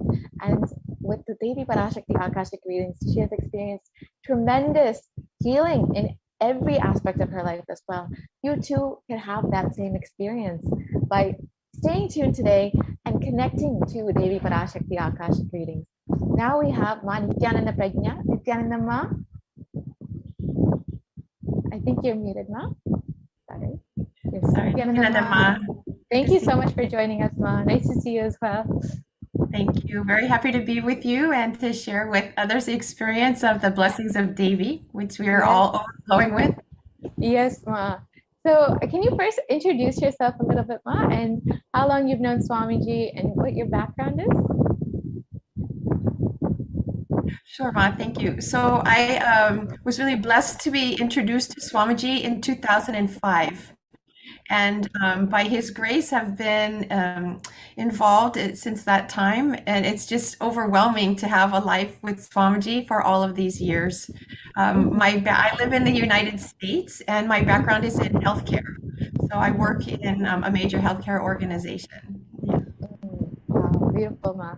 And you've been with Swamiji for so many years, so I can only imagine how many blessings and miracles you've experienced throughout so many years. Yes, it's actually indescribable how that is, to tell you the truth. And I will say, literally in every single area of my life, As somebody else has shared, I have experienced those blessings.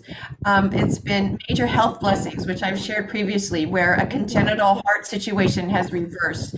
It's been with a leukemia diagnosis, which is how I first met Swamiji. For the entire time that I have been with Swamiji, I was on a medication at the lowest possible dose with actually no side effects and in great situation. And he's blessed me now. I'm completely off of all medications and in deepest molecular remission. So, Wow, congratulations, Ma. That's so beautiful. well, it's utterly amazing, and it's all to his grace. And I will also say with that, it's his patience, because he blessed me originally in 2015, and it took my own inner space time to mature to actually really receive that blessing, because I had the cognition that if doctors said I'd be on medication for life, that was the truth. I had to mature to know that no, he is the source of me, and he's manifesting as his body. He could do whatever he wants with it. Let me let that happen. Yeah. That's So actually a beautiful point you make, Ma. Swamiji is always showering energy and blessings on all of us. It is just up to us to open our beings up to receive that energy, those blessings. yes, Ma, and it's exactly true. And I'll say to that point is, it's not a situation from my level of experience where Swami gives the blessing and then we're on our own. Okay, now go deal with it. It's not like that. He's blessing us, but he knows where we are in our ability to receive and imbibe it and live it and radiate it, right? He stays with us moment by moment, breath by breath, inserting the cognitions, giving us the experiences, surrounding us with the Sangha, so that we flower and mature, can actually manifest that blessing. So he doesn't just give it and walk, he's give it and stay. Absolutely. That's actually the perfect, I couldn't have said it better myself, Ma. He continuously guides, continuously holds our hand, and ensures whatever energy and blessings he's given us, that we are able to receive it. Yes, Ma. Very much so. Very much so. Yeah, say in other areas as well, in terms of money and wealth. I was many years ago, I hadn't been working for a number of years, and I wanted to manifest a 6-figure salary, which I hadn't at that time. Literally within, I think it was like 3 or 4 months, I had 5 offers.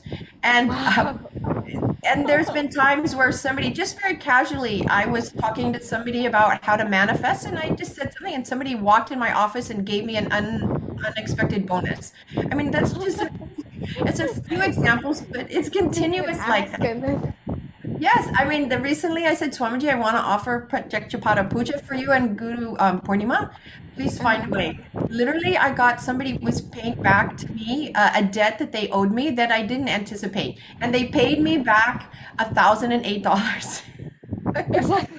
Literally exactly that amount. Literally Swamiji himself coming in, giving you. Yeah, and so I really feel that he has graced me and so many millions of us with what divine Leela means. Yeah. Yes. It's just incredible, with jobs, with everything. And I will say with my health, and recently with my brother, Steve, who some people in the Sangha know, because I was blessed to have him join me for Nithyananda in Phuket in 2015. And I will say there's no greater blessing than introducing your loved ones to Swamiji. Yes. And I think that happens by us continuously being engaged and immersed with everything that Swamiji offers, and then that fragrance reaches out to someone else. We bash people over the head, but that fragrance reaches out, and your transformation is much louder than your words. Well, I'm glad. I always feel a little nervous to come on and speak, because he's given me so much that I want everything that comes from my mouth or what radiates to be my gratitude to him and to be enriching for others. That's the best that I could offer. You can clearly, you're very much radiating that. And, I've heard Swamiji bless your brother Steve many times, and Devi Parashakti literally calls him her son. So beautiful, Ma. Can you share a little bit about that?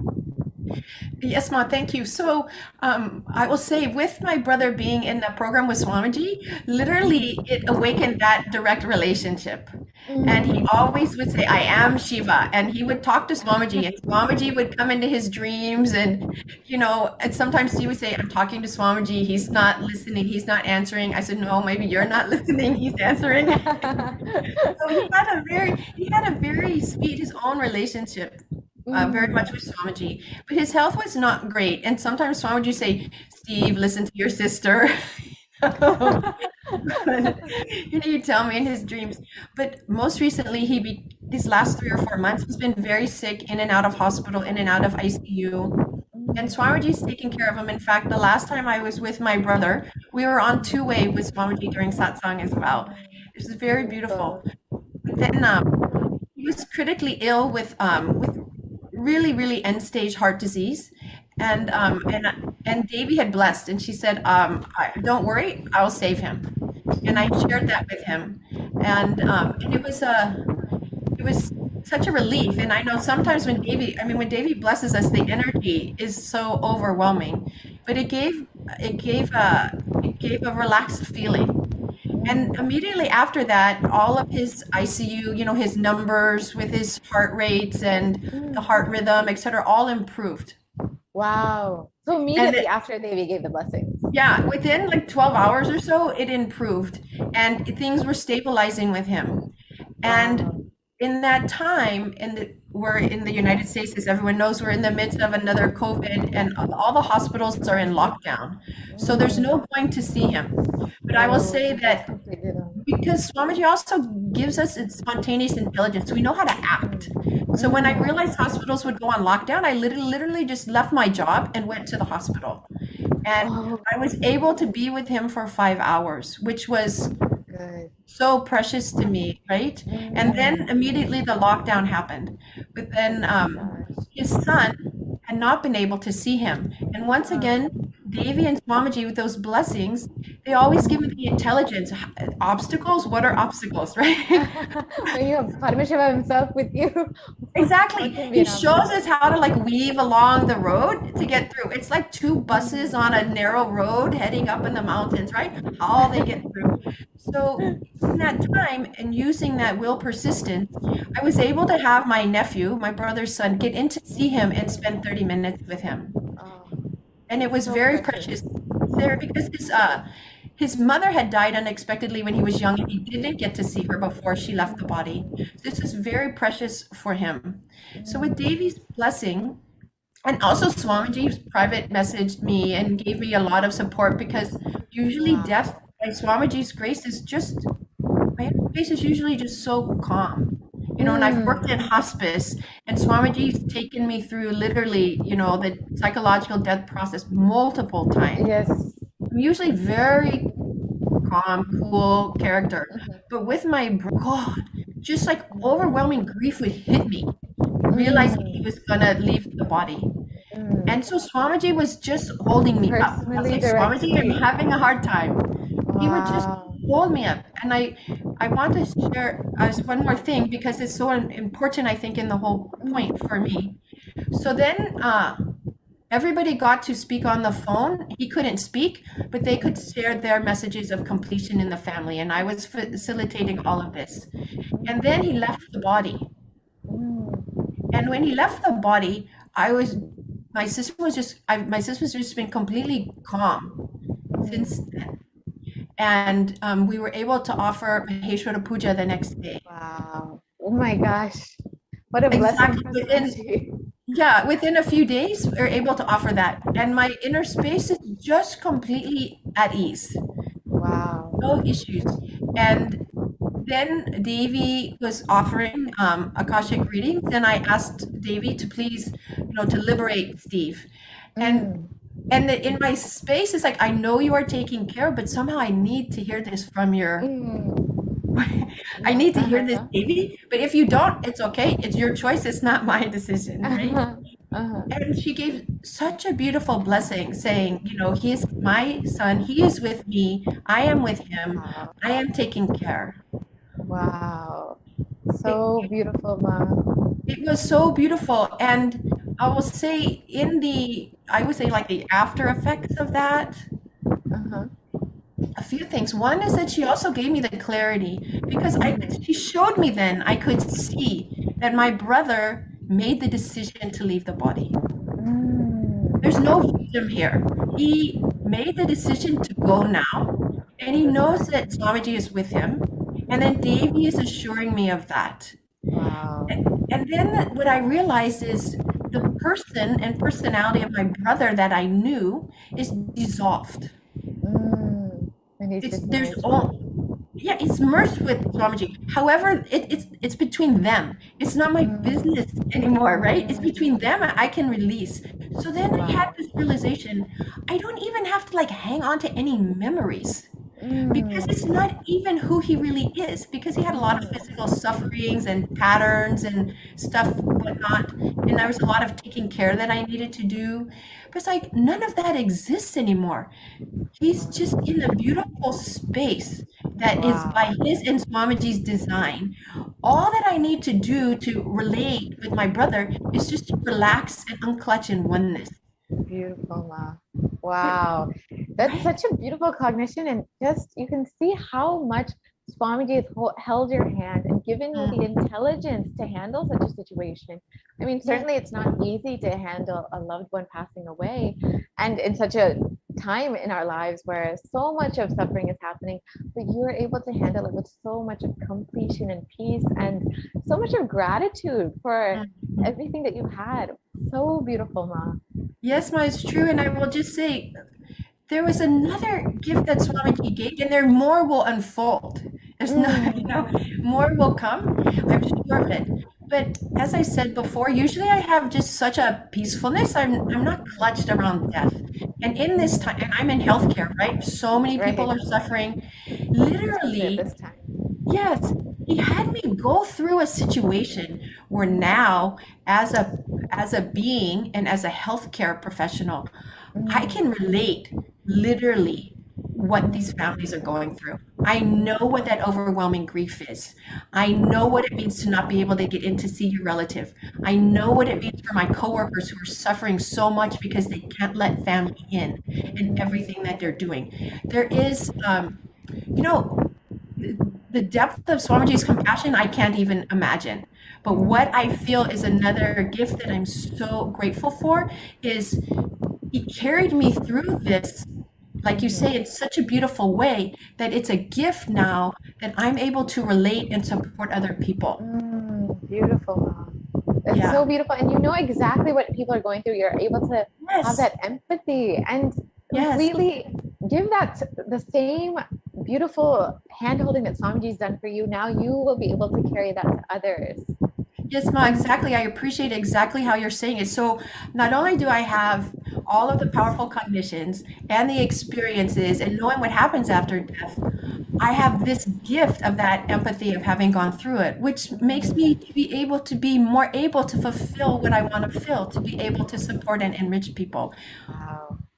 Beautiful, Ma.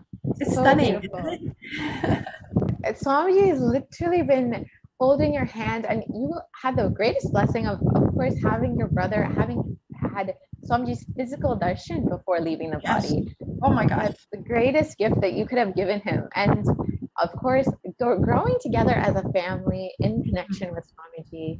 And over the last 6 years of being connected, your brother being connected with Swamiji, and then finally Swamiji himself being there with him when he was ready to leave the body and guiding him through, having Devi literally holds him as her own son and ensuring that everything was taken care of. It's death is not always easy, but the way that Swamiji is taking care, the way that Devi has been blessing you, it's been such a beautiful journey, it sounds like, for you, Mom.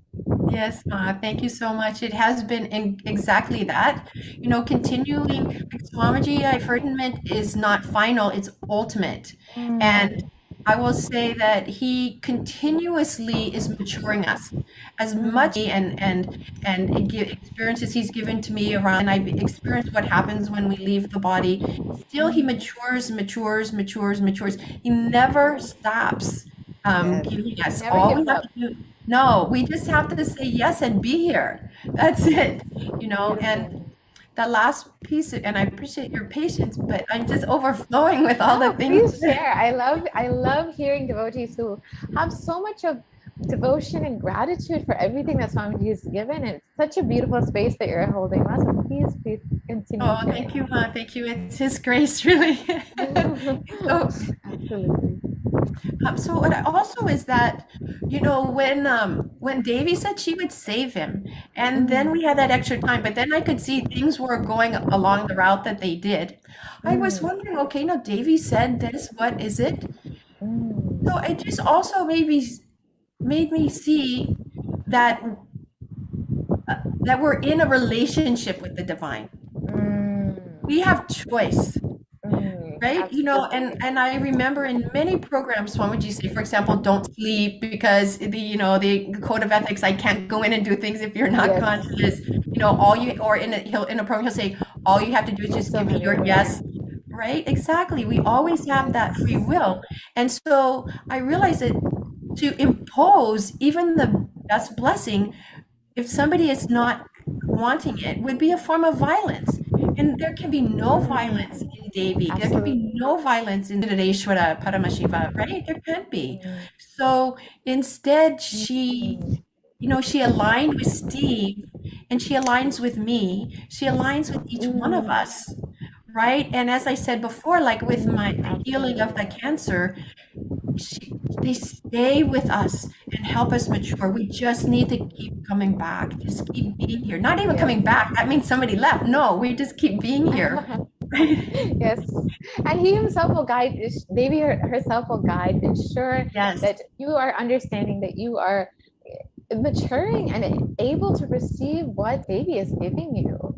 Yes, Ma. Yes, and exactly, and specifically Devi has said to me, and I also heard it from Sundareshwara Paramashiva, that that they're inside and they will flower from inside, blossom from inside. So I just feel also everyone, I see during the darshans, and I read on YouTube, I am on YouTube, and I read everybody's prayer requests and requests for blessings, and it's just in some ways that astonishes me, the suffering, from the delusion that we're all in, and that space. And then I realized that even if somebody doesn't hear their name and their prayer spoken out, we are all living in the womb of Devi.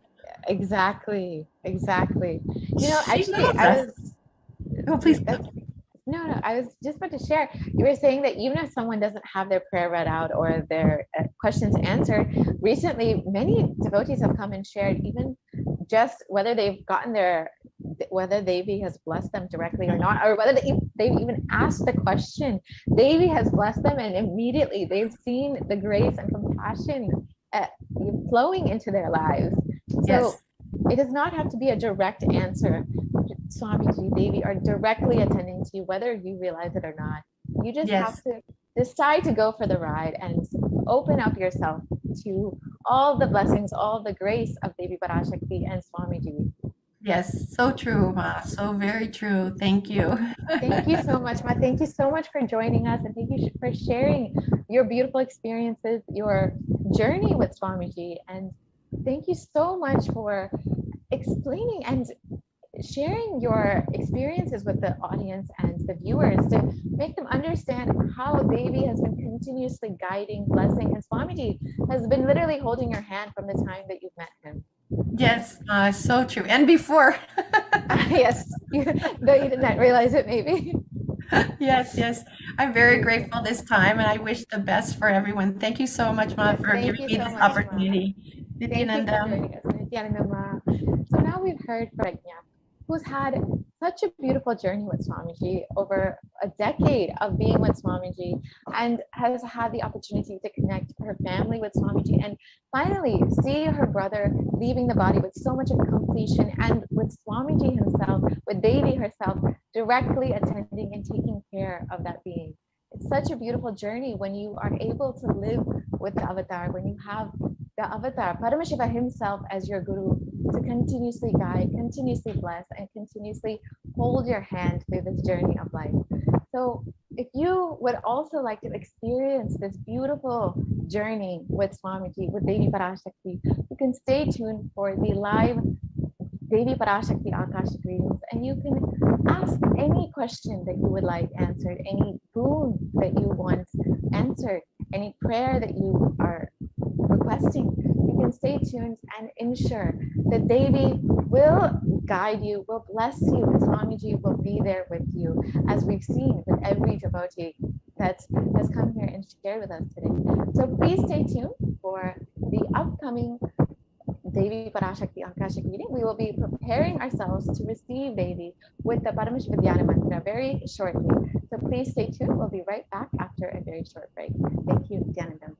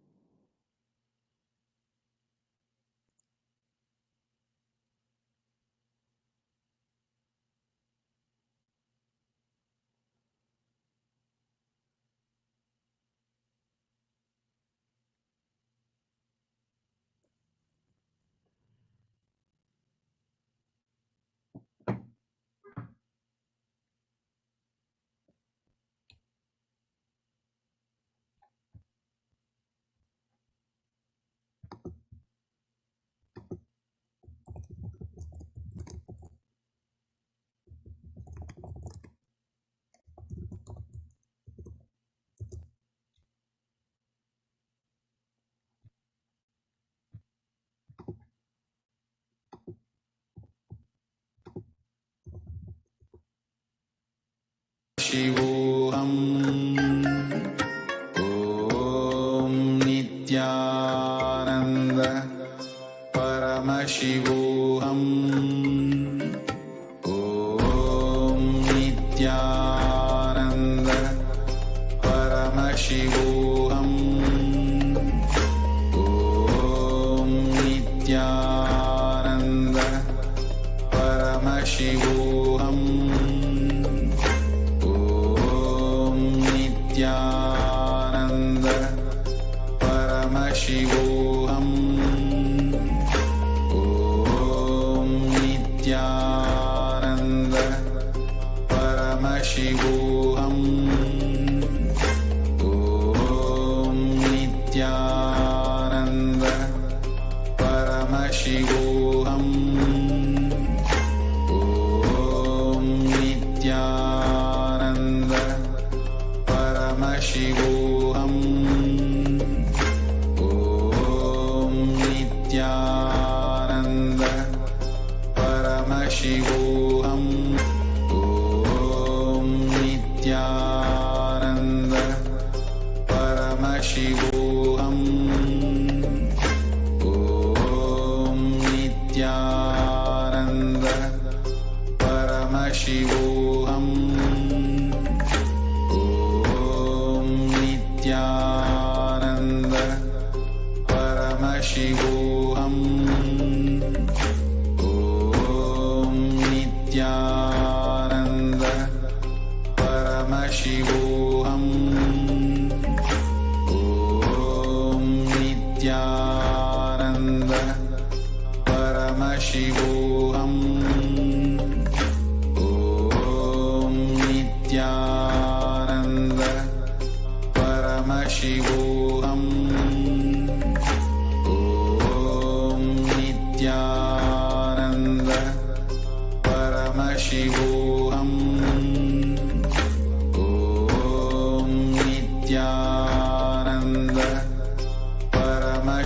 Paramashivoham.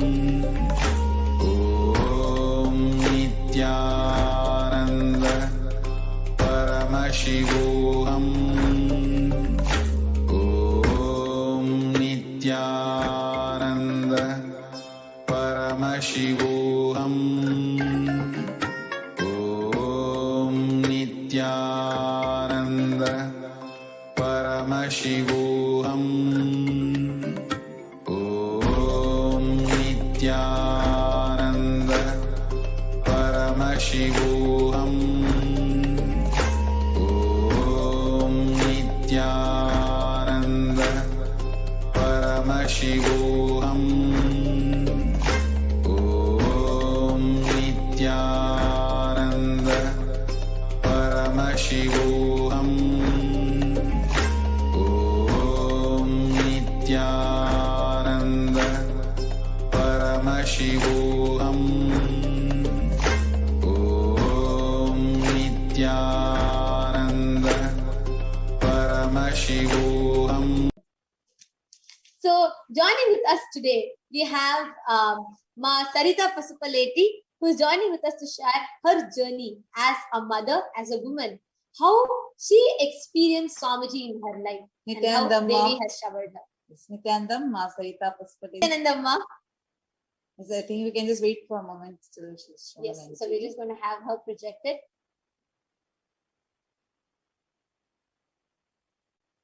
You can actually unmute and you can talk with us. Nithyanandamma, are you able to hear me?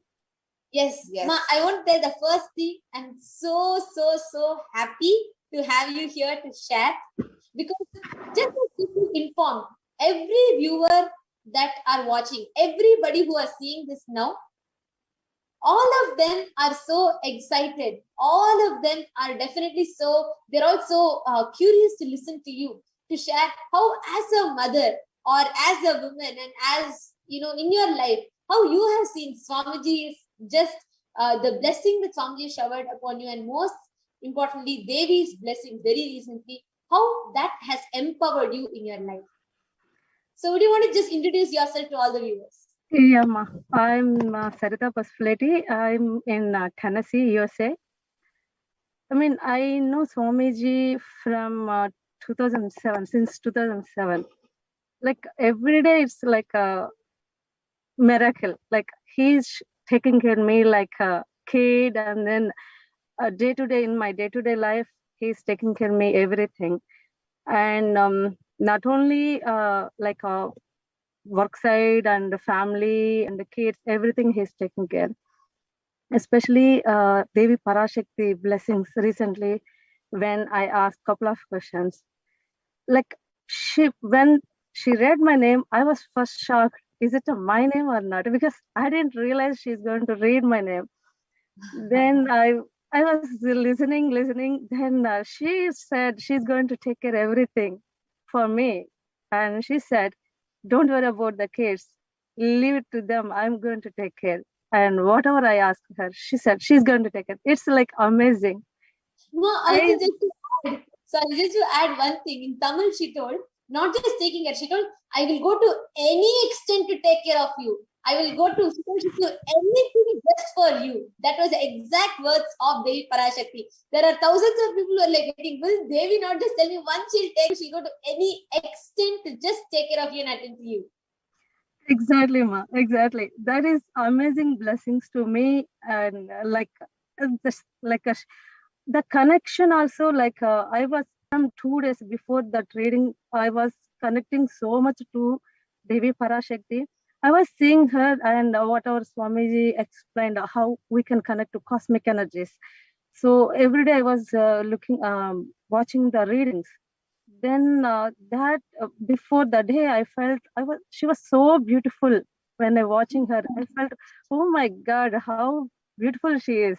And on same day when she read my question, I felt very happy, and then the connection also be very beautiful. I felt like it's ultimate connection. And I have seen Parashakti, Swamiji, both are same. That connection happened, and when I closed my eyes, she was coming in my her form. I have seen her form. She's keep on coming. That is amazing. And sometimes when I see myself in mirror also, I am feeling, am I look like Parashakti? Parashakti. Yeah, exactly. Yeah, that kind of power. Parashakti says, I go to any extent just for you, and the way she protected you, like the way she just told it so much of, right? I watched her speaking like 4 times because, oh my God, where beings, trillions of beings. Actually, Lalitha says now I'm just before the Parashakti, it will tell beautifully. how all 33 crore devatas and all the beings, all the stamana, all types of beings literally wait just for a glimpse of hers. And here she comes out of millions, she calls it your name. And not just that, she says she goes to any extent just for you. Wow. Ma, how does this blessings make you feel as a mother, with your family and with your work friend, everywhere? How does this empower you in your life? Like very strong, powerful, powerful. I mean, I cannot explain. Like every day, I'm looking myself. I'm feeling like I am the Parashakti. That kind of feeling I'm getting, even in my workplace and at home and kids, with the kids also. Because when before I was looking myself how I was and how I am right now. Because whenever the kids are coming and then disturbing me when I work, like literally I get anger. I was shouting them. Now I'm not getting that. Literally I'm looking, oh, because they are kids. Even when someone shouted me, I felt like a very bad. Now I'm feeling, yeah, I'm like I am Parashakti. Why do I need to shout them? Like I feel they are my kids. I need to be take care of them. See, this is real Hindu feminism. Like this is the real Hindu women empowerment. Because here you're not looking for any cerebral opportunities to, to be equal or something like that. Instead, you are feeling one with the divine feminine consciousness to you, and that's empowering you from within. This is the real Hindu feminism. This is what Swamiji is reviving as women empowerment. So, Saritam, I just have one more small question for you. See, life before Swamiji, like right now, you have a life with Swamiji from 2007. So many years you have been connected to Swamiji. You have experienced all the powerful principles, the tattvas, the truths, everything in your life. And that has caused so many miracles. And just seeing the smile on your face, I can say how much of joy it has caused in your life. Now, how do you think these blessings from Devi Parashakti, these powerful truths, powerful revelations that Swamiji is bringing to the humanity, why do you think it is needed for other women, other people outside? There might be many mothers out there. There might be many single mothers and who are, and many people who are also working, business, everything. So what is it that you will want to tell them? How do you think this principle will enrich them in their life?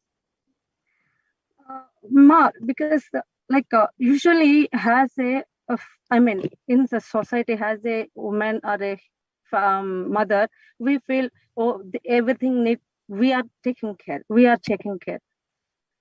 Here we are forgetting the cosmic mother is there to taking care everybody. When we connect to her, she is there to taking care everything. Even that's a work, kids, business, family, everything. So that one I want to say, like, connect to her. So beautiful. And it's the most important point. We all forget. We are all so immersed in trying to say, we'll take care, we will do. That's the most important point that you made. Because everybody runs thinking, oh, I have to do, I'm struggling. You just forget we have a cosmic mother who is waiting to do, who's waiting to shower us with her love. Actually, many times, because we are holding on to it, she will not be able to interfere and take. But if we just unclutch, if we let, oh, Divine Mother, you take care. When we surrender, then she starts taking care of us. So beautifully shared. Thank you so much, Ma Sarita, for joining. Thank you. Yes.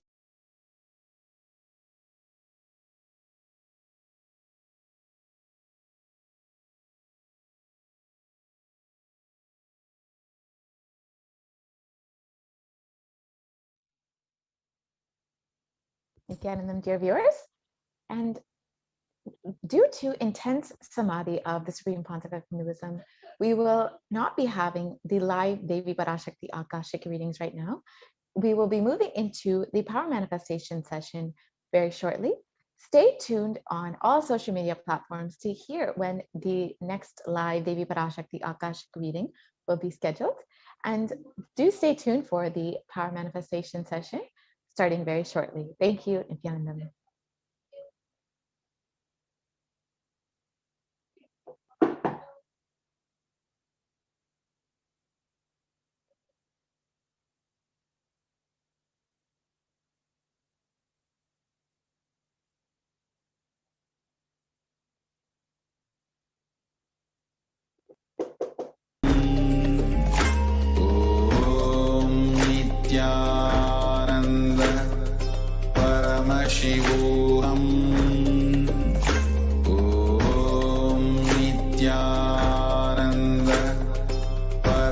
Paramashivoham.